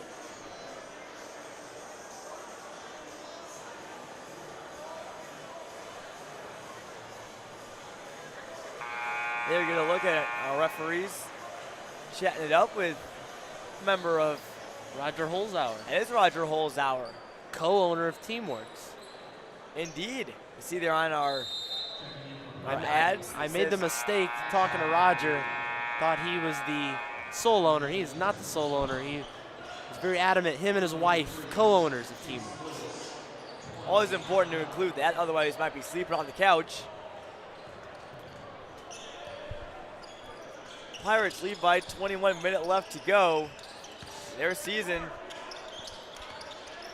They'll get a quick win early on. It's a very good and normal community team. They'll probably see some more of on ClutchSportsIL.com this year.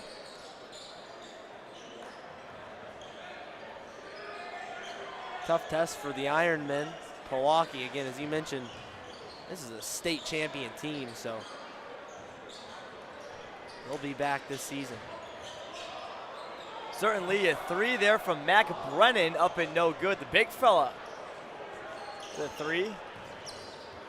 Why not? Reserves are in now in the waning seconds of this one.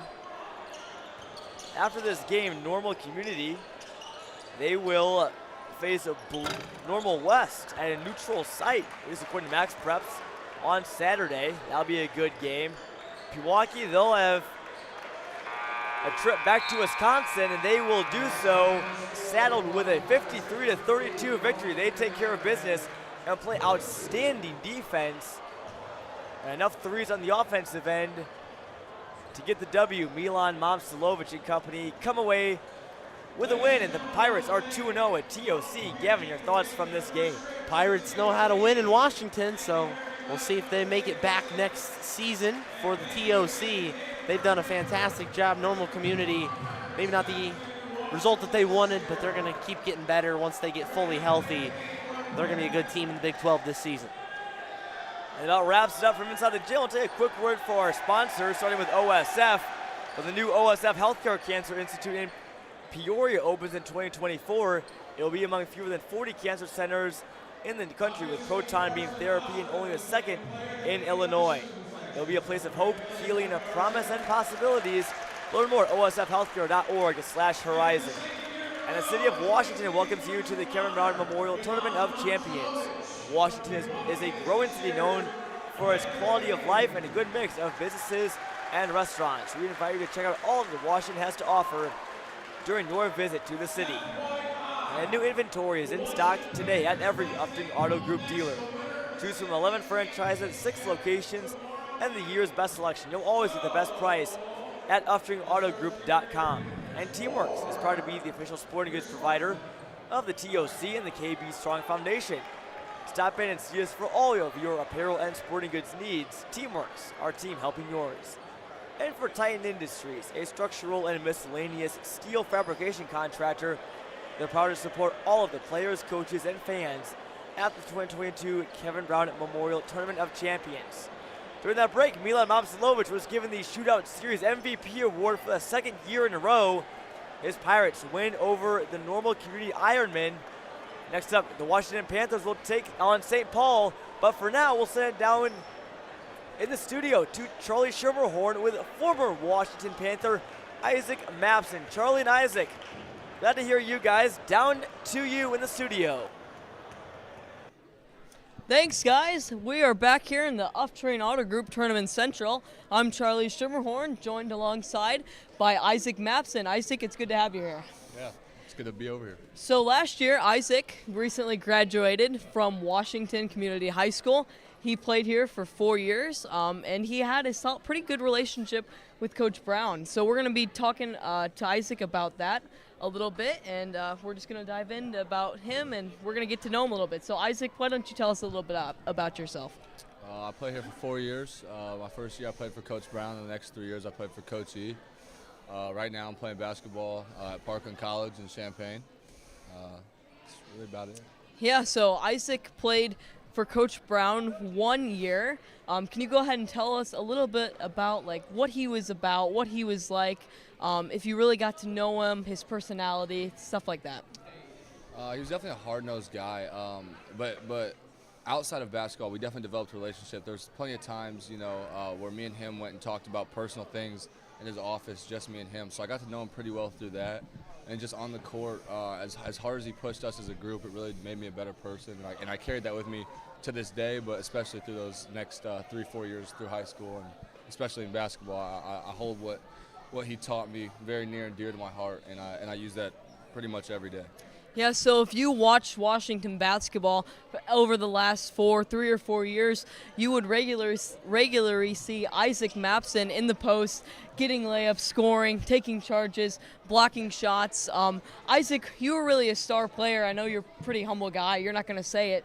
But what was your career at Washington like when it came to, like, competition and, like, rivalries and stuff like that?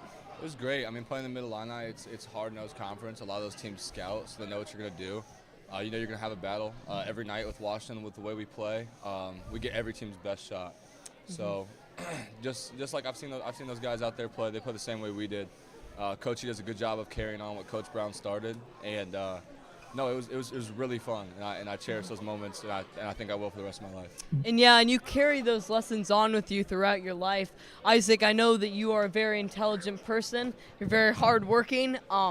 So college experience, you're going to Parkland, obviously. What's the college experience like?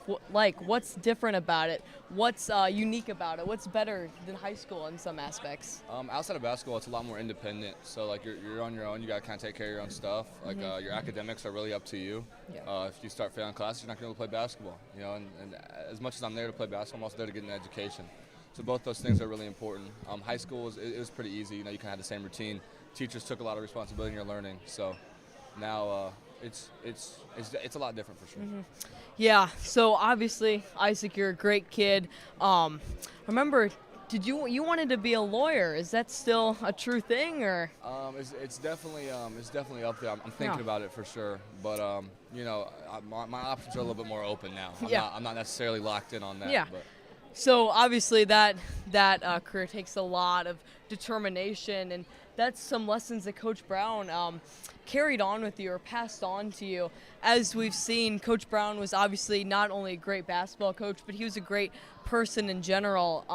Towards the end of his life, you got to know him I got to know him a lot more personally, about who he was, like deep down inside. His heart was, although he might seem like a tough-nosed guy on the outside, he was just essentially a big teddy bear on the inside. So sure. Do you agree with that? Yeah. No, I definitely agree with that. Like I said, we might have the hardest practice of the day on the court, and everybody else would leave, and I'd go to his office, and he'd open up personal things to me and I'd tell him things about my dad and things like that nobody else really knows. I mean, I've had conversations with him that I haven't had with anybody else. So. Yeah, so he was essentially somebody who you could look up to. And I know that although he's not here physically, he still lives within the Washington basketball locker room, and he's teaching all of those young men how to become leaders, how to become good people, and how to become just players on the basketball floor. So, Isaac, I want to thank you so much for joining. You were a great host. You got to tell us a little bit about yourself and about your play. So now we are going to talk about the next game. It's Washington facing off against St. Paul. With you playing with Washington, you know that they're going to bring the heat. They're going to guard. They're going to dive on loose balls. They're going to do all that stuff. But recently, number 5, Micah Brewer, he has been going off, some would say. He's now known as Moneyball Mike, dropping, I think, 23 points in the first game, and I believe ending up with 17 yesterday. Tell us a little bit about Micah. I like Micah a lot. Last year, he started off as kind of a quiet kid, and the more as the year progressed, he got more confident. We got to know him. I actually really like Micah. Since the end of last year, when our season was over, I immediately started talking about how I think Micah's going to come in next year and make a huge impact, and so far he's proved me right. Yeah. What Micah brings to the floor, you might see to the outsiders, they might see him hit threes and make these flashy plays, but the things that really make him who he is he dives on the loose balls, he guards, he does all the things that you're supposed to. And the basketball guys reward him with the extra stuff.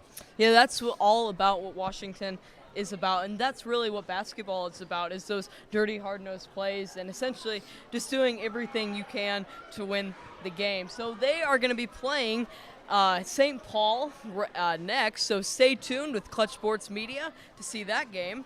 And then after that, we move on to Metamora. Now, Metamora obviously is a huge rivalry for the Panthers of Washington. Last year, you guys did beat them, but then they came back and beat you guys again, which I know stings, and I probably don't want to talk about it, but we got to give them some credit. Right. They're skilled, they can shoot the ball, and they are returning 4 of their 5 starters. So tell me a little bit about them. Yeah, like I said, it stings a little bit, obviously, but I have nothing against those guys. Those dudes play really well together. Like you said, they can hit shots, and when they do, they can be a dangerous team. So they're this year's especially, they're an exciting team to watch. Yeah, so obviously leading that charge is number 21, Ethan Kaiser. Some would say that he is the long-haired Jordan. What do you think about that? I like him as a kid, but I wouldn't go that far. Yeah. I wouldn't say his hair Jordan or anything like that. He's got hops, but I don't know about Michael Jordan. I wouldn't stretch it like that. Yeah, so, and the next they also got number 22, Tyson Swanson. He's a forward who can pretty much do it all. He can finish inside, he can guard, and he can shoot the ball as well. So, if you know anything about him? No, yeah, I'm actually decently good friends with Tyson, and he's a good kid. He's not the type of guy that's going to go out there and chirp in your ear and give you all the extra stuff, but he's going to be solid night in and night out. So. Yeah, and tonight the Metamora Redbirds face off with Booker T. Washington. They have proven to hold their own in this competition or this tournament. They've got a couple guys that can just score the ball, and score the ball. And they're an entertaining team. They can dunk it, they can shoot it, and really that's what all these fans here at the Tournament of Champions want to see. They want to be entertained, they want to see good games. So Booker T. Washington is really going to show that. Do you know anything about them? If you don't, it's all right. But yeah, I don't know much about them, yeah. But I know that they're a pretty skilled team, so it's going to be an exciting game to watch. Yeah. So I believe Kenneth Lewis, he is a 6'7" senior from Booker T. Washington.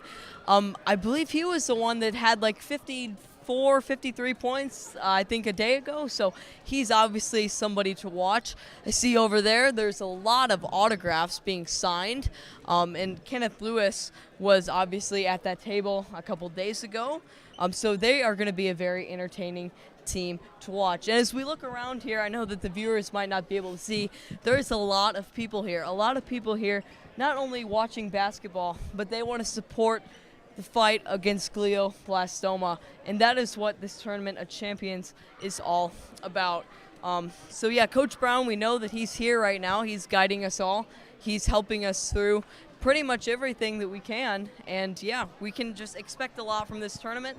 We can expect a lot of entertaining games, but not only that, there's a lot of people here that are polite. They help fans out. I see people signing autographs and taking pictures and stuff, and I know that you were kind of like that guy last year. So what's the experience when somebody comes up to and asks you for a picture or an autograph? What do you feel? It's awesome. It lets you know that people are looking up to you, and it lets you know that what you're doing matters, and it shows that you're doing the right thing. You know what I mean? It definitely, it's a great feeling. Some kids come up to you and they're, oh, can I get your autograph? Can I get your autograph? It shows you that you matter to them and that you're important. So. Yeah, I don't know if I'll ever get there, but if I do, I'm sure you will. I'm sure you will. You're gonna be there. Maybe. If I do, though, I can't wait for that day.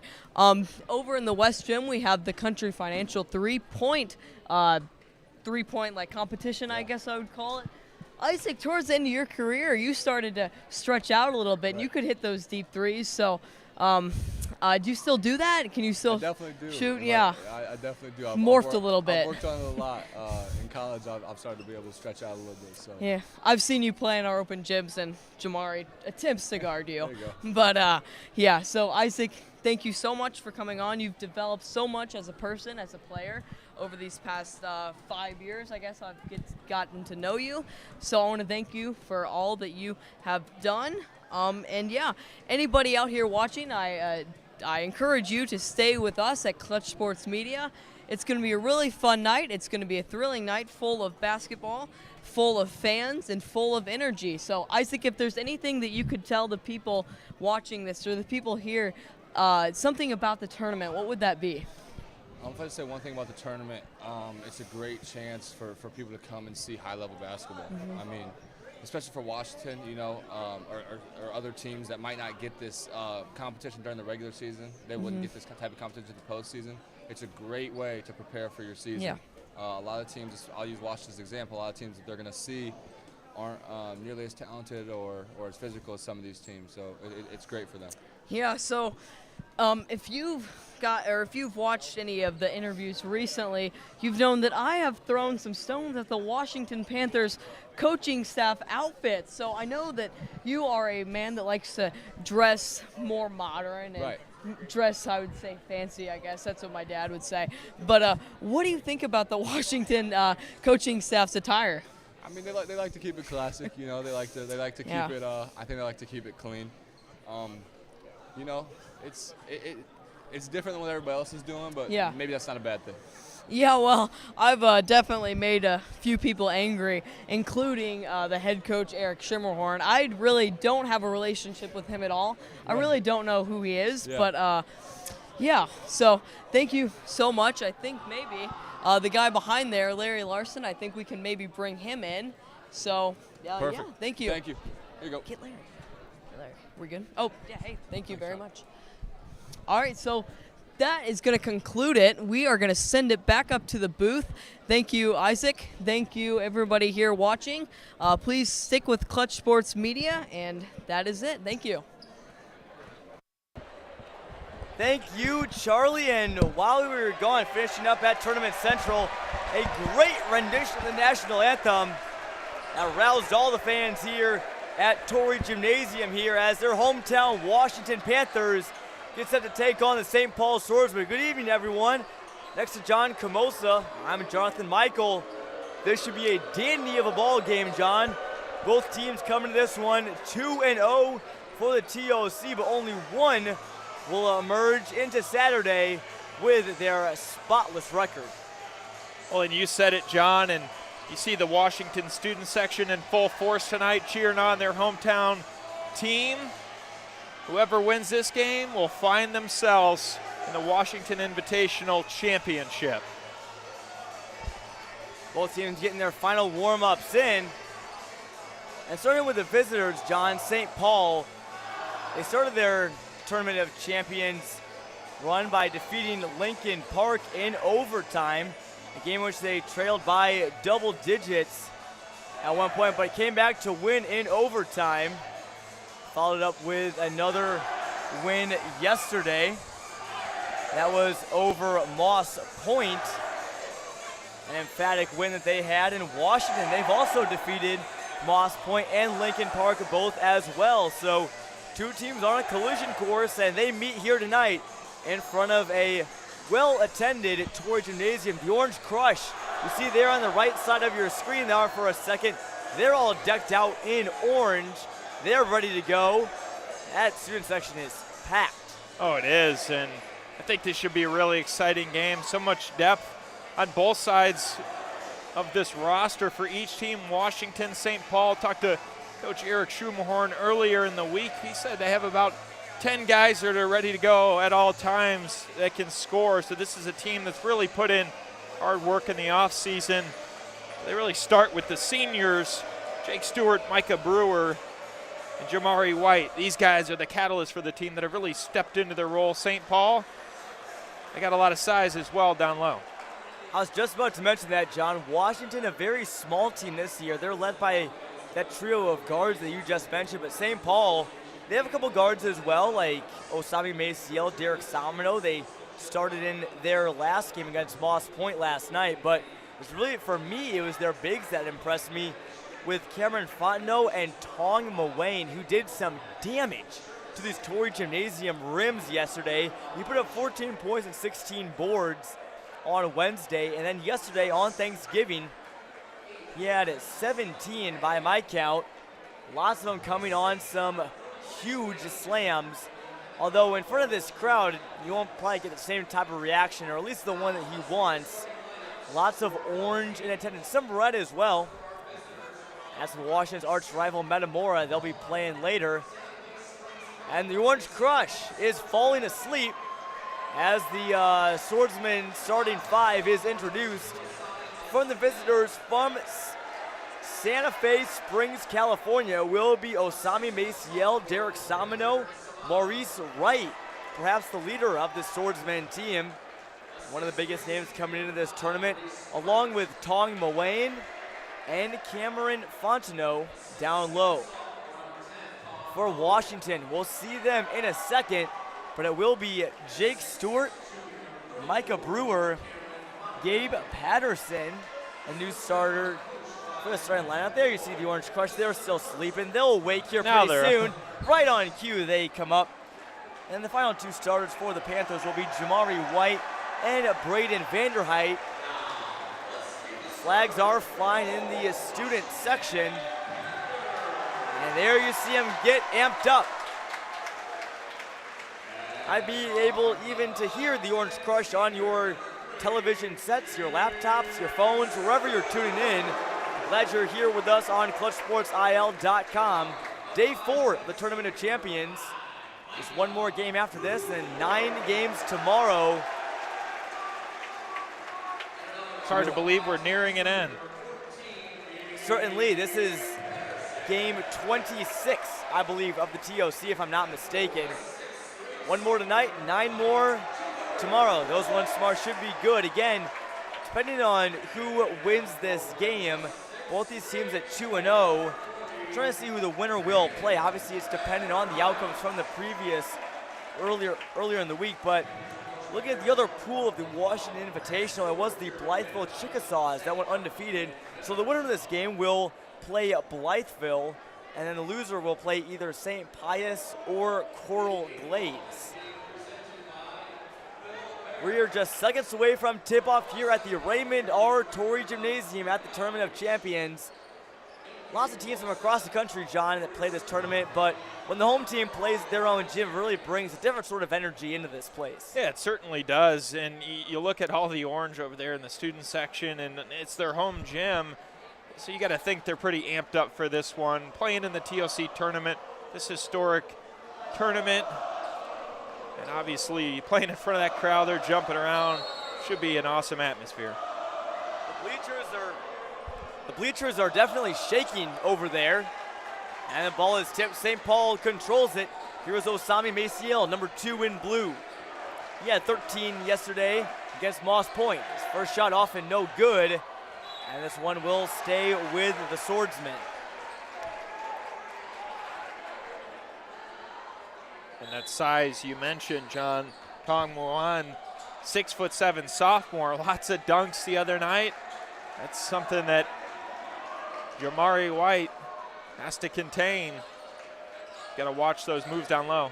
White, one of the better defenders on this Washington squad, but he is outsized by 4 inches. There you see it in action. Tong Mawayne the offensive board and puts it in for the first bucket of the game.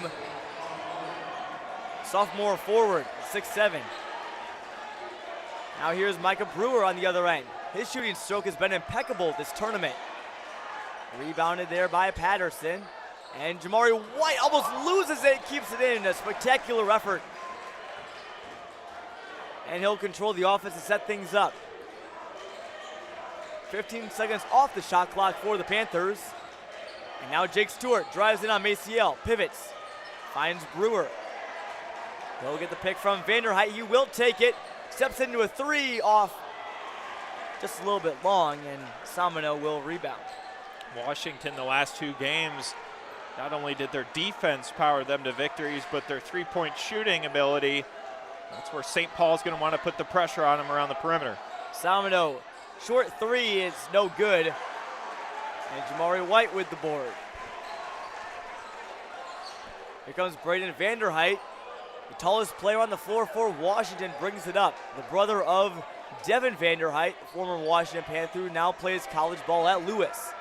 Brewer finds in the post. Vanderheit up and good. A tough angle to get that shot off. He still find a way for it to fall. Just looked like his brother Devin on that one, little up and under. Here's Fontenot. I got Samino. Drives the lane and finds an opening. And it's good. St. Paul gets the lead right back, and Torrey Gymnasium is quiet again for the moment. Muane punches it out of the hands of Brewer. He pleads his case. It's their ball to no avail. And John, I love the energy that Muane brings. Always fired up, wants those calls. He just loves the game of basketball, you could tell. I agree, John. It's something I really saw in their game against Moss Point. I mean, he was dunking, he was beating his chest, clapping when he got a foul committed on him. He put his hands over his face like, oh, I didn't mean to do that. Very emotional player. It's fun to watch. That's just that drive and the will to win. I mean, you can see he's fired up right now. You love that energy if you're a coach. Certainly, and when our Latif Love sat down with Jeremy Fears, Joliet West star, earlier today, you know, Jeremy Fears is very outspoken, very aggressive player on the court, tries to get in opponents' heads.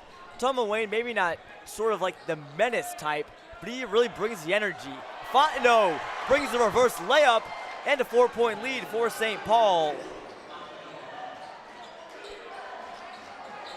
Size is definitely a factor inside for St. Paul Swordsmen tonight, whereas Washington doesn't quite match in the perimeter, or I should say in the post. Jamari White gets his own board, and Brewer comes away with it. Look at Washington getting some rebounds, despite it being outside. Stewart's three is no good, physical play on it, and Muane fights away Jamari White. Maciel, three, no good, and look who it is, Tom Muane, and he goes into the Washington student section. He gets an earful from him. See the referees talking to the Orange Crush, telling them to maybe settle keep it down a little bit. Maybe don't touch the players. You can maybe talk to them a little bit, but don't be trying to slap them or anything like that. Micah Brewer will bring it up for Washington. 5'10" senior guard. Started a little bit last year for this Panthers squad. Thought about a three there. He'll take one this time, and it's good. A little side dribble over to the left, and Brewer drains a three. Carrying over from last season when he got the opportunity to shoot some threes. He nailed them, and you could say this year him and Jake Stewart are the leaders in that category. Now it turns out that was a long two from Brewer. And Jamari White takes it now for Washington. Here's Brewer again, working on Maciel, a matchup to watch. Both those guards can put the ball in the bucket at a great rate. Brewer tries to speed pass Fontenot. Right rim, left rim, and no good. St. Paul the other way. See alternate angle on our camera there. Fontenot working on Vanderhyde, backs him in, kicks it out. Maciel left open by Brewer, it's good. Osami Maciel, who broke out yesterday in their win over Moss Point, picks up right where he left off. Andre Lewis over to White, air ball. And you could tell they're really pushing the pace, St. Paul. That was Maurice Wright, who so far has been quiet. He's got a bucket though. Or rather, no, he does not have a bucket for St. Paul. He had a big game against their win against Lincoln Park, 14 points in that one.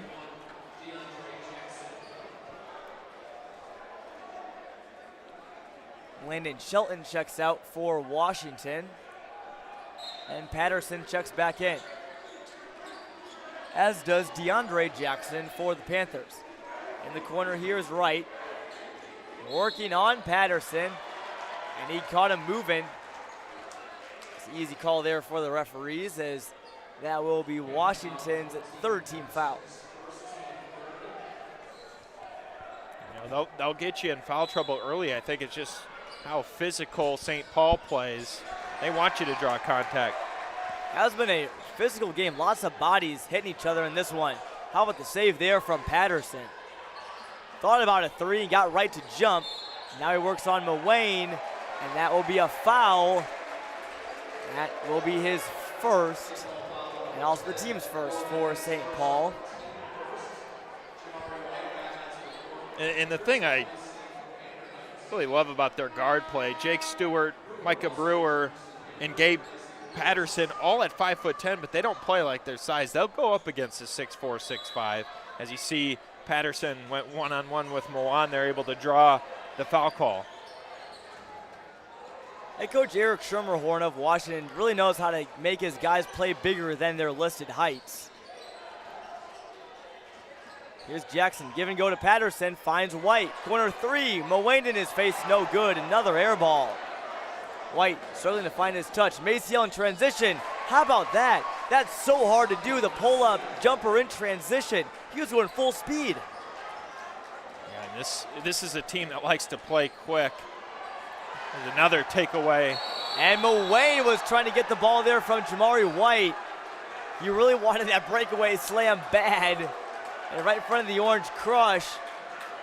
And that will be a foul on him. The Orange Crush wants a technical. And John, we've seen a lot of games this week. We've seen a lot of dunks. But when Milan throws him down, there's a lot of power. There certainly is, and we will check out of this game as Moses Wright comes in. No word on if he's related to Maurice, although fair to assume that they might be. Both of them very good ball players.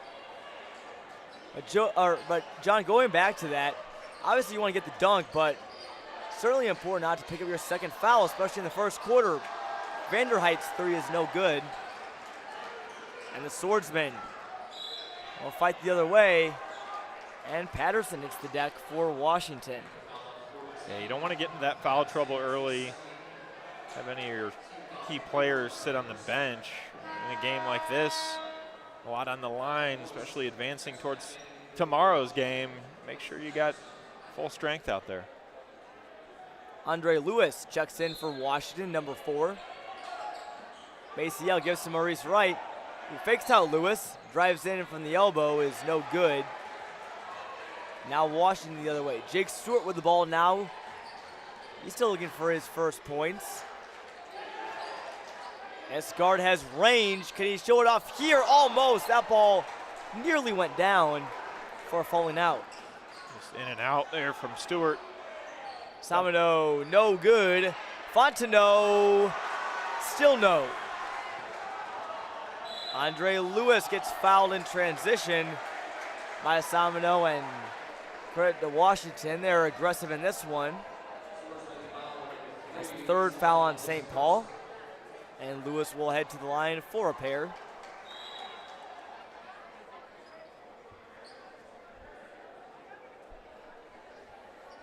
Great crowd on hand for this game. Biggest of the night so far, of the entire day rather. See how many of them stick around for Booker T, Washington, and Metamora coming up after this. Vanderheit got Fontenot in the air. He drives the lane and it's good. Ball hesitated on the rim. It goes down. That gets Washington back to within 5. Great move in the lane from Vanderheit. Able to finish there. Washington chipping away at this deficit. Here's Wright. He gives to Moses with the same surname. Now Maciel works on Brewer. Had him faked one way. Fadeaway three, no good. Fontenot the offensive board on Jackson. Count the bucket. Cameron Fontenot with his counterpart Tong Mowain on the bench. He picks it up. And that foul will go on Jackson, and potential for 3 for St. Paul to respond. Yeah, that's that size, John, because when Moan's on the bench at 6'7", you have Fortnite in there at 6'6". So, I mean, that's a tough matchup either way when he's got about 3 or 4 inches on Washington's biggest guy. St. Paul also has a junior forward on the bench right now. Hasn't played yet. Babacar Gadiaga, 6'9". So even if one of their bigs is in foul trouble, they have reinforcements. Here's Stewart. Great find down low. Jackson, the response. Another and one.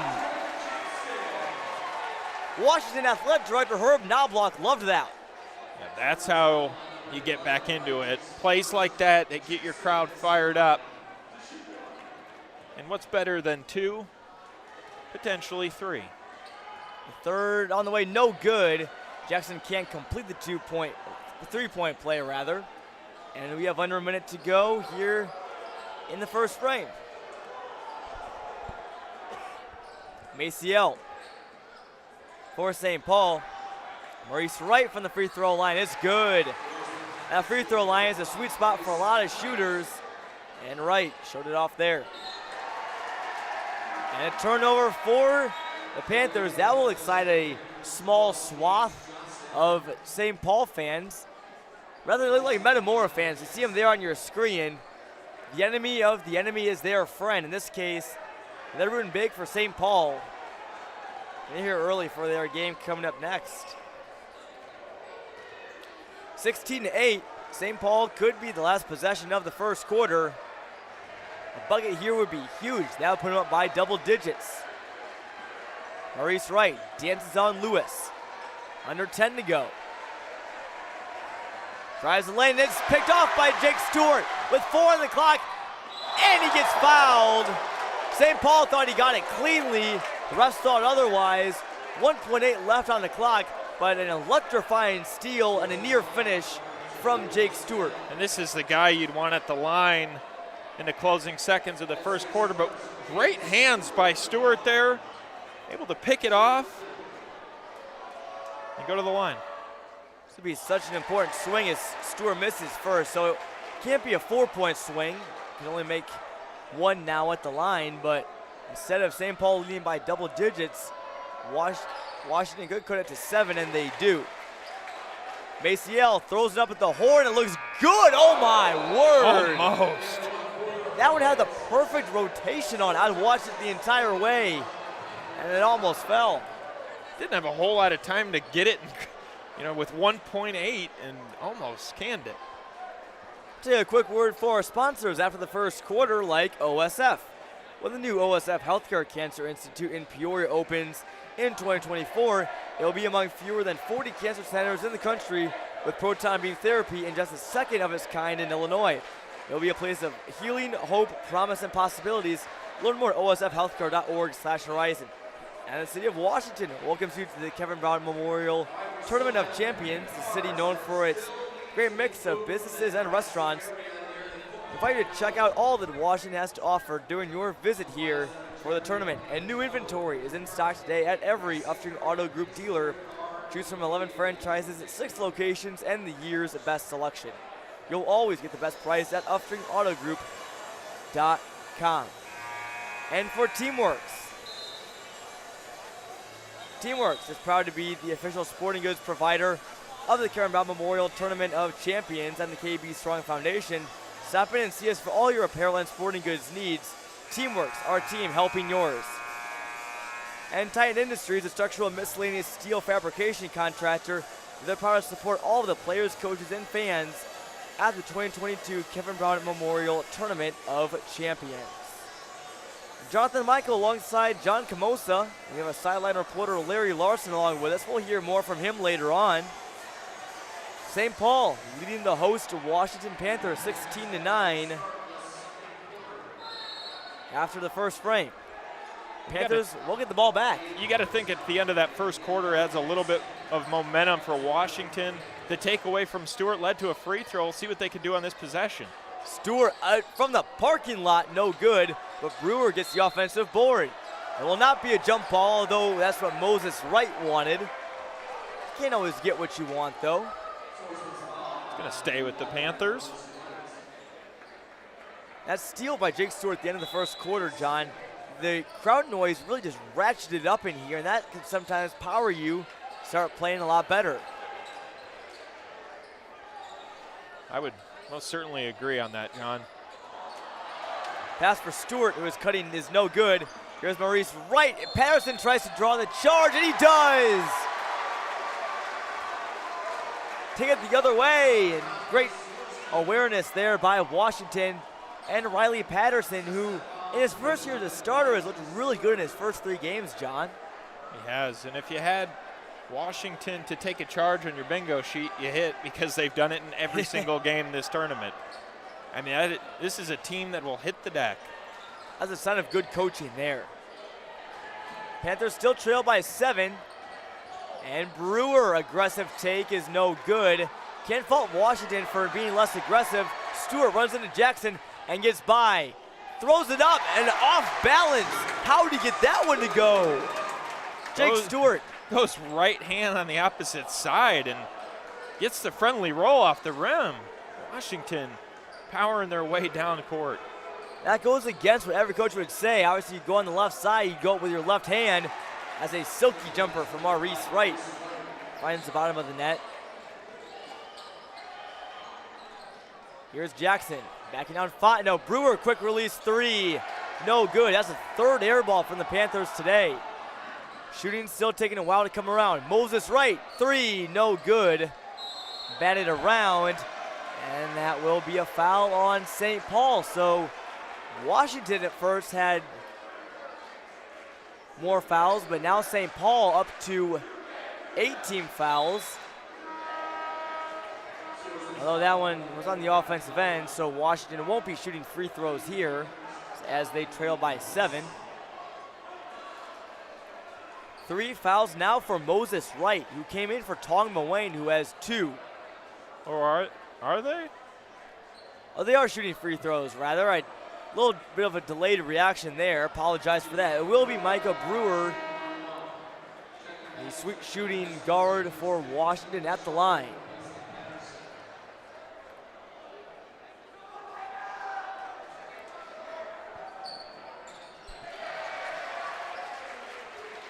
First one good from Micah Brewer. He's up to 3 points now. If he gets 4, he'd bring Washington within 5, and it is good. It's been a good one so far here in Washington. Panthers have cut St. Paul's deficit to 5, and that foul will go on Landon Shelton. So physical game. Neither team wanting to give up an inch. Lots of pushing and shoving going on. Andre Lewis, a substitution in for the Panthers. And Shelton comes out after the foul. And back and forth. We knew this game was going to be physical. Washington playing up to the test. St. Paul doesn't want to give them an inch, but right now, back and forth ball game. Brewer almost stole the inbound from Maciel. Free throw line J. Maurice Wright was there for the slam if it missed. Good insurance policy there, but he didn't need it. Brewer regains it. He's triple teamed.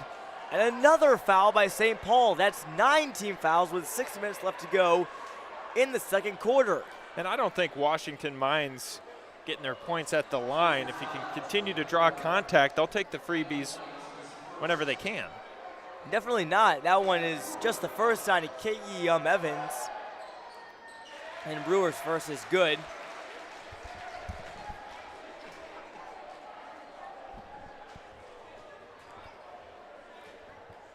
Washington cut the lead to 5 before St. Paul's bucket. And it is now back to that same deficit. Maciel walking up slowly up the court. And gets it across. He's directing traffic. And a 3 there from Evans is no good. And Washington can get it down to a possession. Stewart, a great pass to Jamari White. Stewart, you can tell he played quarterback. 3 no good though. And St. Paul fights for it and has it. Stewart almost got that one to go. Fontenot keeps it in bounds off the ankle. I believe that was White. And back to the Panthers. Active hands from Maciel. Could lead to points in transition. Maurice Wright, the pull-up J, is corralled by Braden Vanderheit. And Jamari White. Gonna go to the line again. He will. That is now 10 team fouls on St. Paul. So Washington will be shooting 2 the rest of the way, and that could be huge in helping them either tie it up or take the lead before halftime. John, if you're Coach Patrick Roy, how do you kind of help your team limit these fouls? I mean, Seems right now Washington, as soon as they get inside, they're getting hammered. Yeah, certainly. I mean, I think you just got to, start going straight up. Obviously, not leaving your feet. That's the easy answer. But, you just got to play more conservative defense as White's free throw misses. And I think that plays to Washington's advantage. We talked about the size difference, a little bit of a mismatch down low. And, well, if you can go down there and pick up fouls, you can just get your points at the stripe. I'm sure that was part of the game plan for Washington, was trying to get to the line. They've done it so far. Although Jamari White goes 0 for 2. Fontenot over to Sabino. Both Jamari White and Braden Vanderhyde took to the air to try and block that one, and he faked out both of them. Lead back up to 7 for the Swordsmen.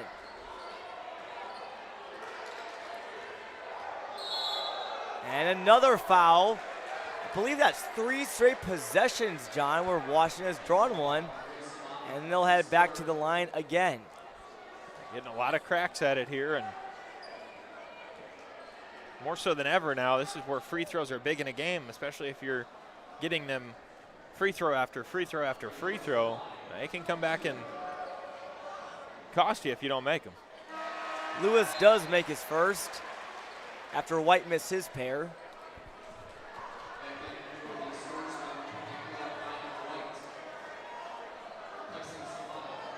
Lewis dribbles.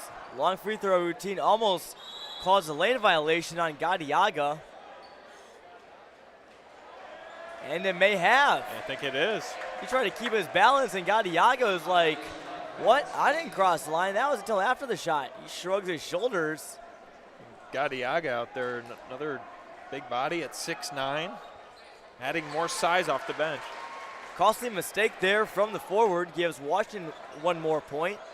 See how much that comes back to hurt them maybe at the end of this game. But this one's been close early on, although St. Paul has led for a majority of it. Maciel thought about a 3, dished it back out. Jake Stewart, the interception. The other way, he finds Vanderhyde. And a bad pass there, but Jake Stewart, another steal. Jake Stewart didn't want to see many of those interceptions during football season, as he's the Panthers quarterback. Now he's getting them on the basketball court. And a travel there on Andre Lewis. That will temporarily kill the Panthers' momentum.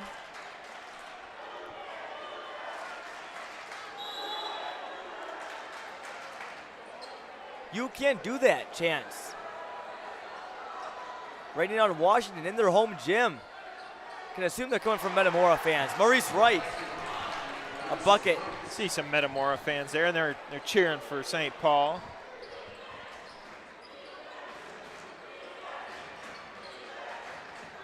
John, I know these two teams don't like each other, but obviously sometimes you got to root for who's in your conference. When you're playing non-cons, Andre Lewis.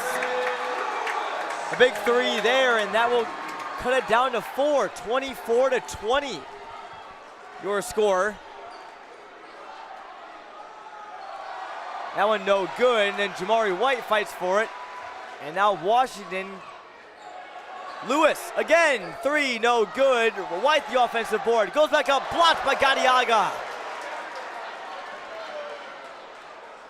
Tough shot there for White over the outstretched arm of Gadiaga at 6'9". It's tough to get that floater off. They had numbers down, just couldn't convert. The energy ramping up in Torrey Gymnasium.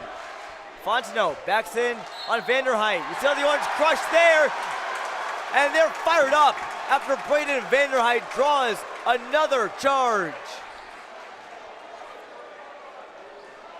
That will be the second personal on Cameron Fontenot. It won't count for their team fouls. But these personal fouls starting to rack up for the Swordsmen. Mullane has 2, Moses Wright has 3, Fontenot has 2.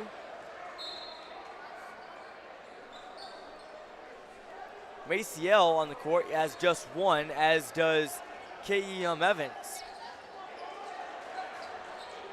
White, Panthers trying to take advantage of momentum, rejected by the bottom of the backboard, and Patterson is there. Washington now within 2 after trailing for a majority of the half. How about the follow-up there from Patterson? Great awareness after the miss from White, puts it right back in. This place is getting loud. Can Maurice Wright silence them? No. And now Washington can either tie or take the lead. Great run being put together by the Panthers. Riding the energy of this crowd. They're quiet now while the Panthers work on offense until they turn it over. See what St. Paul can do, and that's a big turnaround. All the momentum with Washington there. Chance for St. Paul to try to silence it. Maciel taking some time off the clock, directing the offense. Here's Evans, deep three for the student section is good.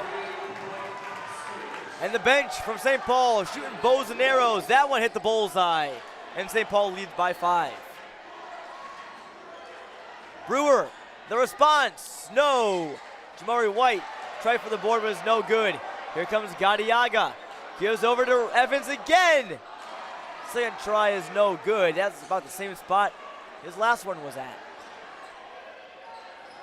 Stewart slows it down. Thought about a 3 twice. Patterson corner is off. And White fighting down there. Jamari White has had so many offensive boards tonight. Vanderheit now finds Patterson. And the presence of Evans missed the first time but got it again. How about that possession for the Washington Panthers? So much happening. Patterson is doing a great job of fighting down there. Can't get the first one to go. Gets his own rebound. Playing a lot taller than 5'10". Shot from Maurice Wright. Boy, he's had some great run-stopping shots. And he's now up to 8 for the Swordsman. Under a minute to play. This one ramping up. Patterson. After a big bucket, Vanderheit lost it. Looked at the basket too quick. Maurice Wright finds Maciel. Almost stepped into a 3, and he has that range. Let's see if they run some clock down. About a 3-second differential from the shot clock to the game clock. What are we doing?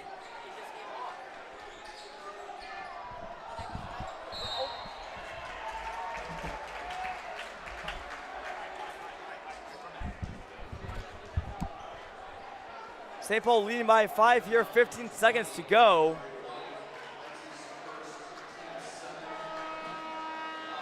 And Gadiaga will be at the line.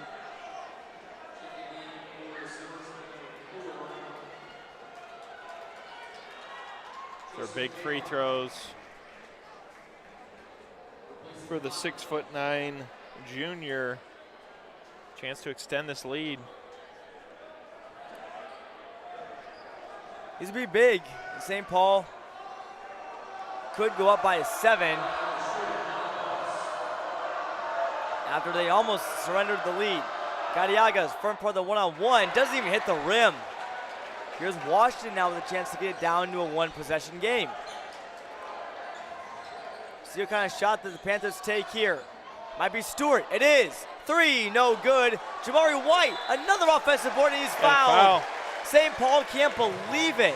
And how many boards on the offensive end has Jamari White had tonight? His effort has been unmatched. Well, I think this offense has really led to second chance points because of Jamari White. Look at how many rebounds he's gotten down there.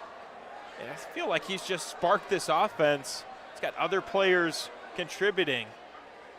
And maybe Eric Schulmorn, after these free throws, looks like he's got 3 players subbing in at the scores table. Maybe a little full court defensive trap. Well, there's just 0.7 seconds left to go. Our scoreboard cam a little messed up there, but we'll bring on some guys just to prevent them from picking up a foul for his starters. First free throw is good for Jamari White. That's just his first point of the game, but it goes to show how you can make an impact without scoring.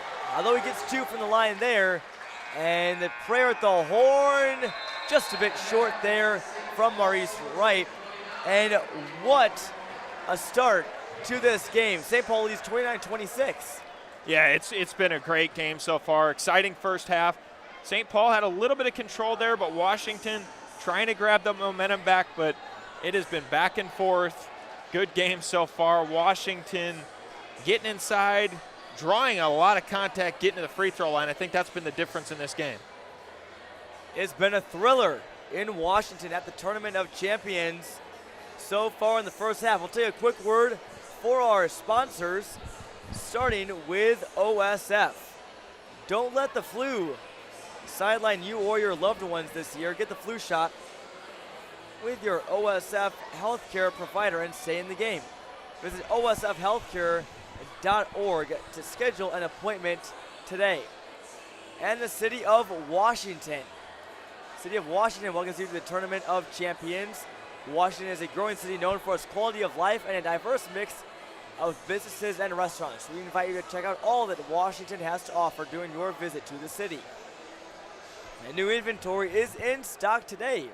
If you're looking for a new car at every Uftring dealer, choose from 11 franchises, 6 locations, and the year's best selection. You'll always get the best price at UfteringAutoGroup.com. And Teamworks is proud to be the official sporting goods provider for the TOC and the KB Strong Foundation. Stop in and see us for all your apparel and sporting goods needs. Teamworks, our team helping yours. And lastly, but not the least, Titan Industries, a structural and miscellaneous steel fabrication contractor. They're proud to support all of the players, coaches, and fans at the 2022 Kevin Brown Memorial Tournament of Champions. We will send it down to the Uftring Auto Group Tournament Central, where our Gavin Russell will be standing by. Gavin, we'll send it down to you.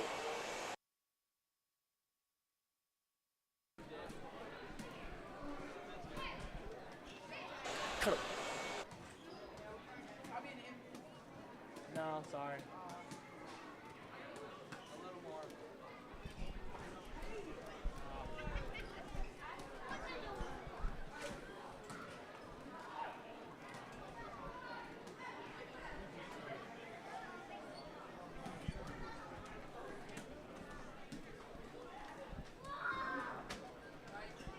What? Should be, yeah.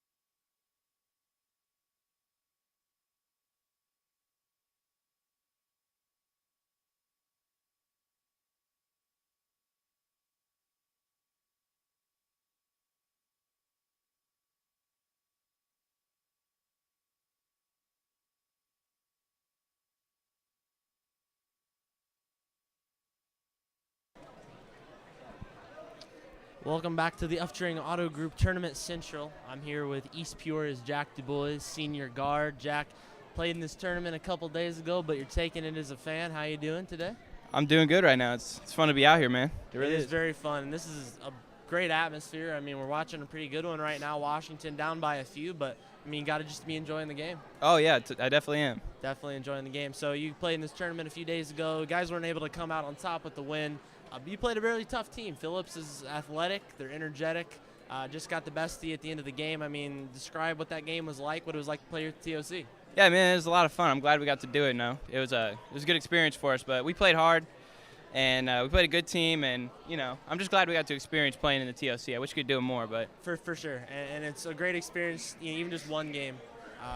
You know, kind of talking about your team a little bit, you were actually one of the leading scorers for your guys' group. You had a lot of guys contributing, though, but it was really your first time as a unit playing together. It was your first game of the season.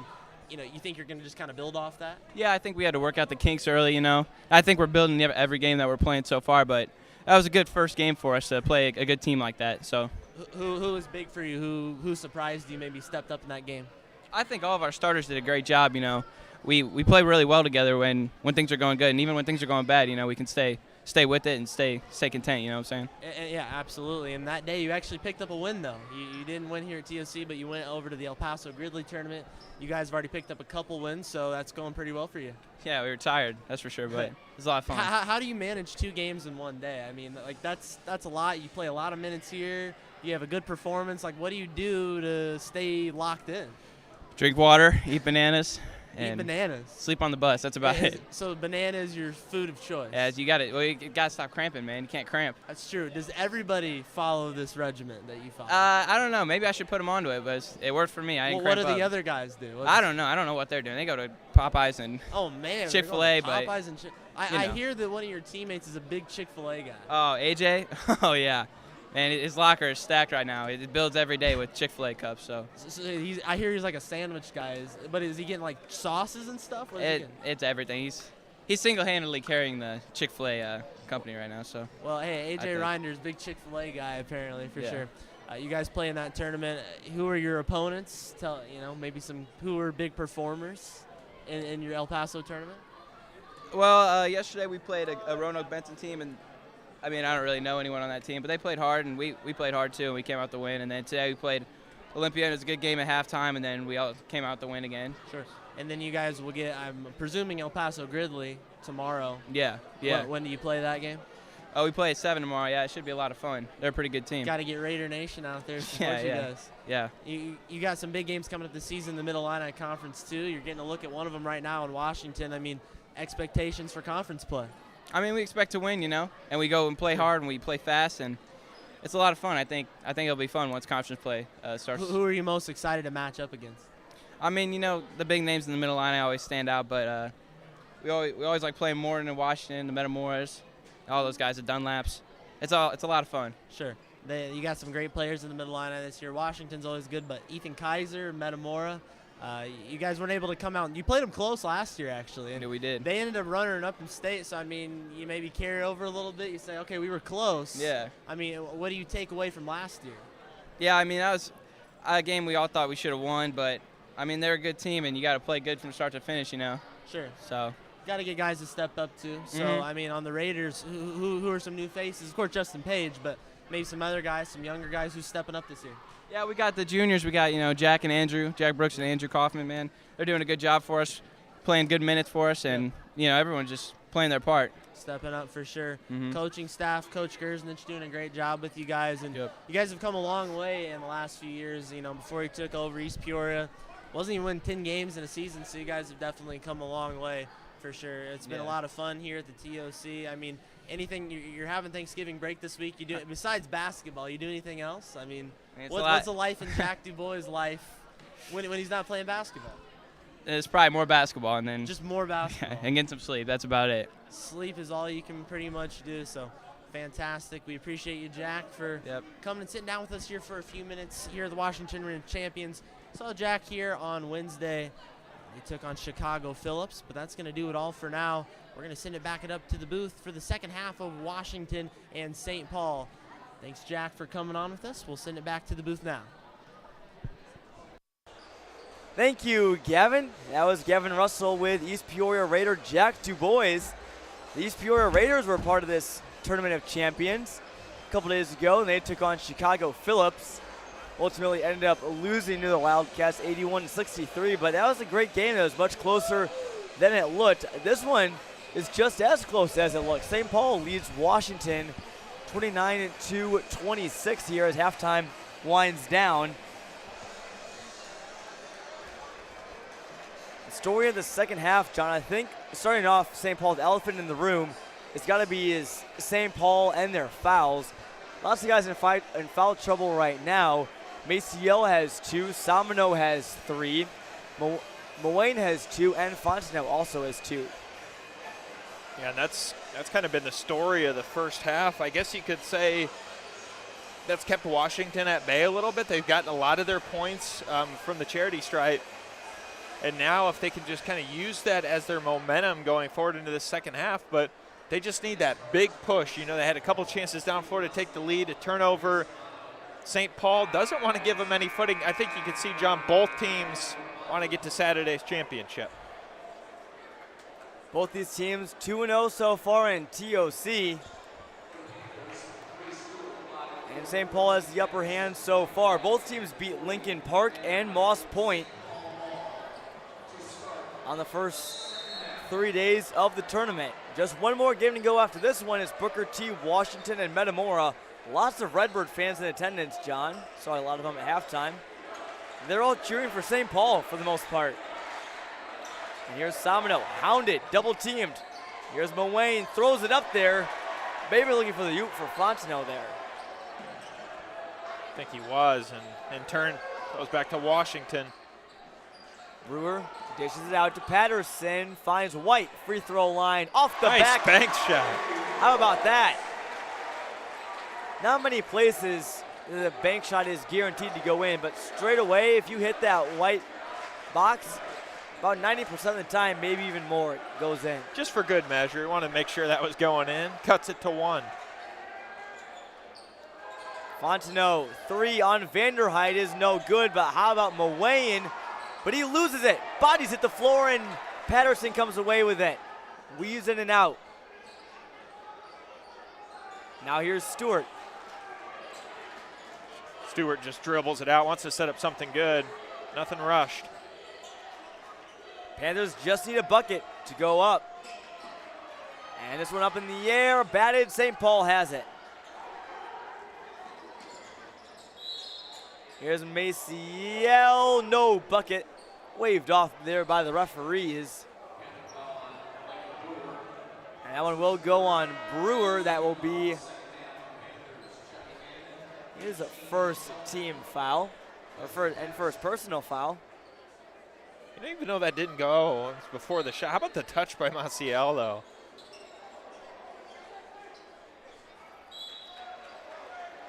And that one will stay with St. Paul.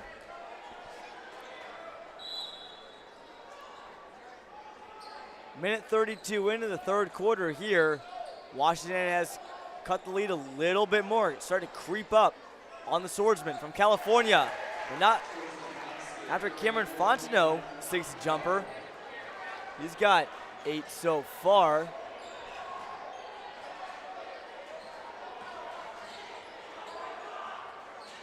Now the Panthers driving in with Vanderhyde. Lots of drive and kick for this Washington offense tonight. Lots of offensive rebounds for Jamari White as well, as the first foul of the half for St. Paul will be called on Tong Muane. That's his third. He left the second quarter at about the same mark we have right now with his second.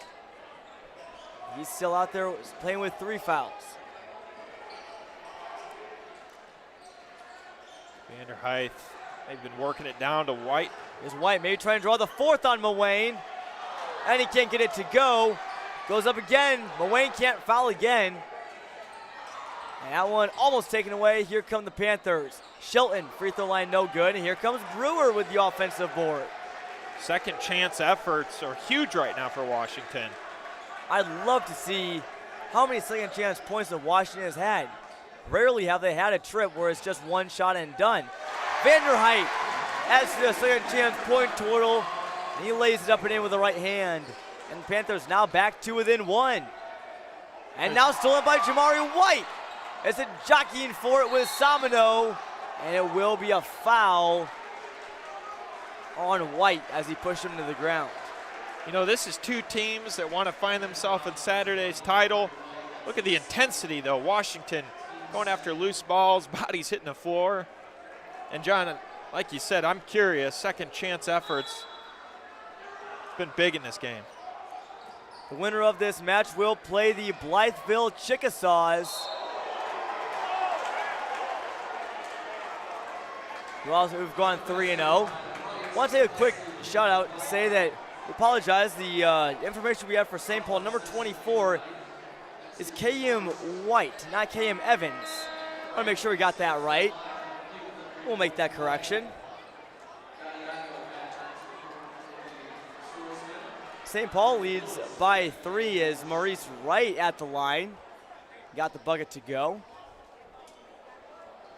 And he has 10 for the Swordsmen. Up and good. And Maurice Wright, he's been balling out this week. St. Paul hanging on to a 4-point lead in hostile territory. Brewer tries to find Vanderhyde, but that's because he got fouled. Rather, no, he committed the foul. That's what goes on the offense. Yeah, back to St. Paul, and not what they wanted right there. Chance for the Swordsmen to come down and extend their lead. The lead is small, but it hasn't gone away for the Swordsmen. And another charge drawn by Washington. This time is Braden Vanderhyde. This Washington Panthers team so disciplined. That really makes you ready for these big moments, John. Yeah, it does. And, you know, you have to learn to play under pressure, and that's what they've been doing.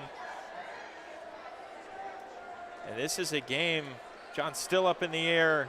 To go either way, it's just going to take a couple baskets for Washington to get back in it. And for St. Paul, they want to try to extend it. What a wall of a screen set there by White, but it was a little bit too hard. Maurice Wright fell to the hardwood. That was almost like a pancake blocking football. It was. Running right into each other. Jake Stewart bringing the pressure for Washington in the backcourt. Wright speeds past him. No shoot right away. Muane, no good. Fought for it, and another whistle. And this one will go on St. Paul. John, I want to mention Derek Salmino has 4 fouls. That one goes, though, on Gadiaga, his first. So one of the starting guards for St. Paul is playing with 4 fouls. 4.5 minutes left to play here. He's got to be careful. Now Salmino checks out.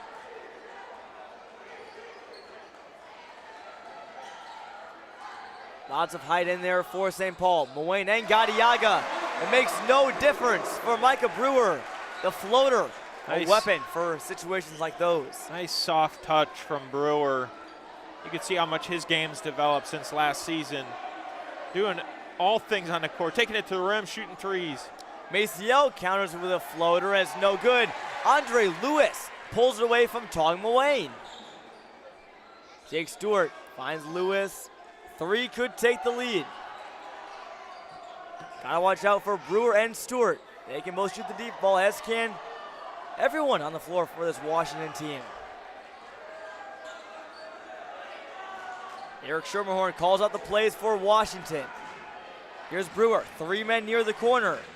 What will they do? Pass to Shelton. Shot clock down to 4, down to 3. They ought to get one off. 2, 1, Brewer.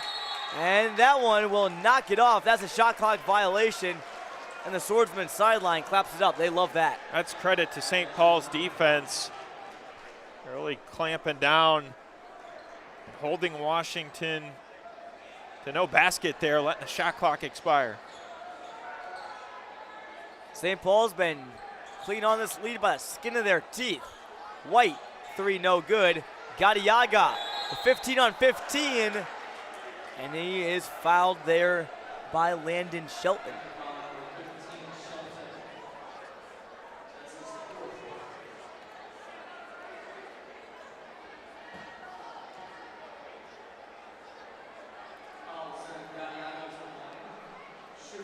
I think both teams can kind of feel this game is right within. Well, St. Paul said that we could pull away a little bit. Washington doesn't want to give them any room. It's kind of a nip and tuck game, almost similar to our St. Rita game we just saw. Strap in your seatbelts, folks. This one's going to come down to the wire. Second free throw is no good, but Muane reaches right over Patterson without drawing a foul. Gadiaga, 3 points for him on that possession. That's huge for the Swordsmen. 5-point lead seems huge right now. And I think Gabe Patterson down there was kind of looking for over the back. He didn't get it. I think that was just because he was 5 inches, well, maybe more than that. Yeah, Tom Wayne, a lot taller than him, just reached over him, didn't. A foot taller, I should say.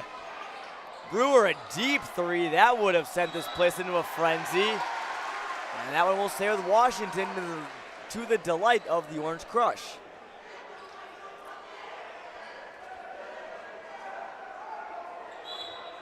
Brewer to inbound for the Panthers. They led for a small portion of the first half. Won't do it again.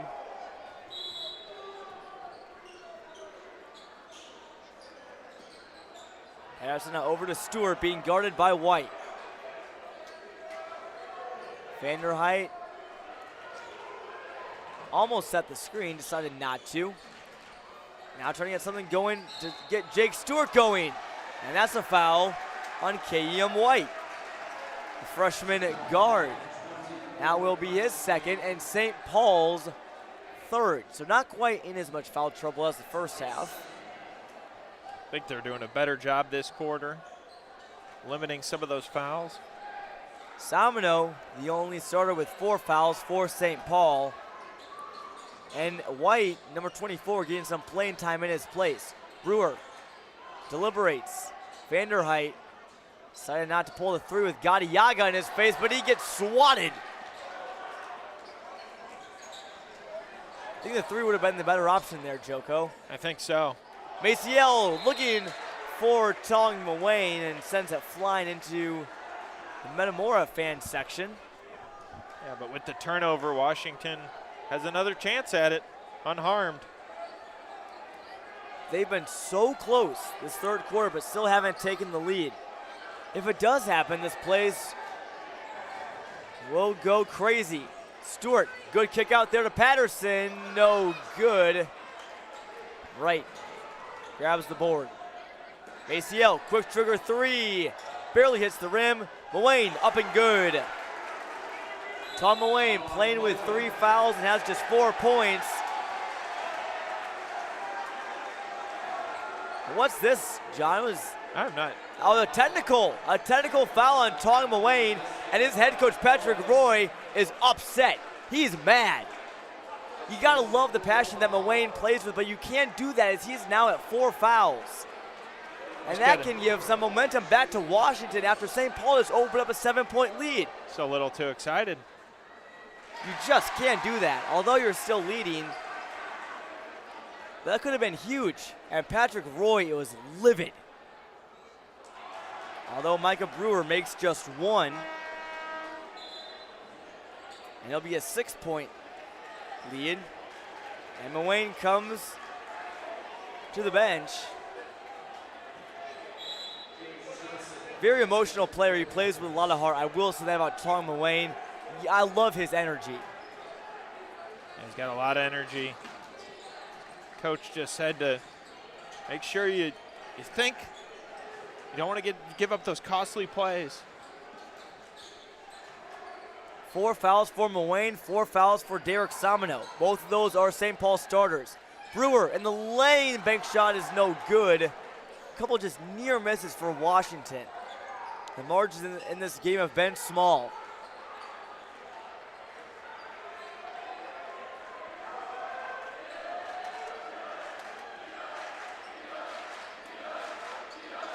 Here's Fontenot now over to Maurice Wright.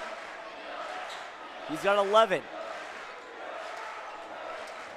That leads all scorers. Gadiaga. How about the moves in the post for the big guy? Up and under. Nice spin move there. You might get an extra workload with Juan on the bench. Washington was down by just 1. Now it's 8. They need a bucket. Will it be Andre Lewis? No. The bigs shutting down the paint for St. Paul. Wonder if Washington will start to shoot more in the fourth quarter. Kick out. K.E.M. White. No good.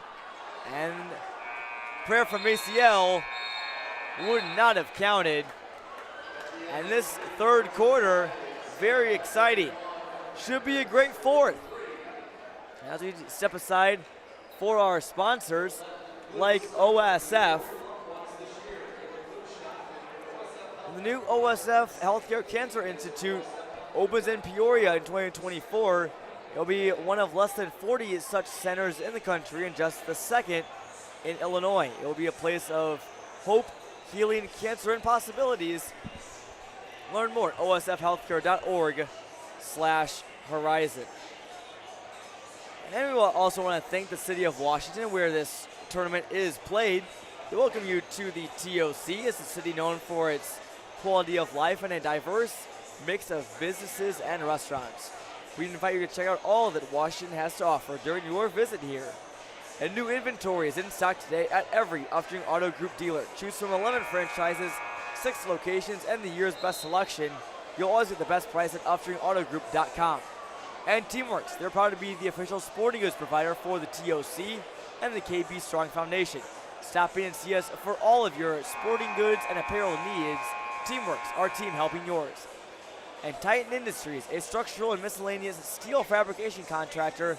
They're proud to support all of the players, coaches, and fans at the 2022 Kevin Brown Memorial Tournament of Champions. Fourth quarter about to get started here, and Washington trails by 8.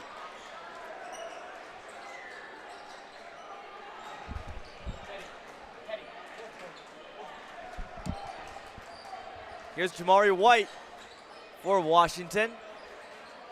Now gives it to Jake Stewart. He's been relatively quiet today, just 3 points for number 3. White thought about a 3, now with Gadiaga in his face. Free throw line, though, is no good, and mistiming his jump was Maurice Wright, but Patterson can't take advantage. Missed opportunity there for Washington. He was right there for him. Yeah, right there, and another chance here underneath. Washington has been the king of second chances. KM White all up in Stewart's face, no foul. And there's one. That's number 6 on St. Paul.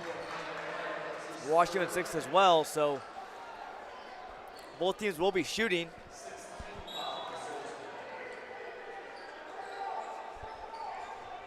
See who's going to get a shot here on this possession. Washington needs that spark.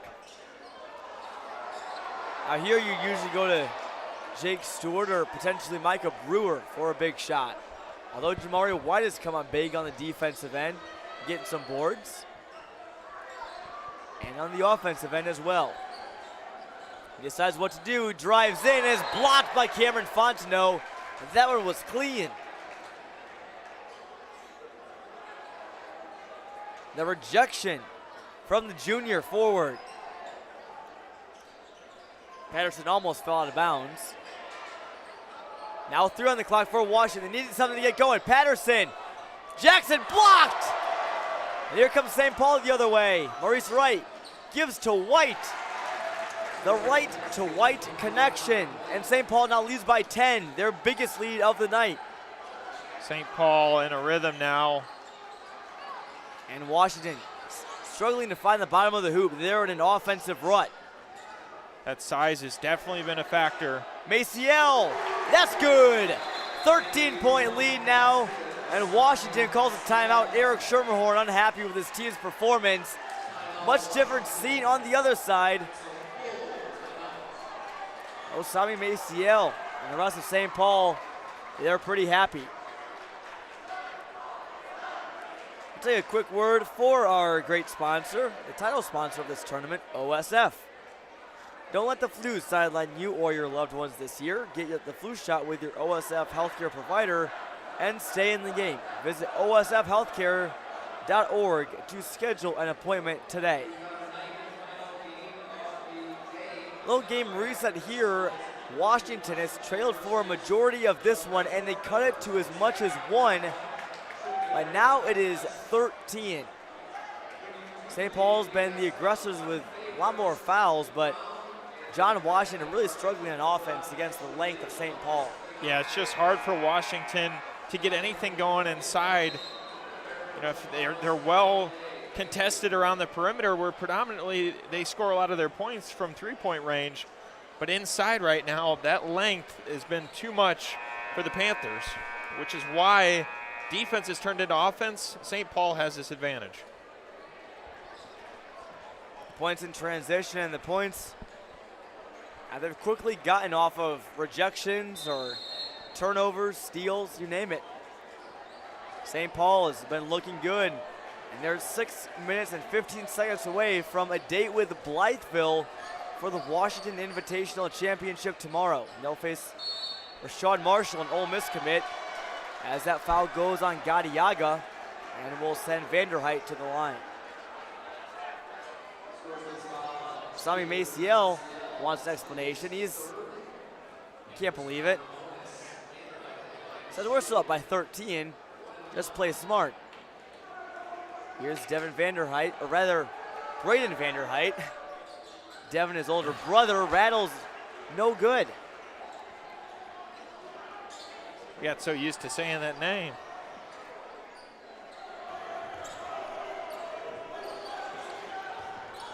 It's KM White.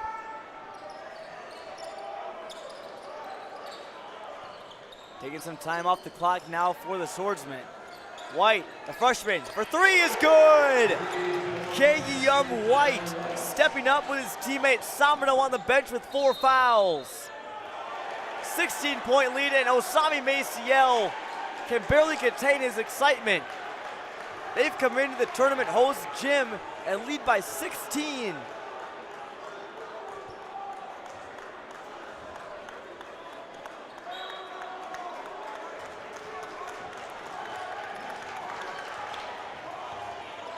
Coming up the floor now, St. Paul.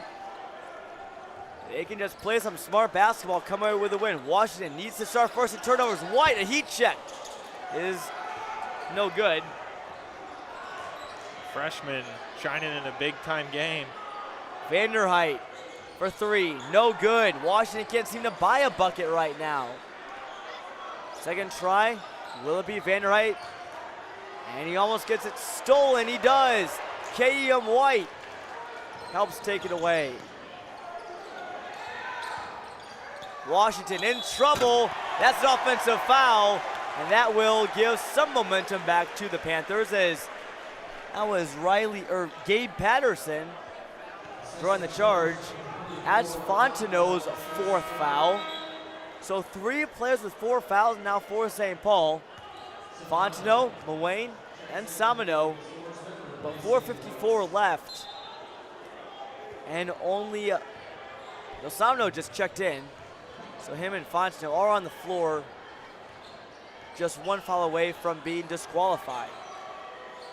Washington just looking for that basket. Stewart, 3, they needed it and got it. All comebacks gotta start somewhere. Is that where it does for Washington? Or does St. Paul hang on to the lead? There's another turnover and a foul by Maurice Wright, rather. Well, that might be the spark they needed. Lead to more points. Fouls have been the Achilles heel of St. Paul. Other than that, they've played a really good game. And it is not 49-3, folks, as far as the scoreboard. On ours is correct. Yes, it is 49-36, I believe. We'll have to keep track of that. Scoreboard now working correctly here in Washington, and they'll take a break and try and fix that malfunction. The Jake Stewart 3 potentially broken. Now they got it back going. It says 35 now, a little bit closer.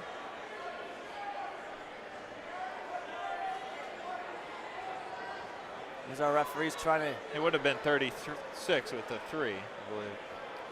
It would have been. They're still figuring it out. It was 49-33. They might be consulting the scorebook for the official score. Although, unless something crazy happened, 49-36 is the right score with Patterson at the line. Well, they still haven't fixed it. You hear it, 36. I mean, 36. unless I'm wrong, John, we saw 33 and he hit a 3 and it was well beyond the line. So I am nearly certain that it was 49-33. Pretty puzzled how before Stewart hit that triple. Yeah. There you go. It says 35 now. Should say 36. Patrick Roy from St. Paul pleaded his case that it's 35. Maybe trying to take advantage, but It should say 36. There it is. And the Orange Crush jumping now. Maybe that can give some more momentum, some excitement.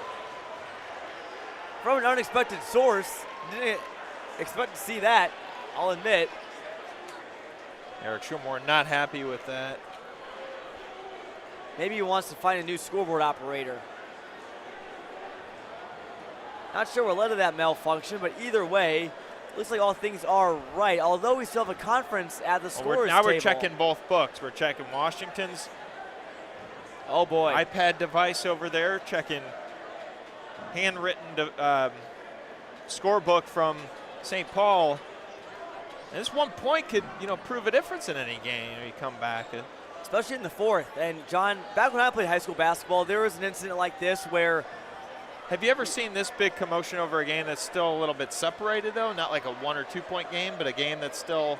I have not, no. Okay. Because the one time it happened when I was playing in high school was it was a close game late early on, and there was a dispute on what the score was. Same sort of issue. Scoreboard had a different score than what the official score did, and the two teams they were checking both books. The officials are still talking over this. Yeah, I mean, I've seen games in the past, maybe separated by single-digit points. I mean, 36 is on the board. I don't know why you'd argue 1 point would make a drastic difference. I gotta say, I'm not sure why the referees weren't They looking had it at right the board. They had it right the first time. It was right all along. After that Stewart three. 33, Jake Stewart hits a 3, there's your 36. It's as simple as that. Again, obviously for the referees, it's a little harder for them. They're probably more paying attention to the play on the court rather than looking up at the scoreboard.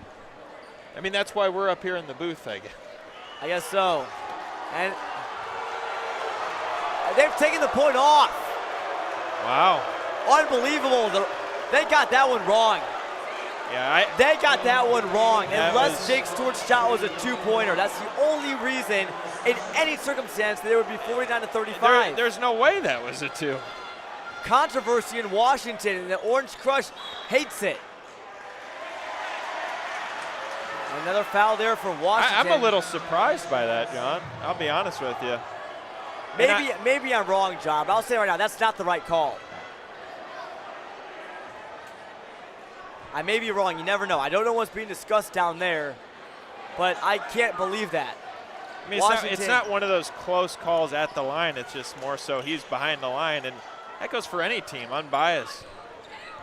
Yeah, certainly. It's just, I don't know how the score is tallying the whole time, and it's not 36. St. Paul leads by 14. We'll see how much of a pall this scoring controversy casts over this game. Still a double-digit lead, though, so it may not be that consequential. Here's Wright giving us Sabino. He drains the 3. He's back from the bench with 4 fouls and making a difference. Stewart, the 3. One of the response. How about Vanderheit? He came flying into the pads, and he is down. He took a hard hit against that Washington Panther W. That is a great effort from Vanderheit there.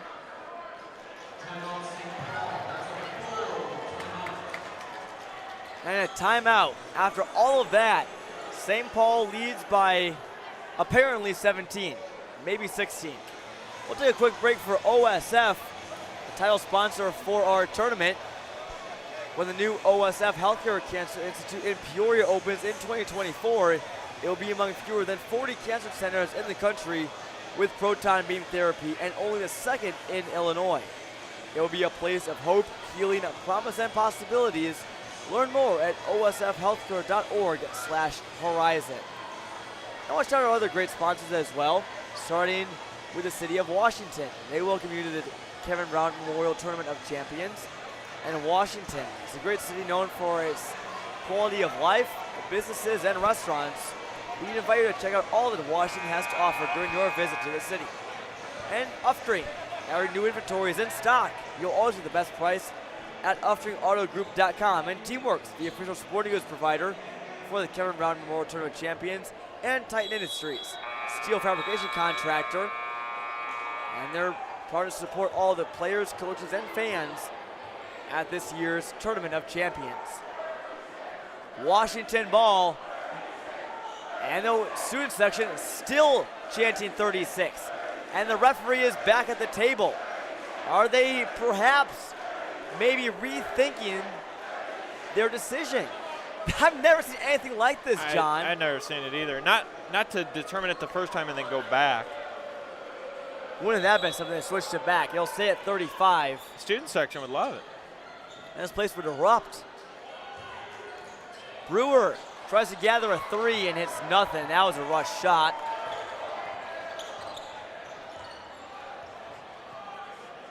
Right over to Maciel, and St. Paul can afford to slow this game down. They've played outstanding defense against a Washington team that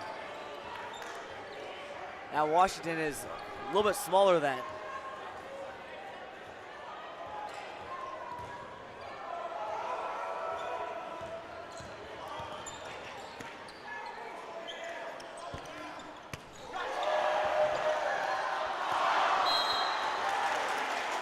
St. Paul there, they'll get a foul. And so lead by 17. And it will be Maurice Wright at the line. He's gotten some college looks and looking for point number 12 on the night. We'll zoom in there on the rim. Larry Larson there behind the camera. That one is good. How about the shot there? That was a good shot. That was the closest end of the net we've gotten. 53-35, the St. Paul lead. 3 minutes to go. And here comes Maurice Wright. Will he slam it? He tried to and got fouled. He thought about throwing the hammer. That would have given St. Paul some style points, and he'll go back to the line. So it looks like St. Paul, after seeing their lead almost evaporate, they're going to take this one unless Washington can mount a serious comeback.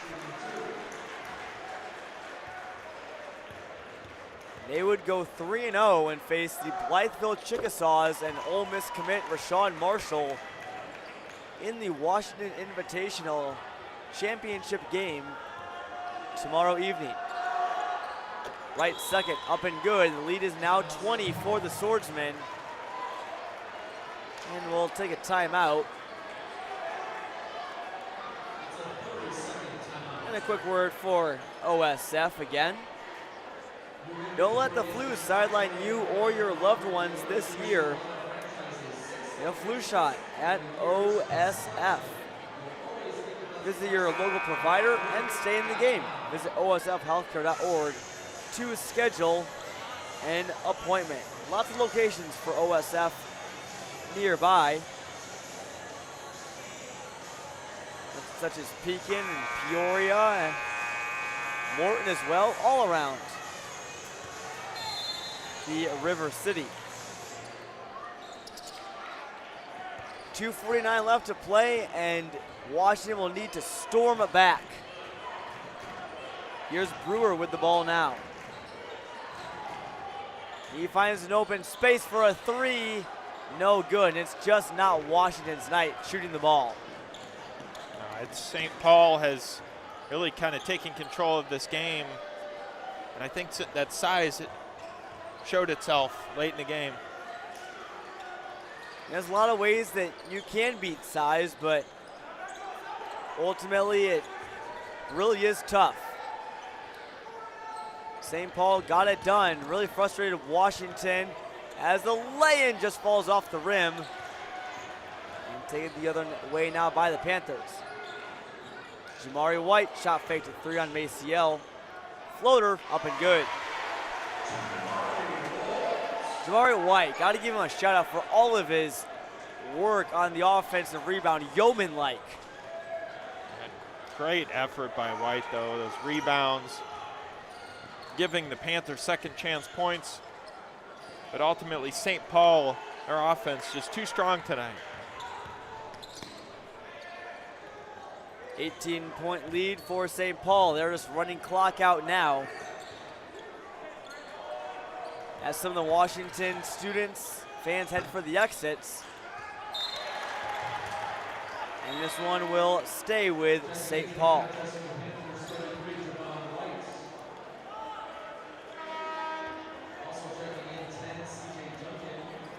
Maury White will check out. And there you're going to look at Ethan Kaiser and Metamora up close and personal. The Redbirds will take on the Booker T. Washington Eagles right after this.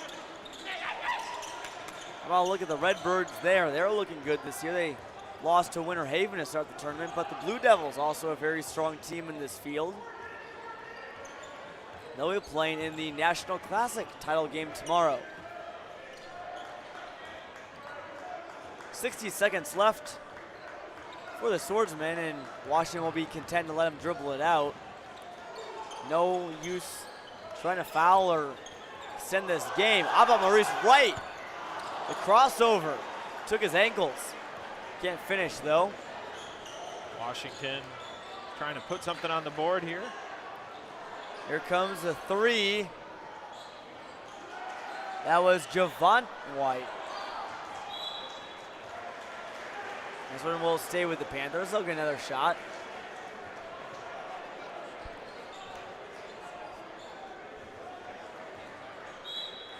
So Washington will fall to 2-1 in the TOC.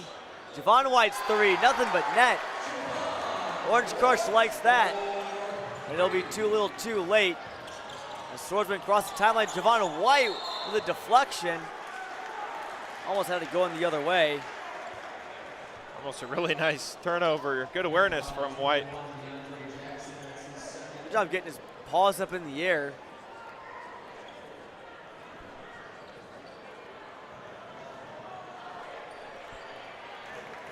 Maurice Wright will head to the line. He has 14 for St. Paul. He led them in scoring on Wednesday with 14, and he now eclipses that mark. Wright's been leading the team and scored a lot, even though he's just been putting up 14, 15, which are solid numbers, don't get me wrong, but not crazy numbers. It goes to show the depth of this St. Paul team, and they can get scoring from a lot of different places. Yes, they can, and that's going to be crucial for them. And tomorrow, keep fresh legs out there, rotating guys in and out. This might be the last possession of the game as Andre Lewis handles it, spins in the lane, and deflected by Gadiaga. How about Todd Mulwayne back in the game with a big block?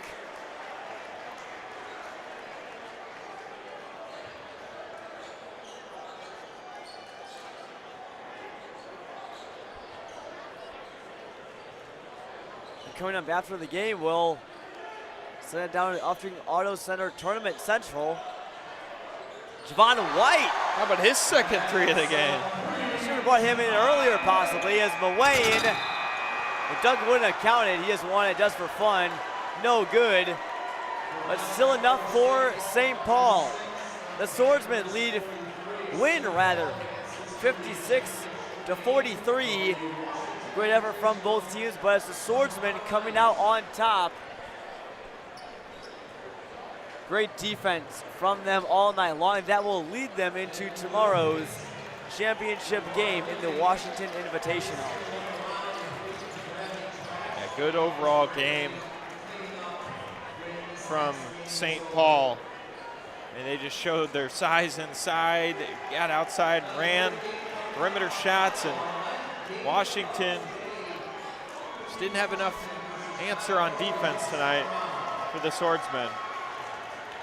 56-43 is your final score.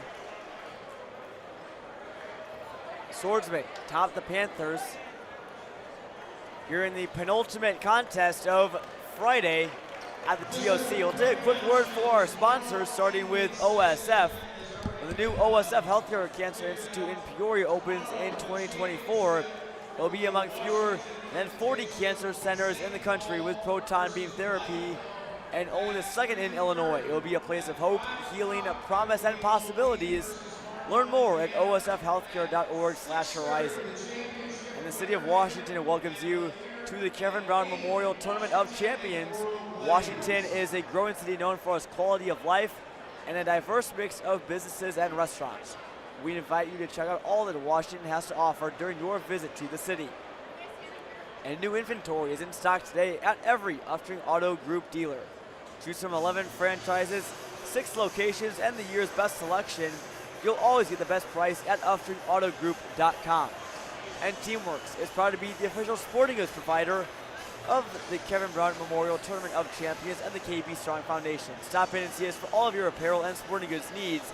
Teamworks, our team helping yours. And Titan Industries, a structural and miscellaneous steel fabrication contractor.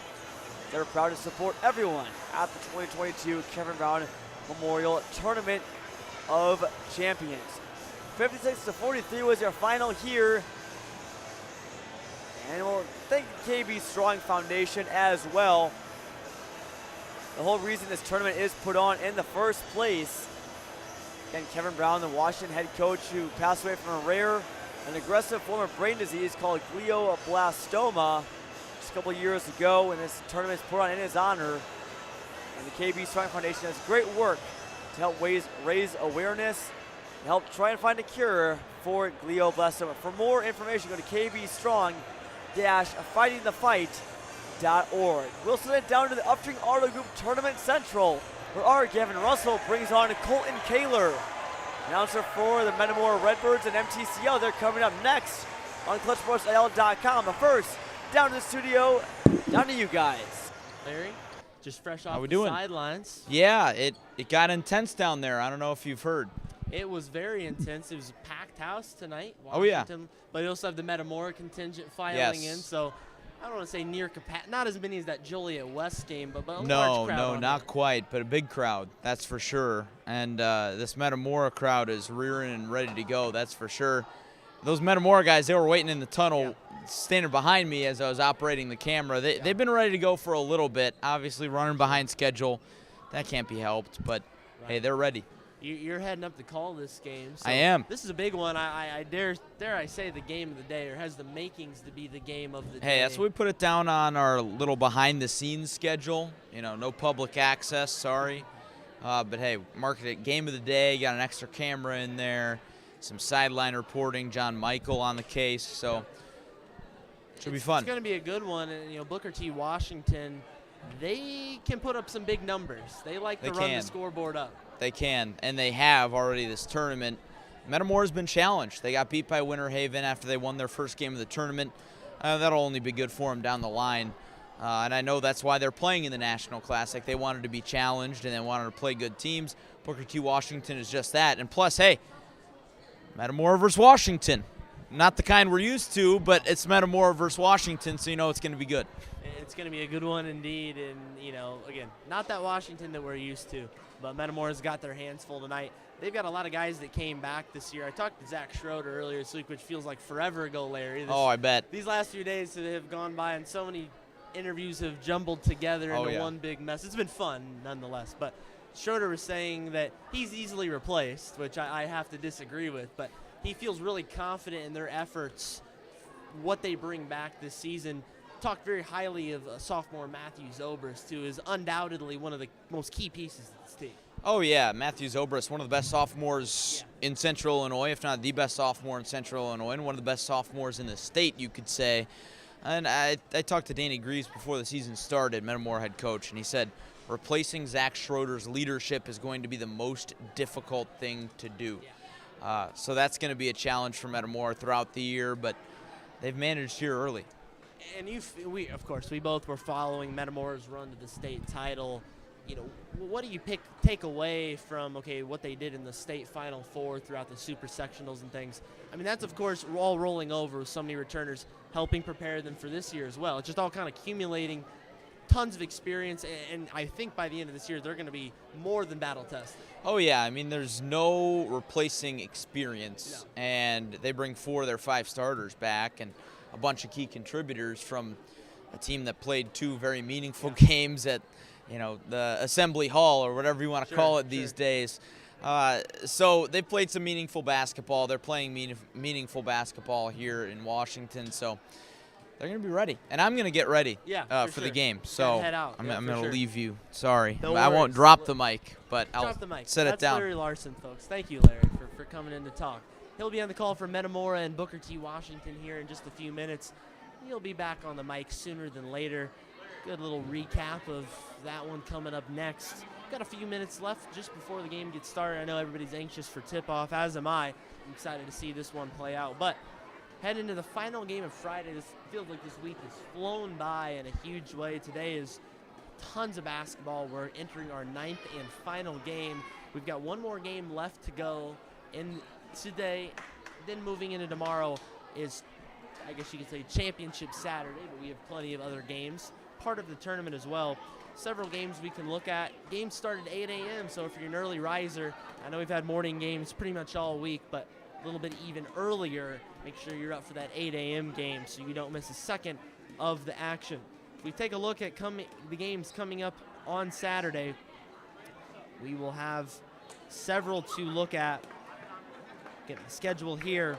We've got Moss Point taking on Urbana in that game. A couple of teams that haven't had the tournaments maybe that they've wanted. They've, of course, had their fair share of struggles, but they've faced excellent opponents. Moss Point, of course, Kedrick Osby, who's been having a fantastic tournament. Both of his performances so far well into double figures, over 20 points, so he's a name to watch right there. Gideon Kampango will be leading out the Urbana Tigers, and the Tigers, of course, again, a younger team, not getting the results that they necessarily want, but they are certainly showing some growth here in this tournament. Verdell Jones Group will try to leave Washington with a win, as will Moss Point before they head back home. 9:30, it'll be St. Pius, ex-St. Matthias Academy. They'll take on Lincoln Park. A couple of teams, again, haven't maybe had the tournament quite that they wanted, but they've shown some fight. They've shown some grit. Of course, lots of key players to watch right there. Lincoln Park, of course, opened the tournament, losing a close one to host Washington. St. Pius, ex-St. Matthias Academy, of course, looking to cap off their trip as a successful one before they head back to California. A game that last year we saw go incredibly high scoring in this tournament. Both teams scoring over 100 points. Yorkville Christian and Chicago St. Rita back at it in the 11 a.m. game. So if you want another chance to see David Douglas Jr., Morez Johnson Jr., James Brown and company, you can tune in at 11 o'clock. Chicago St. Rita taking on Yorkville Christian. We've got the National Classic games. The National Classic will wrap up with the 12:30 and 2 p.m. games.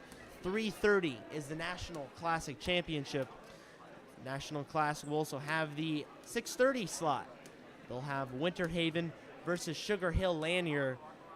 Lanier and Winter Haven, two of the best teams from abroad out of the state of Illinois. Both have played some excellent games. Lanier defeating Joliet West in a surprise fashion. Lanier showing some resiliency with the big men. Got down early. They got their man back in the second half and showed some real promise. That's going to be an exciting matchup. Should be a high-scoring affair. There's another one of the TOC shootout games. Moline is back for their second game of the tournament. They'll take on Carmel out of Indiana. Moline, of course, headlined by the two Iowa commits, Brock Harding and Owen Freeman. So if you want a chance to see some more big players, there's a wealth of games we could see tomorrow. Of course, all wrapping up with the 8 p.m. game. It'll be the Washington game. Washington, not sure who they'll play quite yet. They'll have to sort that out with the tournament. But Washington will play the final game. Of course, Washington will also have the check presentation in that game. It'll be the presentation to KB Strong, donating all the money that they've raised over the course of this week, as well as many other donations accumulating from the youth clinics and other fundraisers that they've had. Presenting that check, it's either pregame or halftime, one or the other. They're definitely going to raise some big money for KB Strong. KB Strong has done a fantastic job this week. There's still another chance for you to come see them here, the Washington Tournament of Champions. Jody Brown and her volunteers have done a fantastic job raising money for this tournament, for the cause, supporting glioblastoma. And again, if you've only joined us for a few games, maybe you've heard it a few times, but still wondering what glioblastoma is. It's a regressive and rare form of brain cancer. Unfortunately took the life of late Washington boys basketball head coach Kevin Brown a couple of years ago. Certainly something that It's devastated this community, but they're rallying behind a big cause, and you can support KB Strong, kbstrongfightingthefight.org. That's all for me. We'll be back for one more at halftime on this Friday evening. Metamora, Booker T. Washington, Larry Larson, and John Camosa on the call. Fellas, take it away. It'll be a good one.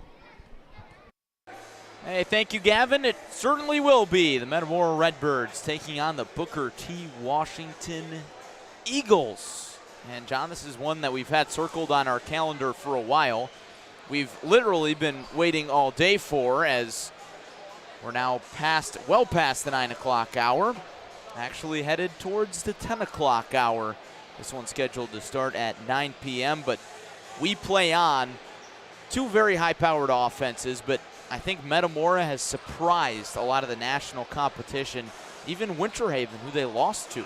Yeah, Metamora kept it really close with Winter Haven, one of the closest games that Winter Haven had in this tournament. They scored 110 on Booker T. Washington and just scored 90 on Yorkville Christian today. So high-powered team in Booker T. Washington. Kenneth Lewis, 6'7" senior, broke the scoring record and most points in a game here at the TOC with 51, surpassing Zion Williamson, but don't count out Christopher McDermott at 6'8". He stands in the middle there with Lewis, two big-time players for the Golden Eagles. And then when you look at Metamora, these are guys we've called their names all last season. Ethan Kaiser, Matthew Zobrist, Tyler Mason, Tyson Swanson, Luke Hopkins is involved in the offense, and then, of course, Drew Tucker. So this is a fun Metamora team. They only graduated one player in the starting rotation in Zach Schroeder, so this is going to be a really entertaining game. Certainly will be. What a way to end the day, John. It's been a long day, but simultaneously it's flown by. So we've had a lot of fun. Thanks for sticking with us on ClutchSportsIL.com, spending your Black Friday watching some basketball rather than shopping. Makes a few of us. Yeah, you can't beat getting in the gym for the whole day, watching, basketball. And Larry, you and I have obviously been here the whole day, but how about Lanier, Joliet West, and Washington St. Paul just battled it out. We had some exciting games. St. Rita falls to Cardinal Ritter in overtime, a game that almost could have saw a double overtime. So there was no shortage of great action here on hand. Plenty more games in store tomorrow. Should be a blast. And, of course, this game, part of the Uftring National Classic event.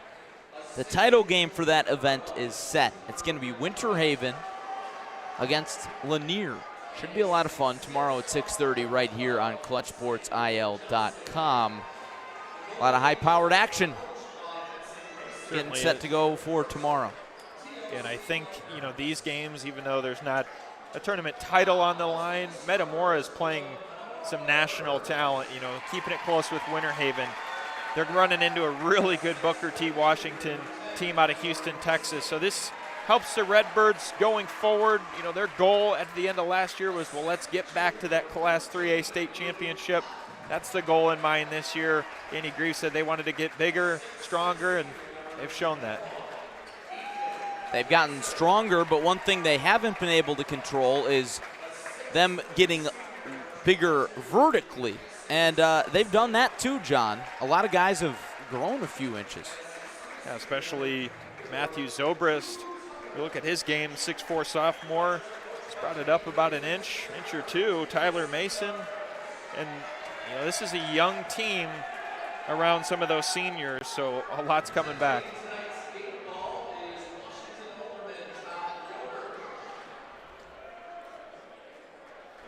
Get you the starting lineups as we get going here. First for Booker T. They line it up like Lewis, Carter, Smith, McDermott, and Johnson. Metamora trots out Mason,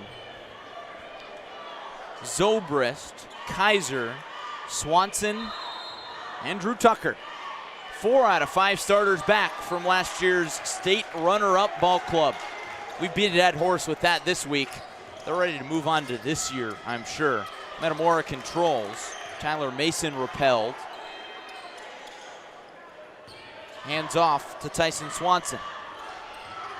And you'll see these patient possessions early from Metamora. Great ball movement. They like to play for that open shot.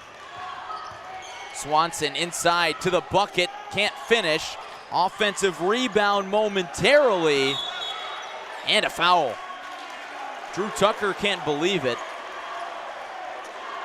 He's getting physical underneath the basket in the opening minutes, John. Oh, it certainly is, and we expected this.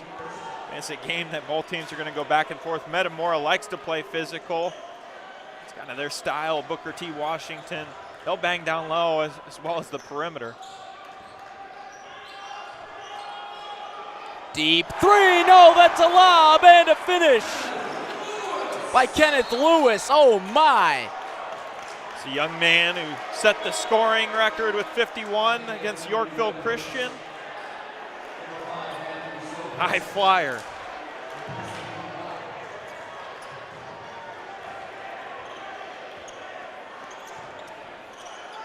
A lot of energy in this gym after that one. Booker T with an early lead in a big way. Whistle as Tucker tried to drive. Clear path foul. Luke Kopp, the aforementioned 6'8" junior forward, comes in. And Zobrist heads to the sideline. There's Kaiser looking for the response. Not there. Swanson the board. Kaiser, the Southern Alabama commit. USA, very patriotic. Tucker lost it. It's going the other way. Metamora just trying to find their flow early on. Booker T. Washington applying that pressure on defense. Corner three rattles home for Chris McDermott. And it's 5-0 Booker T. Washington. Kaiser to the inside for Hop. Working against McDermott. Deep three from Kaiser. The bank isn't open this late. Swanson the board and a foul.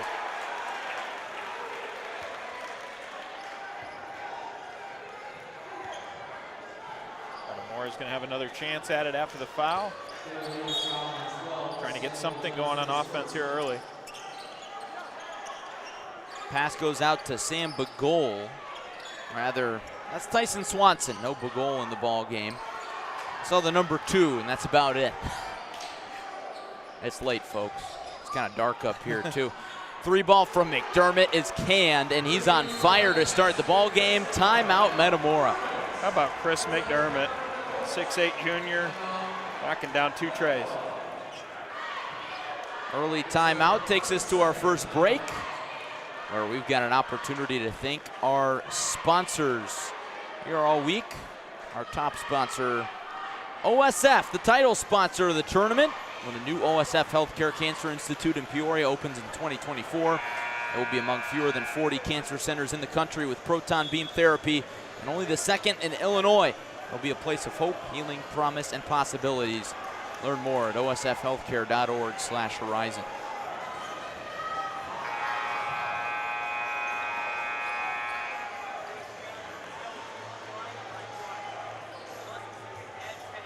Out of the Metamora timeout. Redbirds will look to get something going as Tyler Mason walks it up. Trots through the lane, can't finish, cleans up his own mess. Kick out to the wing. Kaiser, another deep three. That time it rips the nets. Good second chance effort there from Mason. Able to track down his own miss, leads to Kaiser.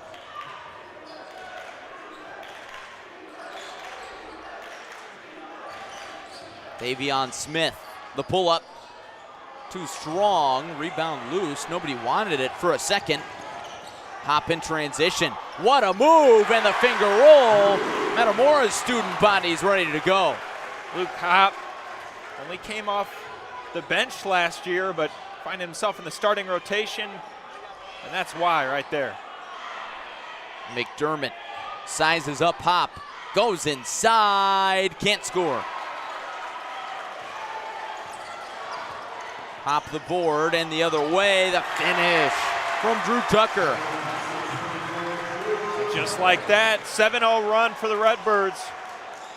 That'll fire you up.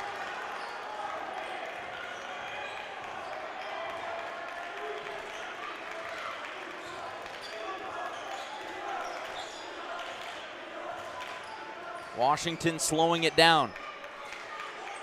So used to saying Metamora versus Washington, Washington versus Metamora. Lewis inside, can't connect. Rebound out off Metamora, and the fans can't believe it. This is a different type of Washington versus Metamora, but I gotta say, the atmosphere is right up there with it. Oh, definitely. And you still have some Washington spillover in the student section. Hey, you've even got a Lewis on Washington. Blocked by Kaiser. Says no to Samuel Johnson. I think he thought Hop was going after that, so good idea from Kaiser to run back around, get that before it went out of bounds. Kaiser the dish. Swanson the tray, in and out. Put back is there from Mason. Metamora in front.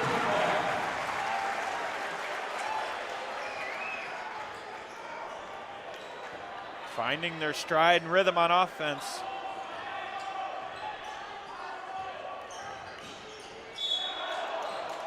That's a travel for Otis Carter. No, a foul.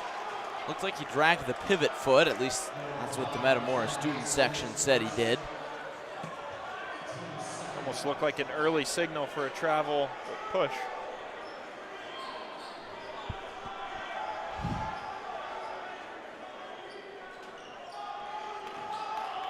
BTW needs to hurry up.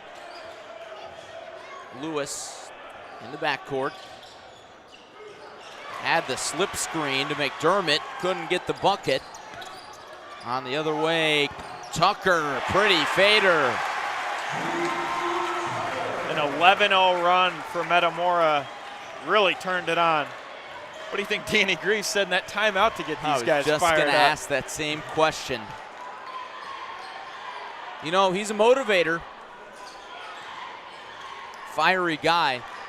Always a lot of fun to talk to before or after games, win or lose. Ball goes halfway down and out for Samuel Johnson.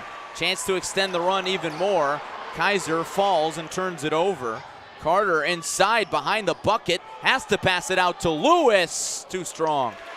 How about Tyler Mason soaring for rebounds? Mason has it poked away. Physical play, and that's a foul. Davion Smith whistled. If you're watching last game, you heard John and John reference that de facto student section that was forming for St. Paul. Well, it's no surprise who those folks are. Those are Metamora students. You see them right there. Off the inbounds, couldn't be easier for Tyson Swanson, and now it's a 13-0 run. This is what Metamora does. They sneak up on people. Oh, they don't go away. Saw that last year in the state semis against Simeon. You know what Simeon's colors are? Blue and gold. Fadeaway jumper just off the front of the rim from McDermott. Drive and kick. Swanson, the hot hand, not there. You think Lewis that brought back some memories? Maybe a little bit. As long as you play well, it's all the same. Walker finally ends the 13-0 run. It's the big shot that they needed.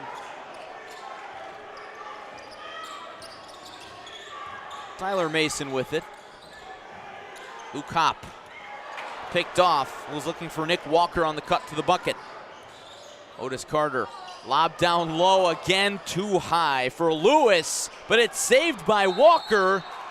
Turns into a foul. How about that hustle? I was ready to give up on the play. I think they all were, and McDermott able to snag it. He's got two coming up at the line.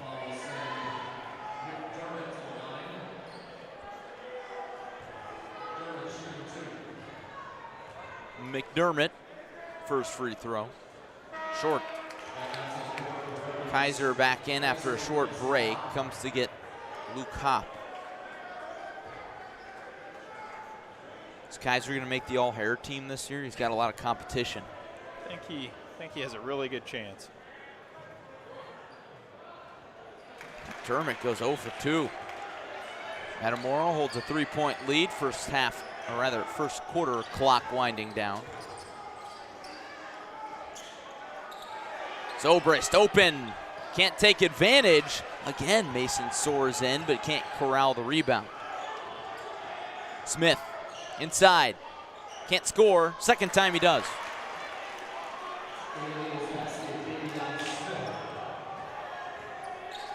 Tyler Mason at only 6'1". Is he a long jumper? Oh my, Kaiser well short. Student section was ready to blow up after that one. Kaiser took that from about a step in front of that KB Strong logo. I think he just wanted his student section to erupt on that one.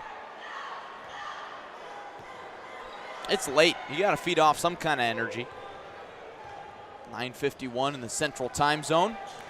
Both these teams from the Central Time Zone. Booker T. Washington from Houston, Texas.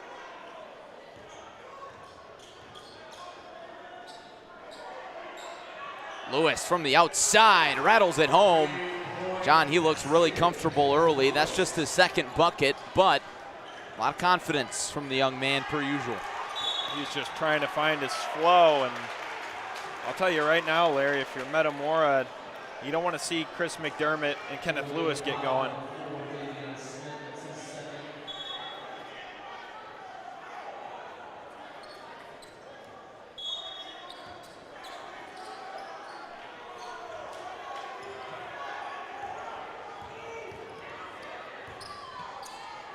Metamora with the shot clock off.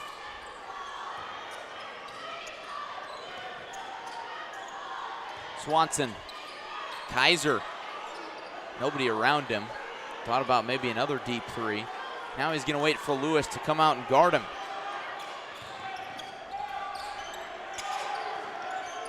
Kaiser again in the corner, baseline lob.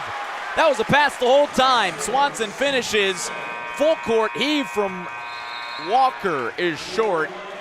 We're all knotted up at 15 after one between Washington, Booker T. Washington, and Metamora. I want to thank our sponsors here this week at the KBMTOC.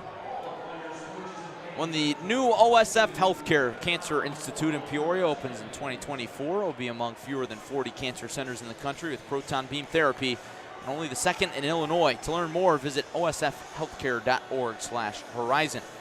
City of Washington, proud to host the Kevin Brown Memorial Tournament of Champions.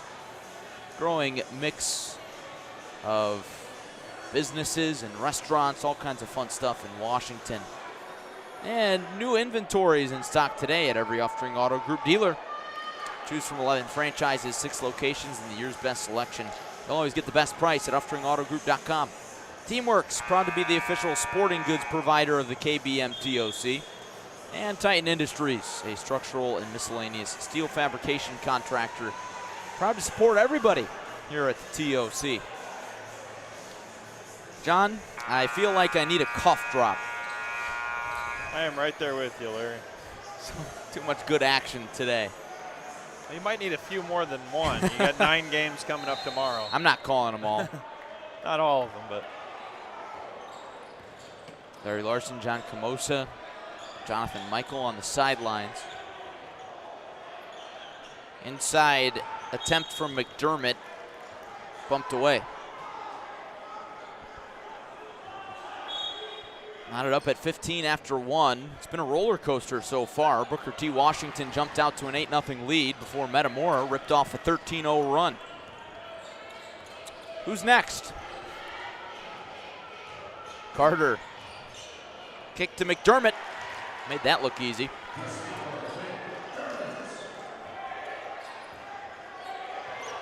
Well, if this is your late night game, it's definitely off to a quick start and entertaining. Tucker, count the bucket.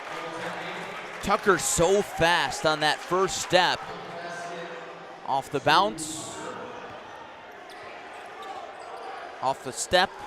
Tucker with that, not just speed, but deceptiveness on the other end. Carter shows us some speed. That one was over Tyler Mason and Matthew Zobrist. Good effort on the jump, but able to hang and put that one home.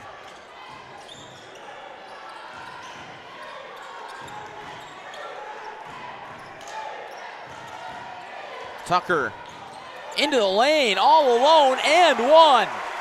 Can't do that.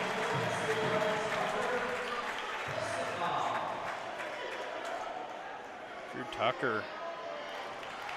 Love the enthusiasm.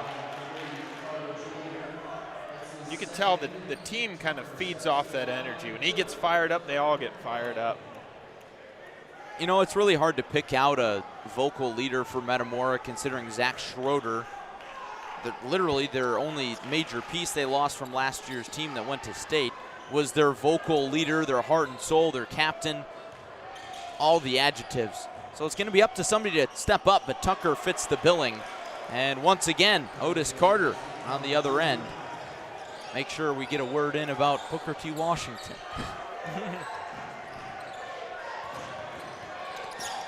Tyler Mason all the way home, no finish. McDermott ahead, and the three. He'll pull from anywhere.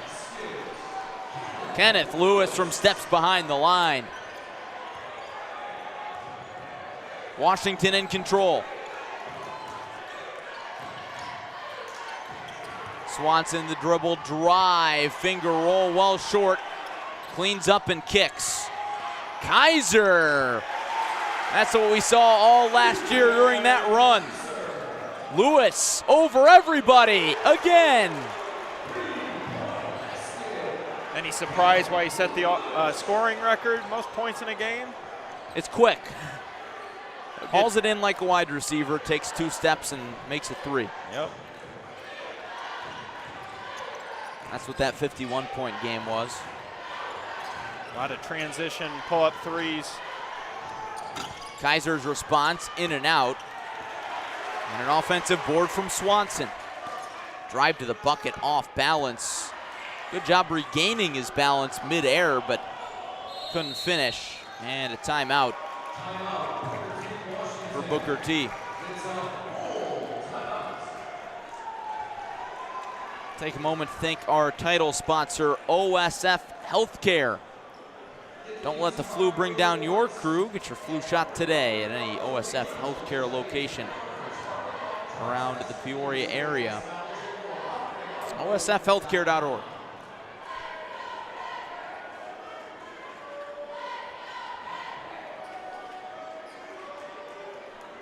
Booker T. Washington in control here in the second quarter.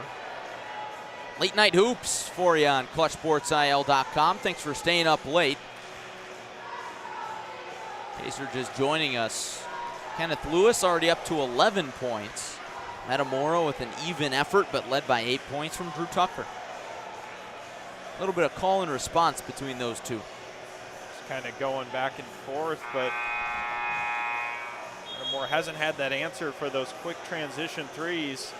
Like you said, Larry, it's catch the ball, you take one wrong step, Lewis is going to take 2 side steps and pull up.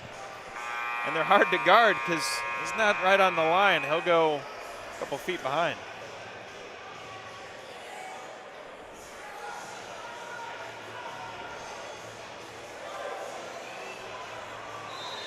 As Thunderstruck booms over the PA system, we're back underway. That's a song they like to play over at Malone Field, Metamora's football field. Otis Carter, frankly, does not care. He reins it in from way downtown. Now it's a 9-point lead. Poked away by Carter. Having a huge effect on this game. Metamora regains. Kaiser led Swanson too far.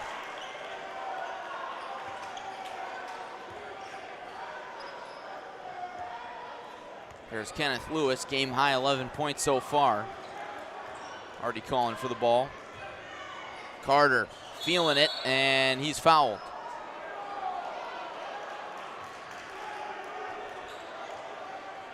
That's why Booker T. Washington showing just how good of a team they are. You see Metamora had that momentum. They go on that scoring run, and then just like that, Booker T. chance to extend it to 10.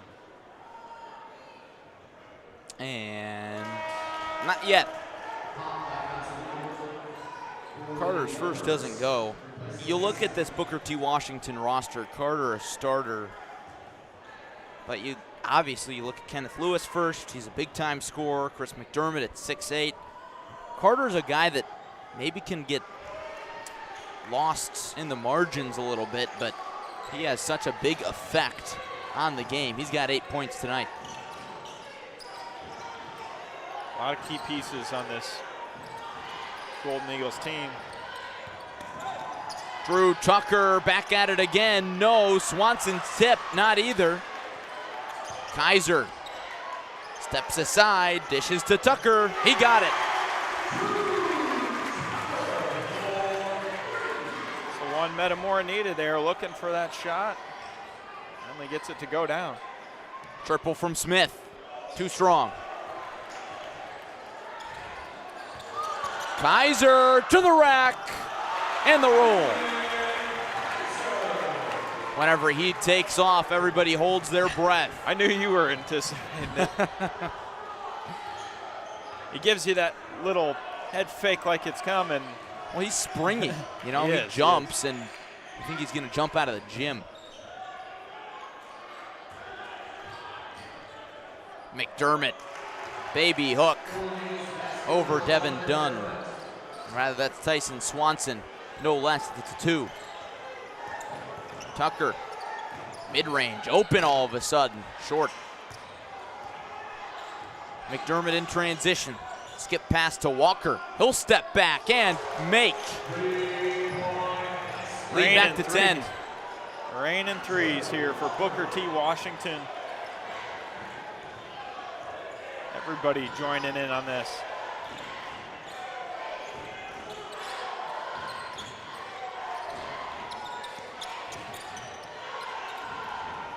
Some Booker T. Washington fans in the house making some noise. The defense chant I hear.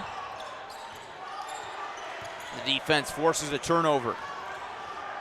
Andre Walker in the corner. 3 comes up short from Kenneth Lewis.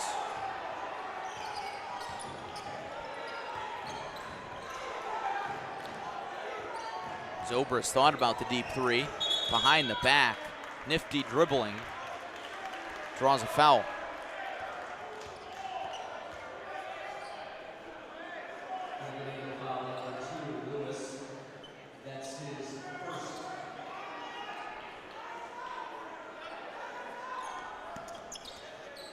Pass zipped towards the corner, batted away by Davion Smith. Samuel Johnson checks in. And Kenneth Lewis gets a break.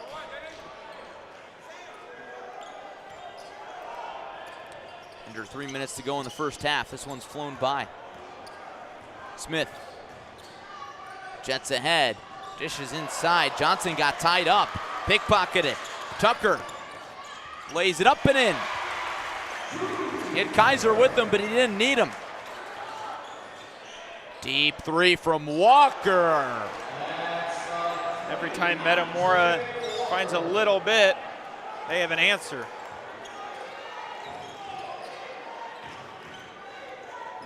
Now Metamora needs an answer. Back and forth battle. Now it's Washington on a run. Kaiser to the paint. Back out, Zobrist. Triple. Yep.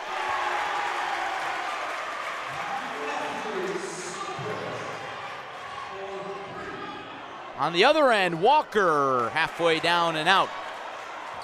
Zobrist going to the rack himself again.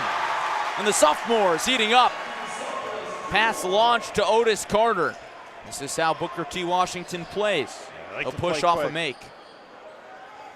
They got so many points like that over the course of the tournament, just heaving passes down court. I'd like to know what they did in football. Houston, a lot of good football teams there, so hard to say, but. Baseball, maybe? Those long throws. 3 comes up well short from Andre Walker. Home of the World Series champs, of course. Much to the chagrin of pretty much everybody outside of Houston. Zobrist, and that's a kick ball.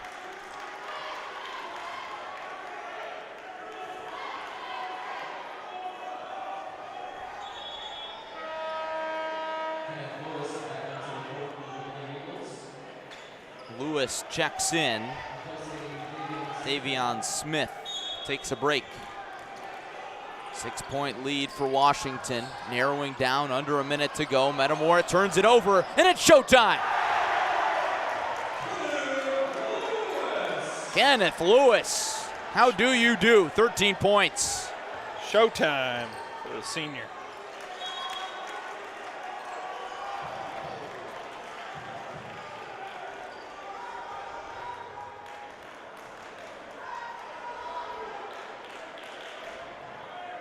Eagles fans have traveled well here this Thanksgiving week. See some yellow. Hey, they've been loud all week, even yesterday. A lot of folks in the chat were asking, hey, who's that guy in the gray sweatshirt? Why do you keep showing him? Loud fan for Booker T. Washington, not a celebrity or anything. He was just a lot of fun to watch. Tucker comes up short. Carter with 2. Carter with 1. Oh, baby!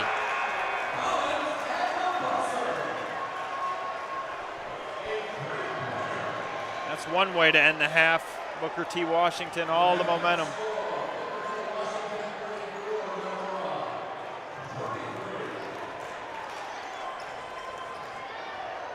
What a shot from Otis Carter.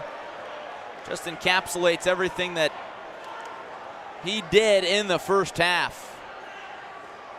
We'll see if we can get a halftime interview. And don't think we will, but we'll stand by to find out. But John, I mean, really, that was they say basketball is a game of runs. Not every game is a game of runs. This one is a game of runs. Well, here's the thing. When you look at this halftime score, 10 points, and you'd think, okay, Metamora's not playing good basketball. That's not the case. They're playing really good basketball. Booker T. Washington just has an answer for everything. They've been hitting 3 after 3. Take a break to shout out all of our great sponsors here this week in Washington, starting with OSF Health Care. Got to take care of yourself, and OSF can help you do that when life gets hectic. You need health care that's easy. You need OSF On-Call Urgent Care for the care of minor illnesses and injuries. They offer in-person care or 24/7 virtual visits. Clinics are conveniently located in Washington, Morton, East Peoria, Pekin, Peoria.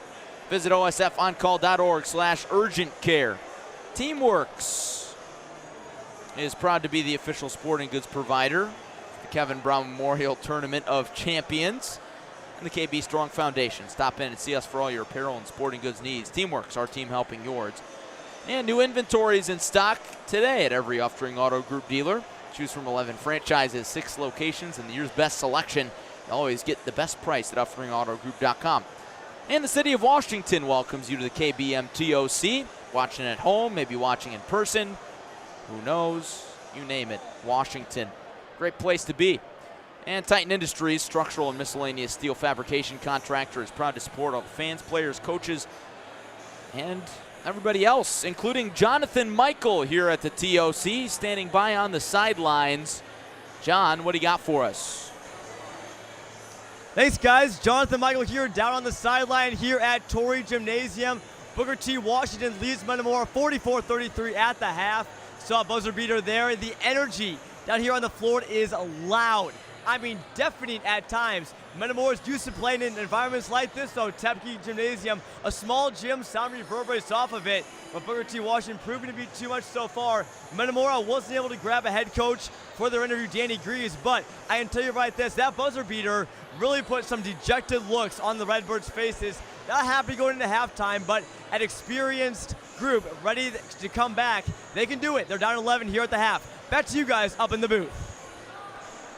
Thanks for that, John. Deafening indeed. We're going to send it down to the studio where Gavin Russell is standing by with Colton Kaler, good friend of the Clutch Sports Media team. Gavin, Colton, take it away.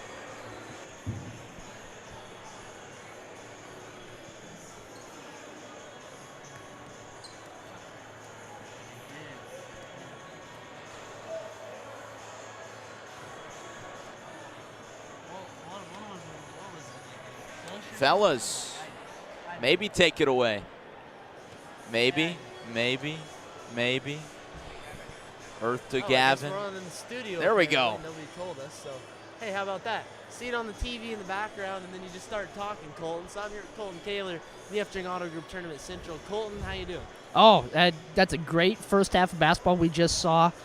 So, it's a great week. Gotta love this tournament over here in Washington. So, Gavin, I'm doing great. Awesome, good to hear, and I'm doing great as well. We saw the first half here, Booker T. Washington and Metamora, and of course, you got a view from the sidelines. I was watching up in the stands. I mean, one word to sum it up: offense. I mean, what would you say? If you like scoring, up and down, dunks, three-pointers, structure, whatever you like offensively, you're getting it in this game. No doubt about it, and, we saw a big offensive outburst from Booker T, but Washington holding steady. Of course, they trailed by a little bit, but not a lead that they couldn't come back from. No, Metamora, they're a second-half team. They were all year last year, especially when they went on that run there to the state title or state tournament. The game doesn't start till about the third quarter for Metamora.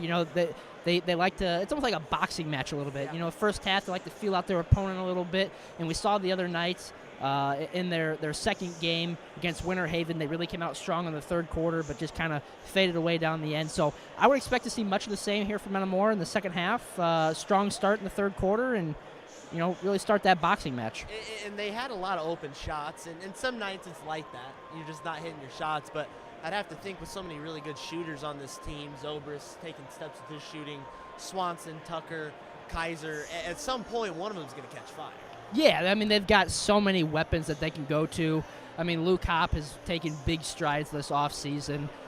Nick Walker as well is coming off the bench. And then obviously, your five of Zobrist, Mason, Swanson, Tucker, you name it, Kaiser. Metamora can hurt you in a lot of ways, but I got to tell you what, Booker T. Washington, they can stroke it. Yeah, that's what I was thinking, and it's like we were talking just a minute ago. Do they miss? It didn't look like in the first half. Yeah. I don't know the numbers exactly, but they had to have shot close to 80% from three in the first half. They were on fire. Unbelievable. Not to mention they threw down a nice windmill dunk. Yeah. I didn't catch the number on that, but whoever it was threw down a nice windmill dunk, so they're very dynamic. It's been a fun tournament, Colton. I don't know if you've caught any other games besides Metamora. I caught the Urbana and Blytheville game today. That game was a little bit of a rock fight to start, but then Blytheville took over in the second half there. So that's the only other game I've seen this week. Gotcha. It's been an exciting week nonetheless. I know you've been busy with plenty of other things going on. Calling some games of your own, I believe, was over at Bradley. Yeah. Busy week for you. Sports never stop. No, as we know in this business, it never stops. You go from football to basketball in about a week. Some football teams obviously still playing the state championships, but it's never ending. And by the time basketball's done, baseball will be picking right back up. So I love the rotation because sports is just you go from one thing to another, like you mentioned. Quick thoughts here. Again, you know Metamora really well. Of course, you're going to follow along with the Mid-Illini Conference. Quick prediction: how do you see the Mid-Illini shaking out? It's going to be a tough conference this year. You don't have to list them 1 to 8, but what do you see from that conference this year? Well, even bias aside, Metamora is obviously the front runner. After last year, they bring back basically everything. I would like to see who's going to step up and going to be the leader of this team because you really lost that in Zach Schroeder. So Schroeder was kind of that guy, the glue guy. So I'd like to see who might take that step this year because that's a big shoe to fill. But East Peoria is going to be good. Washington, they're always going to give Metamora trouble, especially over here. You never know what you're going to get with those two teams. I expect Morton to be the same. And you never know. It seems like there's always a surprise. Pekin could, after a rough year last year, Pekin come out and surprise some teams this year. But I think Metamora is by far and away the favorite. Yep, it's going to be a fun conference this year. Excited to see how it plays out. We're going to send it back for the second half. It's going to be a fun one. Colton will get back down to the sidelines and enjoy it. Quick shout out to Metamora superfan Braden Mann tuning in tonight. So, Braden, thanks for tuning in. We appreciate it. I think you know Braden. You might know Braden. I know Braden a little bit. Braden a little bit. Yeah, appreciate you tuning in. We're going to get back to the second half. Larry Larson and John Camosa on the call. Enjoy the second half. We'll be back tomorrow in F-String Auto Group Tournament Central.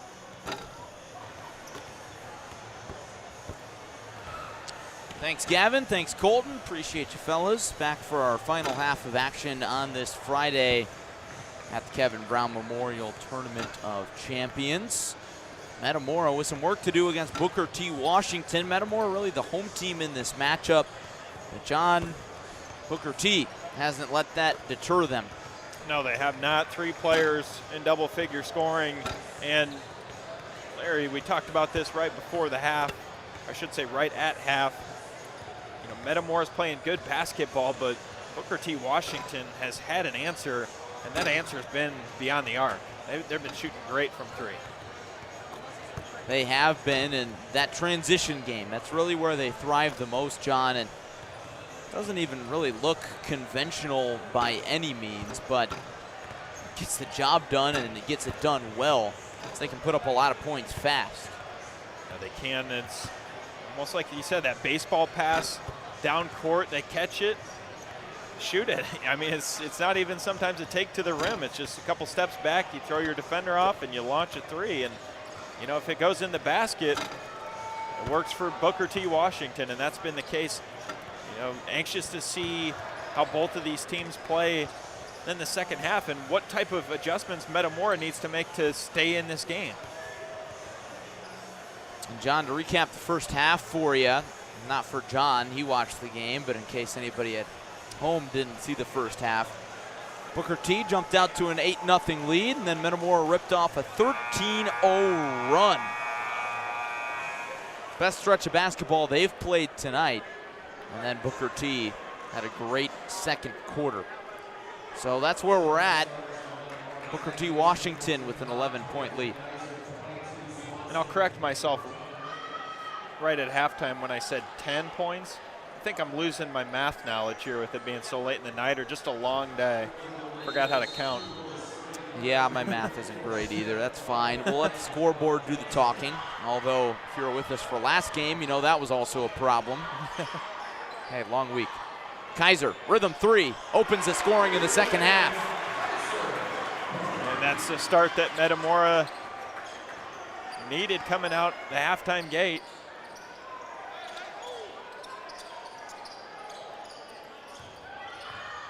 Booker T. Washington with an opportunity to respond, almost a backcourt violation. Carter one-on-one with Mason. He hit the buzzer beater at the end of the half. Over to Johnson, inside, over, Swanson for 2. So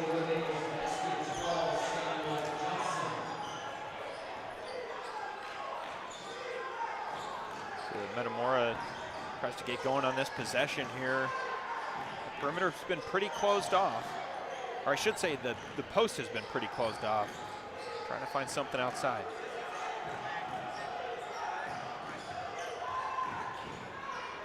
Mason off balance, gets the roll. Metamora with a hot offensive start in the third quarter.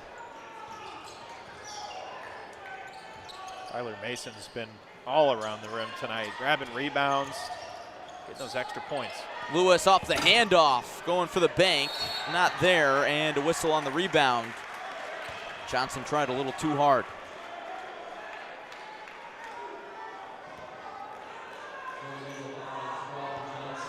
Battle of the big birds here. It's the Eagles and the Redbirds. Are Redbirds big birds? I believe so, right? I don't think so. Cardinals? Is that a card? Is it red? That's what I think, right? I can't think of any other Redbirds. It must be a Cardinal. I'm going to have to research this. Tucker inside. Passes back out to Swanson. That's a steal for McDermott. And up under, and couldn't get it to go. That's great defense by Kaiser to chase him down. And you know that Kaiser, we talked about this, he can soar. That's great defensive effort there from the 6'6" senior on McDermott.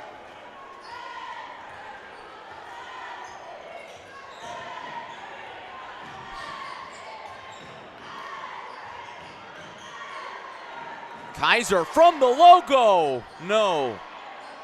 Nearly an offensive rebound, but McDermott pulls it down, gets tripped, and gets it off to Lewis.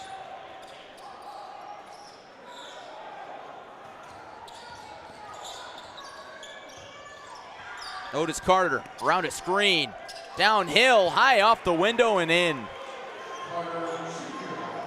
And a full jump there from Swanson. Still floats it right over him. Rhythm three from Mason. Short. Once again, Carter making big plays. In transition. Lost his grip. And that's a foul as Drew Tucker dove into his legs.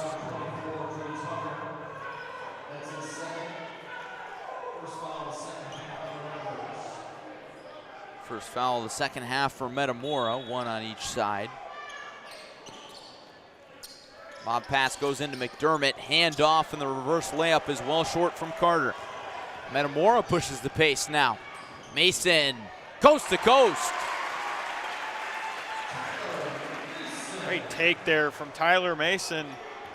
Might not be the biggest at 6'1", but he goes right over 6'8" Chris McDermott.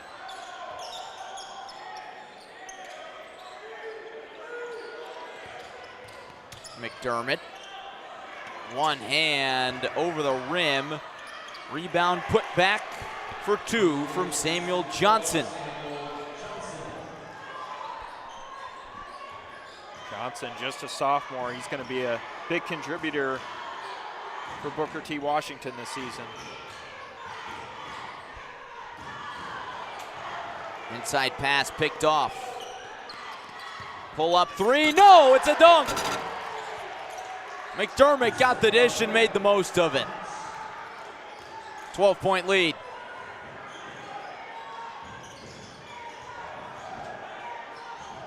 Kaiser slings it to Tucker. Elbow jumper. Off the rim, and the putback goes down for Swanson. Metamora needed that, and they take a timeout as they trail by 10.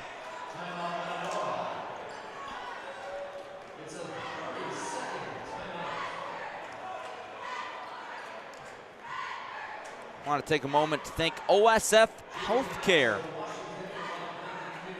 for their support of our coverage this week and for the coverage of the Kevin Brown Memorial Tournament of Champions in person. OSF Health Care Children's Hospital of Illinois is ready to provide all levels of care throughout the health and wellness journey of kids and teens, from routine care to highly specialized care or support for a healthy lifestyle.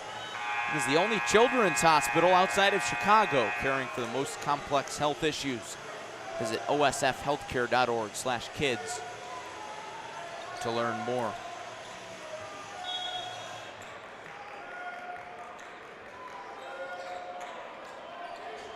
Metamora trails 52-42 against Booker T. Washington.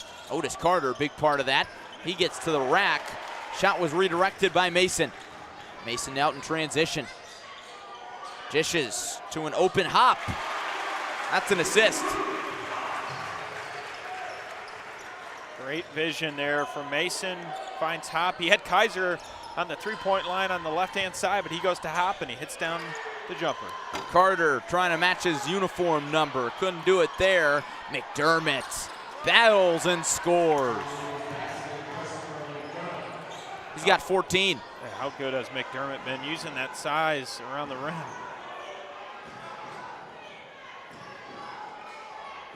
Biggest late night crowd of the tournament right here. Kaiser trying to make him happy. Dishes inside, too far for Hop.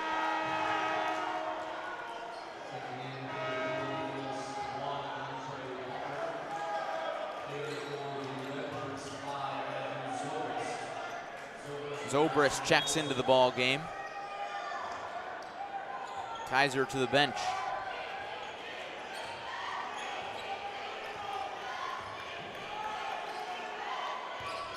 McDermott, the hot hand, lobs inside. He can pass too, but Johnson can't hang on. Zobrist in trouble, almost a turnover. Tucker was hot in the first half. Finds him in the corner. Oh, razzle dazzle. One of the best passes you'll ever see from Drew Tucker. What a play. On the other end, the air ball from Kenneth Lewis. Redbirds are well in this ball game. Swanson. Mason, short. Mason gets it back. Teardropper goes. Metamora starting to pick up the pace. Listen to these fans.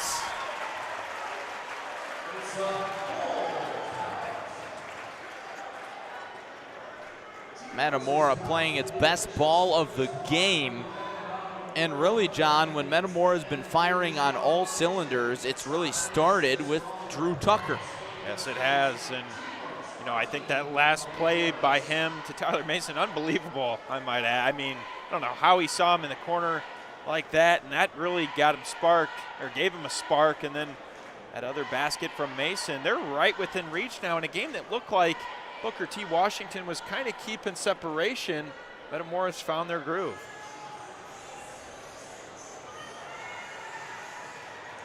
A lot of energy in that Metamora huddle, renewed energy. Booker T. Washington a little more subdued.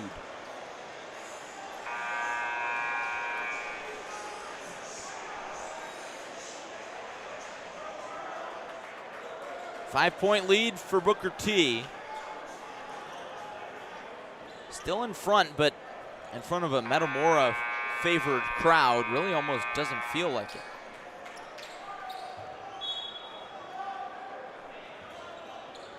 Just a mixture of fans and neutral. Fans that want to come out and see great basketball, they're getting that right now. Otis Carter walks it up. Zips it down low. How about that find? Finish on the second try from McDermott. He's got 16.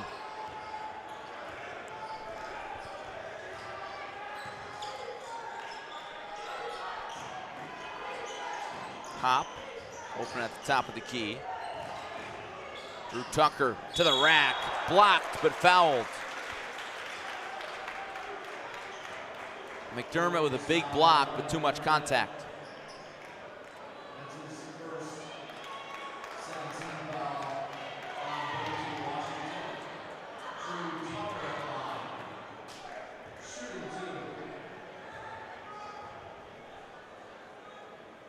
Tucker's free throw, too strong. Drew Tucker's doing a little bit of everything tonight. Defense, passing, shooting, finishing at the rim. He goes 0 for 2 at the free throw line. Booker T pushes the pace. Great job by Luke Hopp to get back in transition. Big fella flying down. Because you know if that goes in McDermott's hands, that's 2 on their end. Allowed to at that.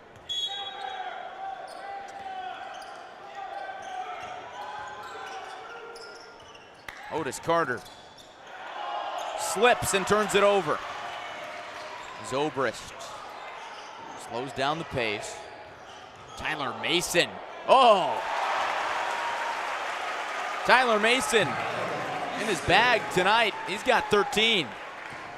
Right through the defense.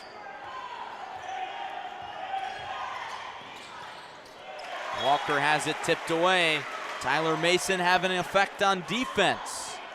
Metamora down by 4, minute 6 in the third quarter. And that's foul. Metamora fans letting the officials have it. Here's some loud boos from the fans in red and black.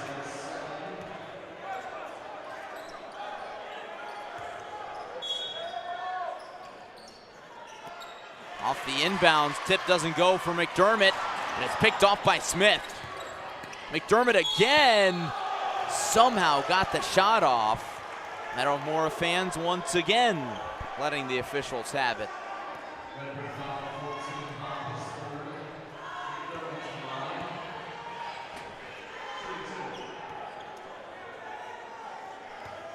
McDermott, one of those guys in games like this that really can impact the game in more ways than just scoring and rebounding. Can really just affect things by being on the floor and clogging up the paint. Luke Hopp comes out of the game after a nice stretch. You could say his presence looms large in the post. I mean, they disrupt a lot of passes too. That last possession, Metamora could have had a transition break there and able to jump in and intercept. Full court pressure now from Booker T, and it works. Wide open for Carter. Short. swarmed on the offensive board. Stick back, no. Third try, yes, for McDermott. 19 for the big fella.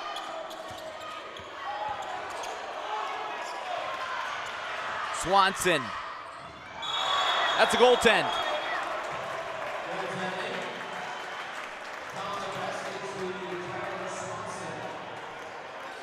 So Swanson gets a 2, and Metamora gets back within 6.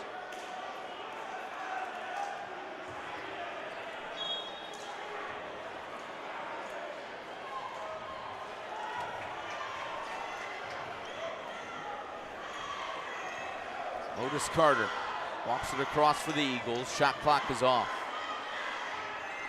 Carter hit a buzzer beater at the end of the second quarter. Will he get the call again? Lewis wants that call. Carter calls for a screen. And a foul. John, I gotta be honest, I think I agree with the fans on this one. Yeah. I don't know how much contact there was there. I think I'll hop on the side with the fans on that one.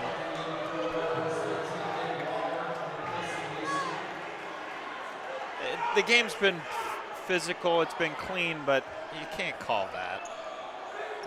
Officials have done a good job all week. Rare tough call. Inbounds pass out off of Drew Tucker. So Booker T will get another chance. And there you got to credit Carter for just drawing the contact and getting into the defender, and that's what happens more times than not. Yeah, you knew Mason was going to be up on him. Fade away from Walker. Oh my, what a shot. The Eagles love that buzzer.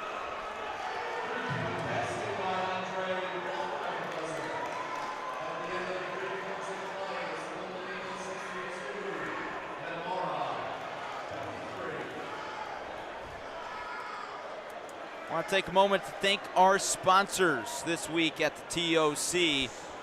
OSF Health Care, title sponsor of the Kevin Brown Memorial Tournament of Champions presented by OSF, and the new OSF Health Care Cancer Center Cancer Institute in Peoria opens in 2024. It will be among fewer than 40 cancer centers in the country with proton beam therapy, and only the second in Illinois. It will be a place of hope, healing, promise, and possibilities. Learn more at osfhealthcare.org/horizon. City of Washington welcomes you to the KBMTOC. Washington is a growing city known for its quality of life and a diverse mix of businesses and restaurants. Check out Washington next time you're around. New inventory in stock today at every Off-String Auto Group dealer. Choose from 11 franchises, 6 locations, and the year's best selection. You'll always get the best price at offstringautogroup.com. Teamworks is proud to be the official sporting goods provider of the Kevin Brown Memorial Tournament of Champions and Titan Industries. Structural and miscellaneous steel fabrication contractor.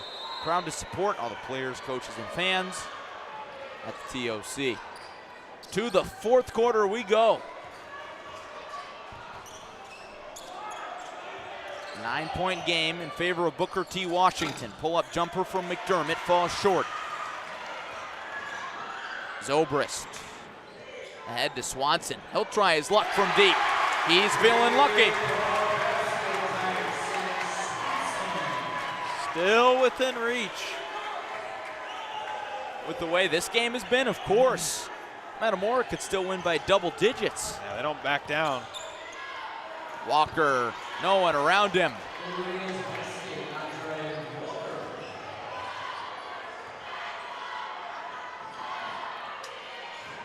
Swanson again. Got it.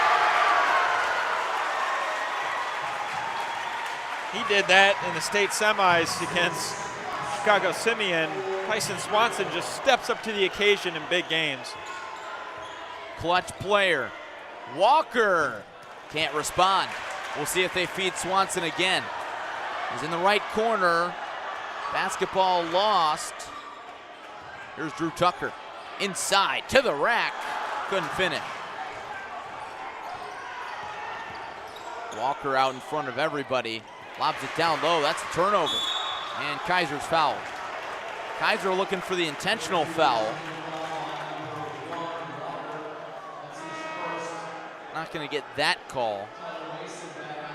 But he was right in the sense that Washington saw that Metamora had the man advantage and fouled. Yeah.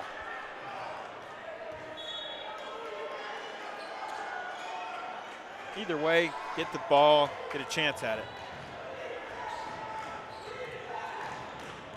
Mason across half court. Swanson, thought about it. Kaiser did too. Zobrist. Around a screen from Kaiser. Plenty of time on that shot clock. Kaiser from steps behind the line, too strong.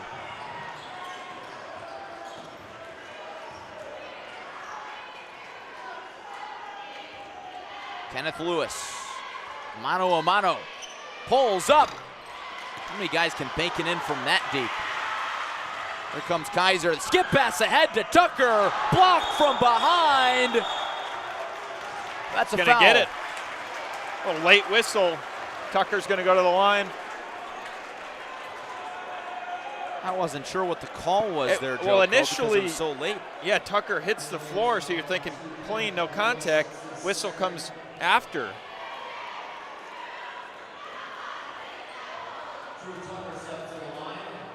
I'm sure both fan bases are at home thinking, these refs are making an awful lot of calls against my team.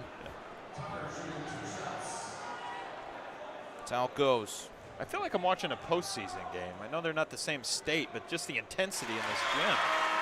Doesn't feel like a late November game. Hey, maybe it's that TLC. Metamora and Simeon colors. Little flashbacks to March. Drew Tucker having flashbacks to March. Gets the shooter's touch. He's got 15 points. Big atmosphere here in Washington.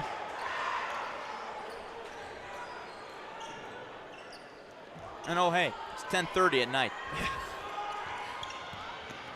Carter couldn't get it to go as he glided through the air. Mason somehow sticks with it and lost it.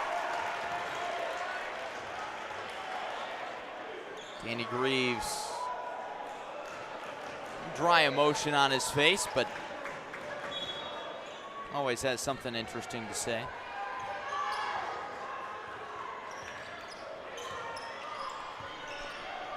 McDermott in the post. Lob across, and Carter traveled.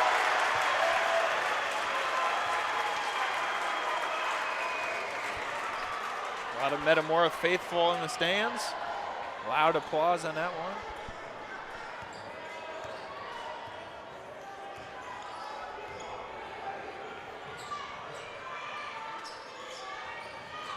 Swanson got hot earlier. He goes inside for the reverse.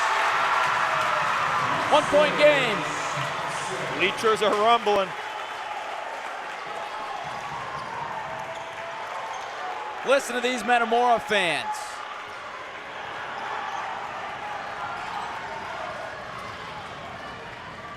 Walker dribbled into the corner. In trouble against Top. Inside to Smith, and he silences the crowd. Booker T, Washington always coming up with a big answer. Metamora could tie it with a three. They play for the two. Swanson was playing for the foul, and he got it. Right idea. He wasn't sure if that was going to get blocked or not. He kind of stutter steps and paid off. That's a heads-up play from Swanson, knowing that Metamora is down 3 points. Third foul on Kenneth Lewis. He's the guy in the middle. Got the call. Swanson knocks down the first. And Coach Danny Greaves, in a situation like this, probably the guy you want at the line in Tyson Swanson.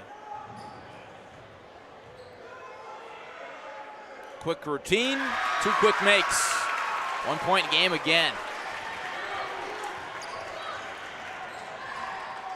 McDermott in the high post. Dribbles out. What a job Hop's doing on him. McDermott inside. Tough shot. No foul. And that's out off of McDermott. Wow. Great heads-up play by Hop. Put his hands up. Sidestepped away from it. Ball hit McDermott's feet out of bounds. Here we go.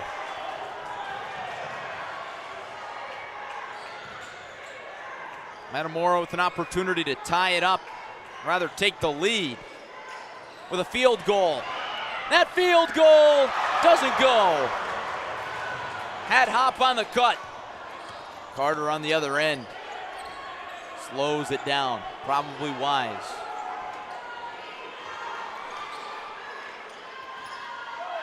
A lot of contact, officials letting him play, and it's Metamora ball. Metamora basketball on that. What an effort, almost looked like Booker T. Washington's gonna save that in bounds.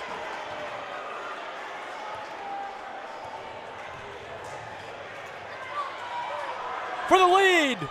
Zobrist. How about the sophomore?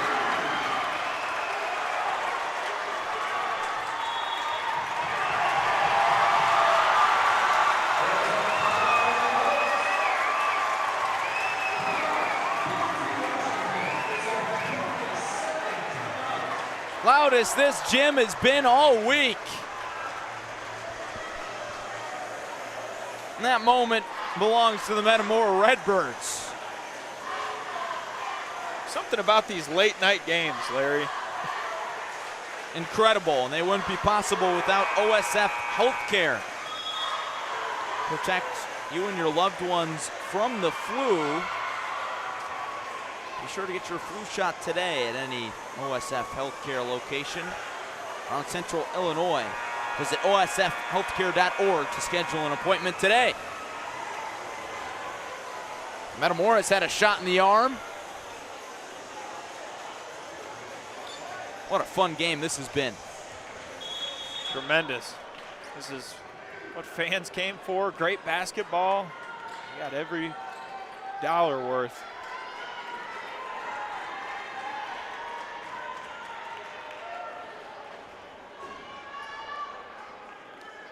Danny Greaves directing the defense.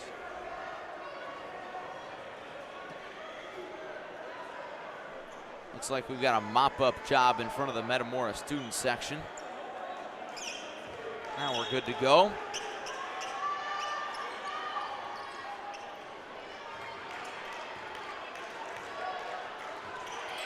Walker. Booker T looks for the response. They call Smith's name. And the rebound goes to Metamora. They're going to slow it down. Clock is on their side. 3 to go. Swanson showing off the post moves. Whistle beforehand.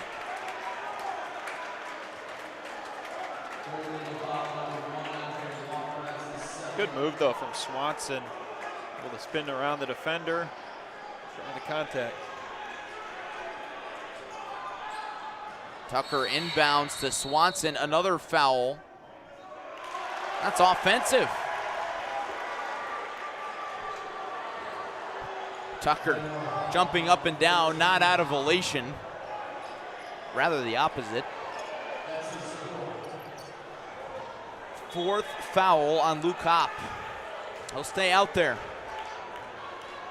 Harding McDermott, one of the most talented players for Booker T. Washington. Walker, line drive, 3, too strong. Another chance for Metamora to try to extend their lead. Mason. Swanson almost bobbled it. Now he does bobble it. It's going back with the Eagles. Pass ahead. There goes Lewis. Almost. An and one. He could tie it with 2 free throws.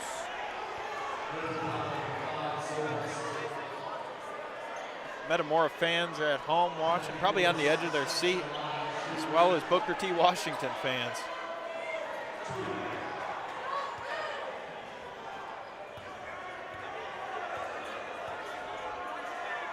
Lewis, first free throw. Got it. 1-point game.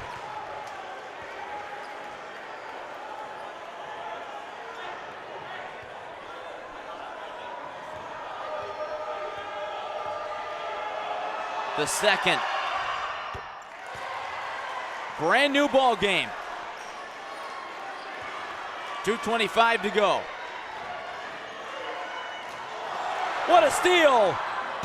And a score from Carter. Just like that, Booker T in front.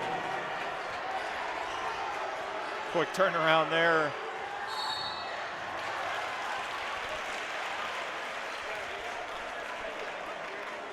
Foul on Davion Smith as Mason drew the contact. Both teams in the bonus. Third foul on Davion Smith.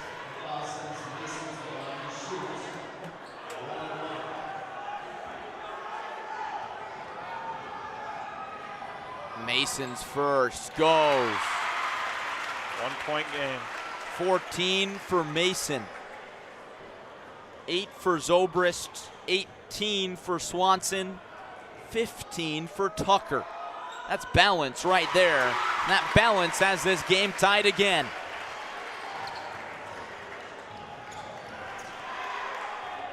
Under 2 minutes to play. Hold on to your seats.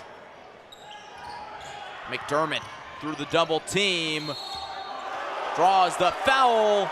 Hop can't believe it. And his night is over.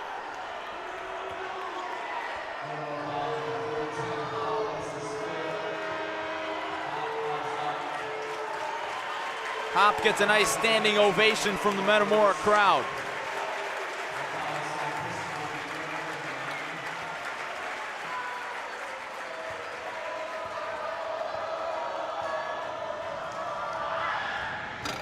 McDermott stuffed by the rim.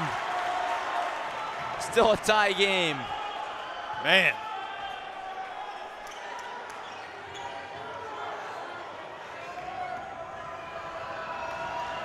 These are the moments that can win or lose you games.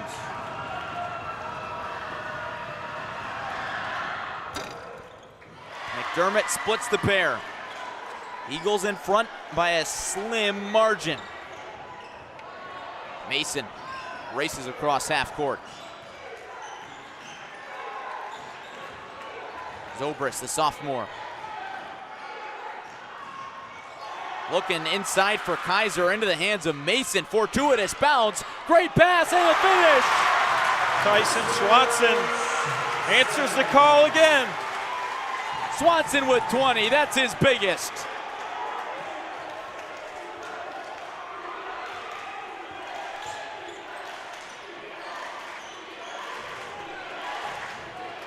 Walker wants a screen. He's not going to get it. Now he does. Another one. Open from 17. Back and forth we go. Under a minute. Great basketball. Tucker dances against Lewis. Timeout, Danny Greaves and the Redbirds.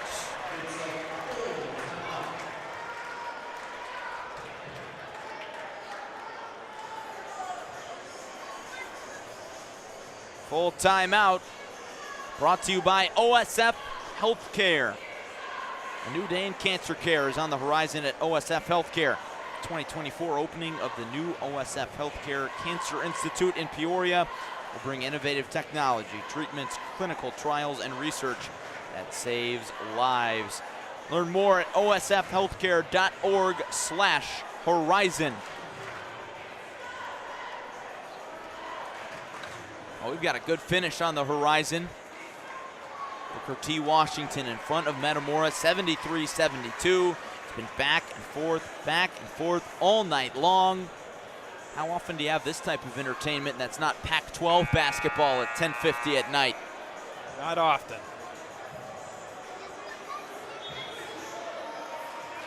Probably be watching like a Lakers-Suns game right now if it wasn't for TOC.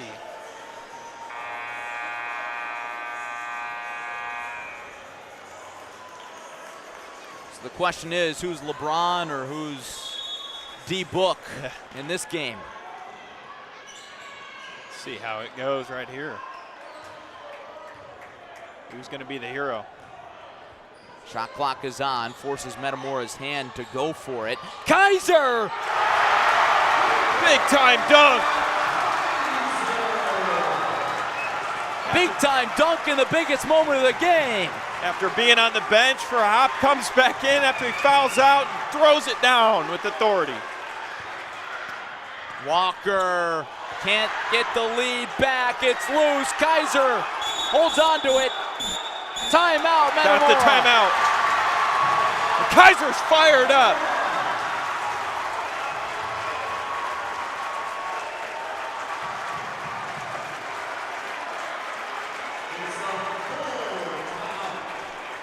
That's some resiliency right there.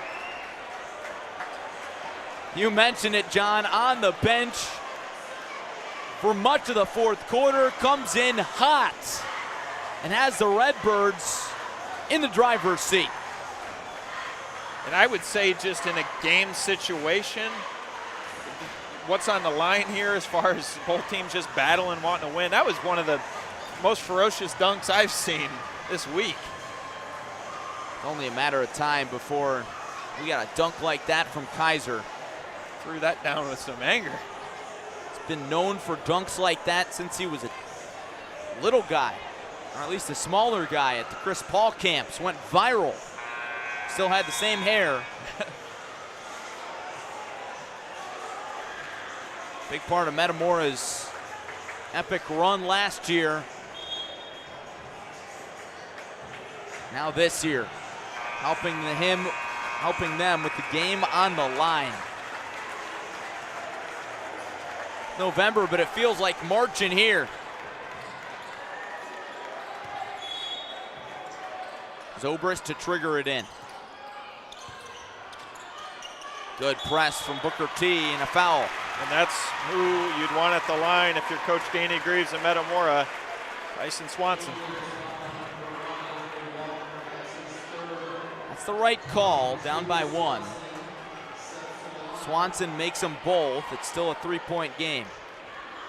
And Larry, if he makes them both, let's remember this Booker T. Washington's got some sharpshooters. Anything's possible here.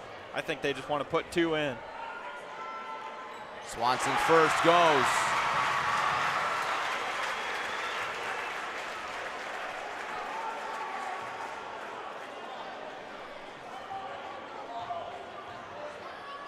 And the second. Three-point game. 10 seconds to go. 9, 8. Lewis. Carter. No! That's your ball game. Metamora hangs on in a tough battle.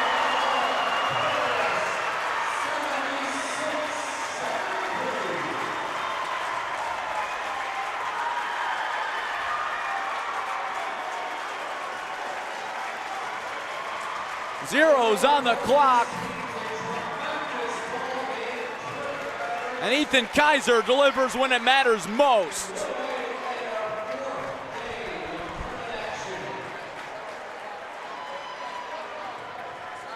Unbelievable effort from both sides.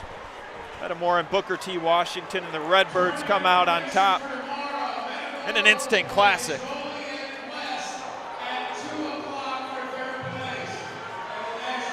Metamora is going to play Joliet West tomorrow at 3 o'clock.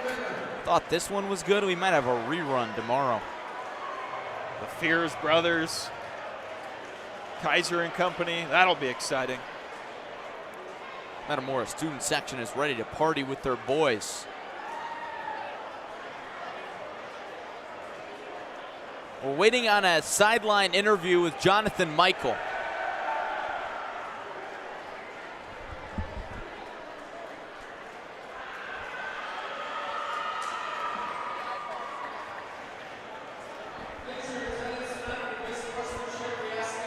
Here comes the students.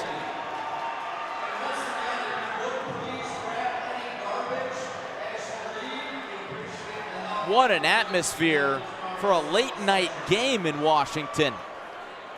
Jonathan Michael's gonna dive into the scrum for an interview. Tyson Swanson is the man of choice. Ethan Kaiser maybe. Whoever Jonathan Michael can pull out of that mosh pit.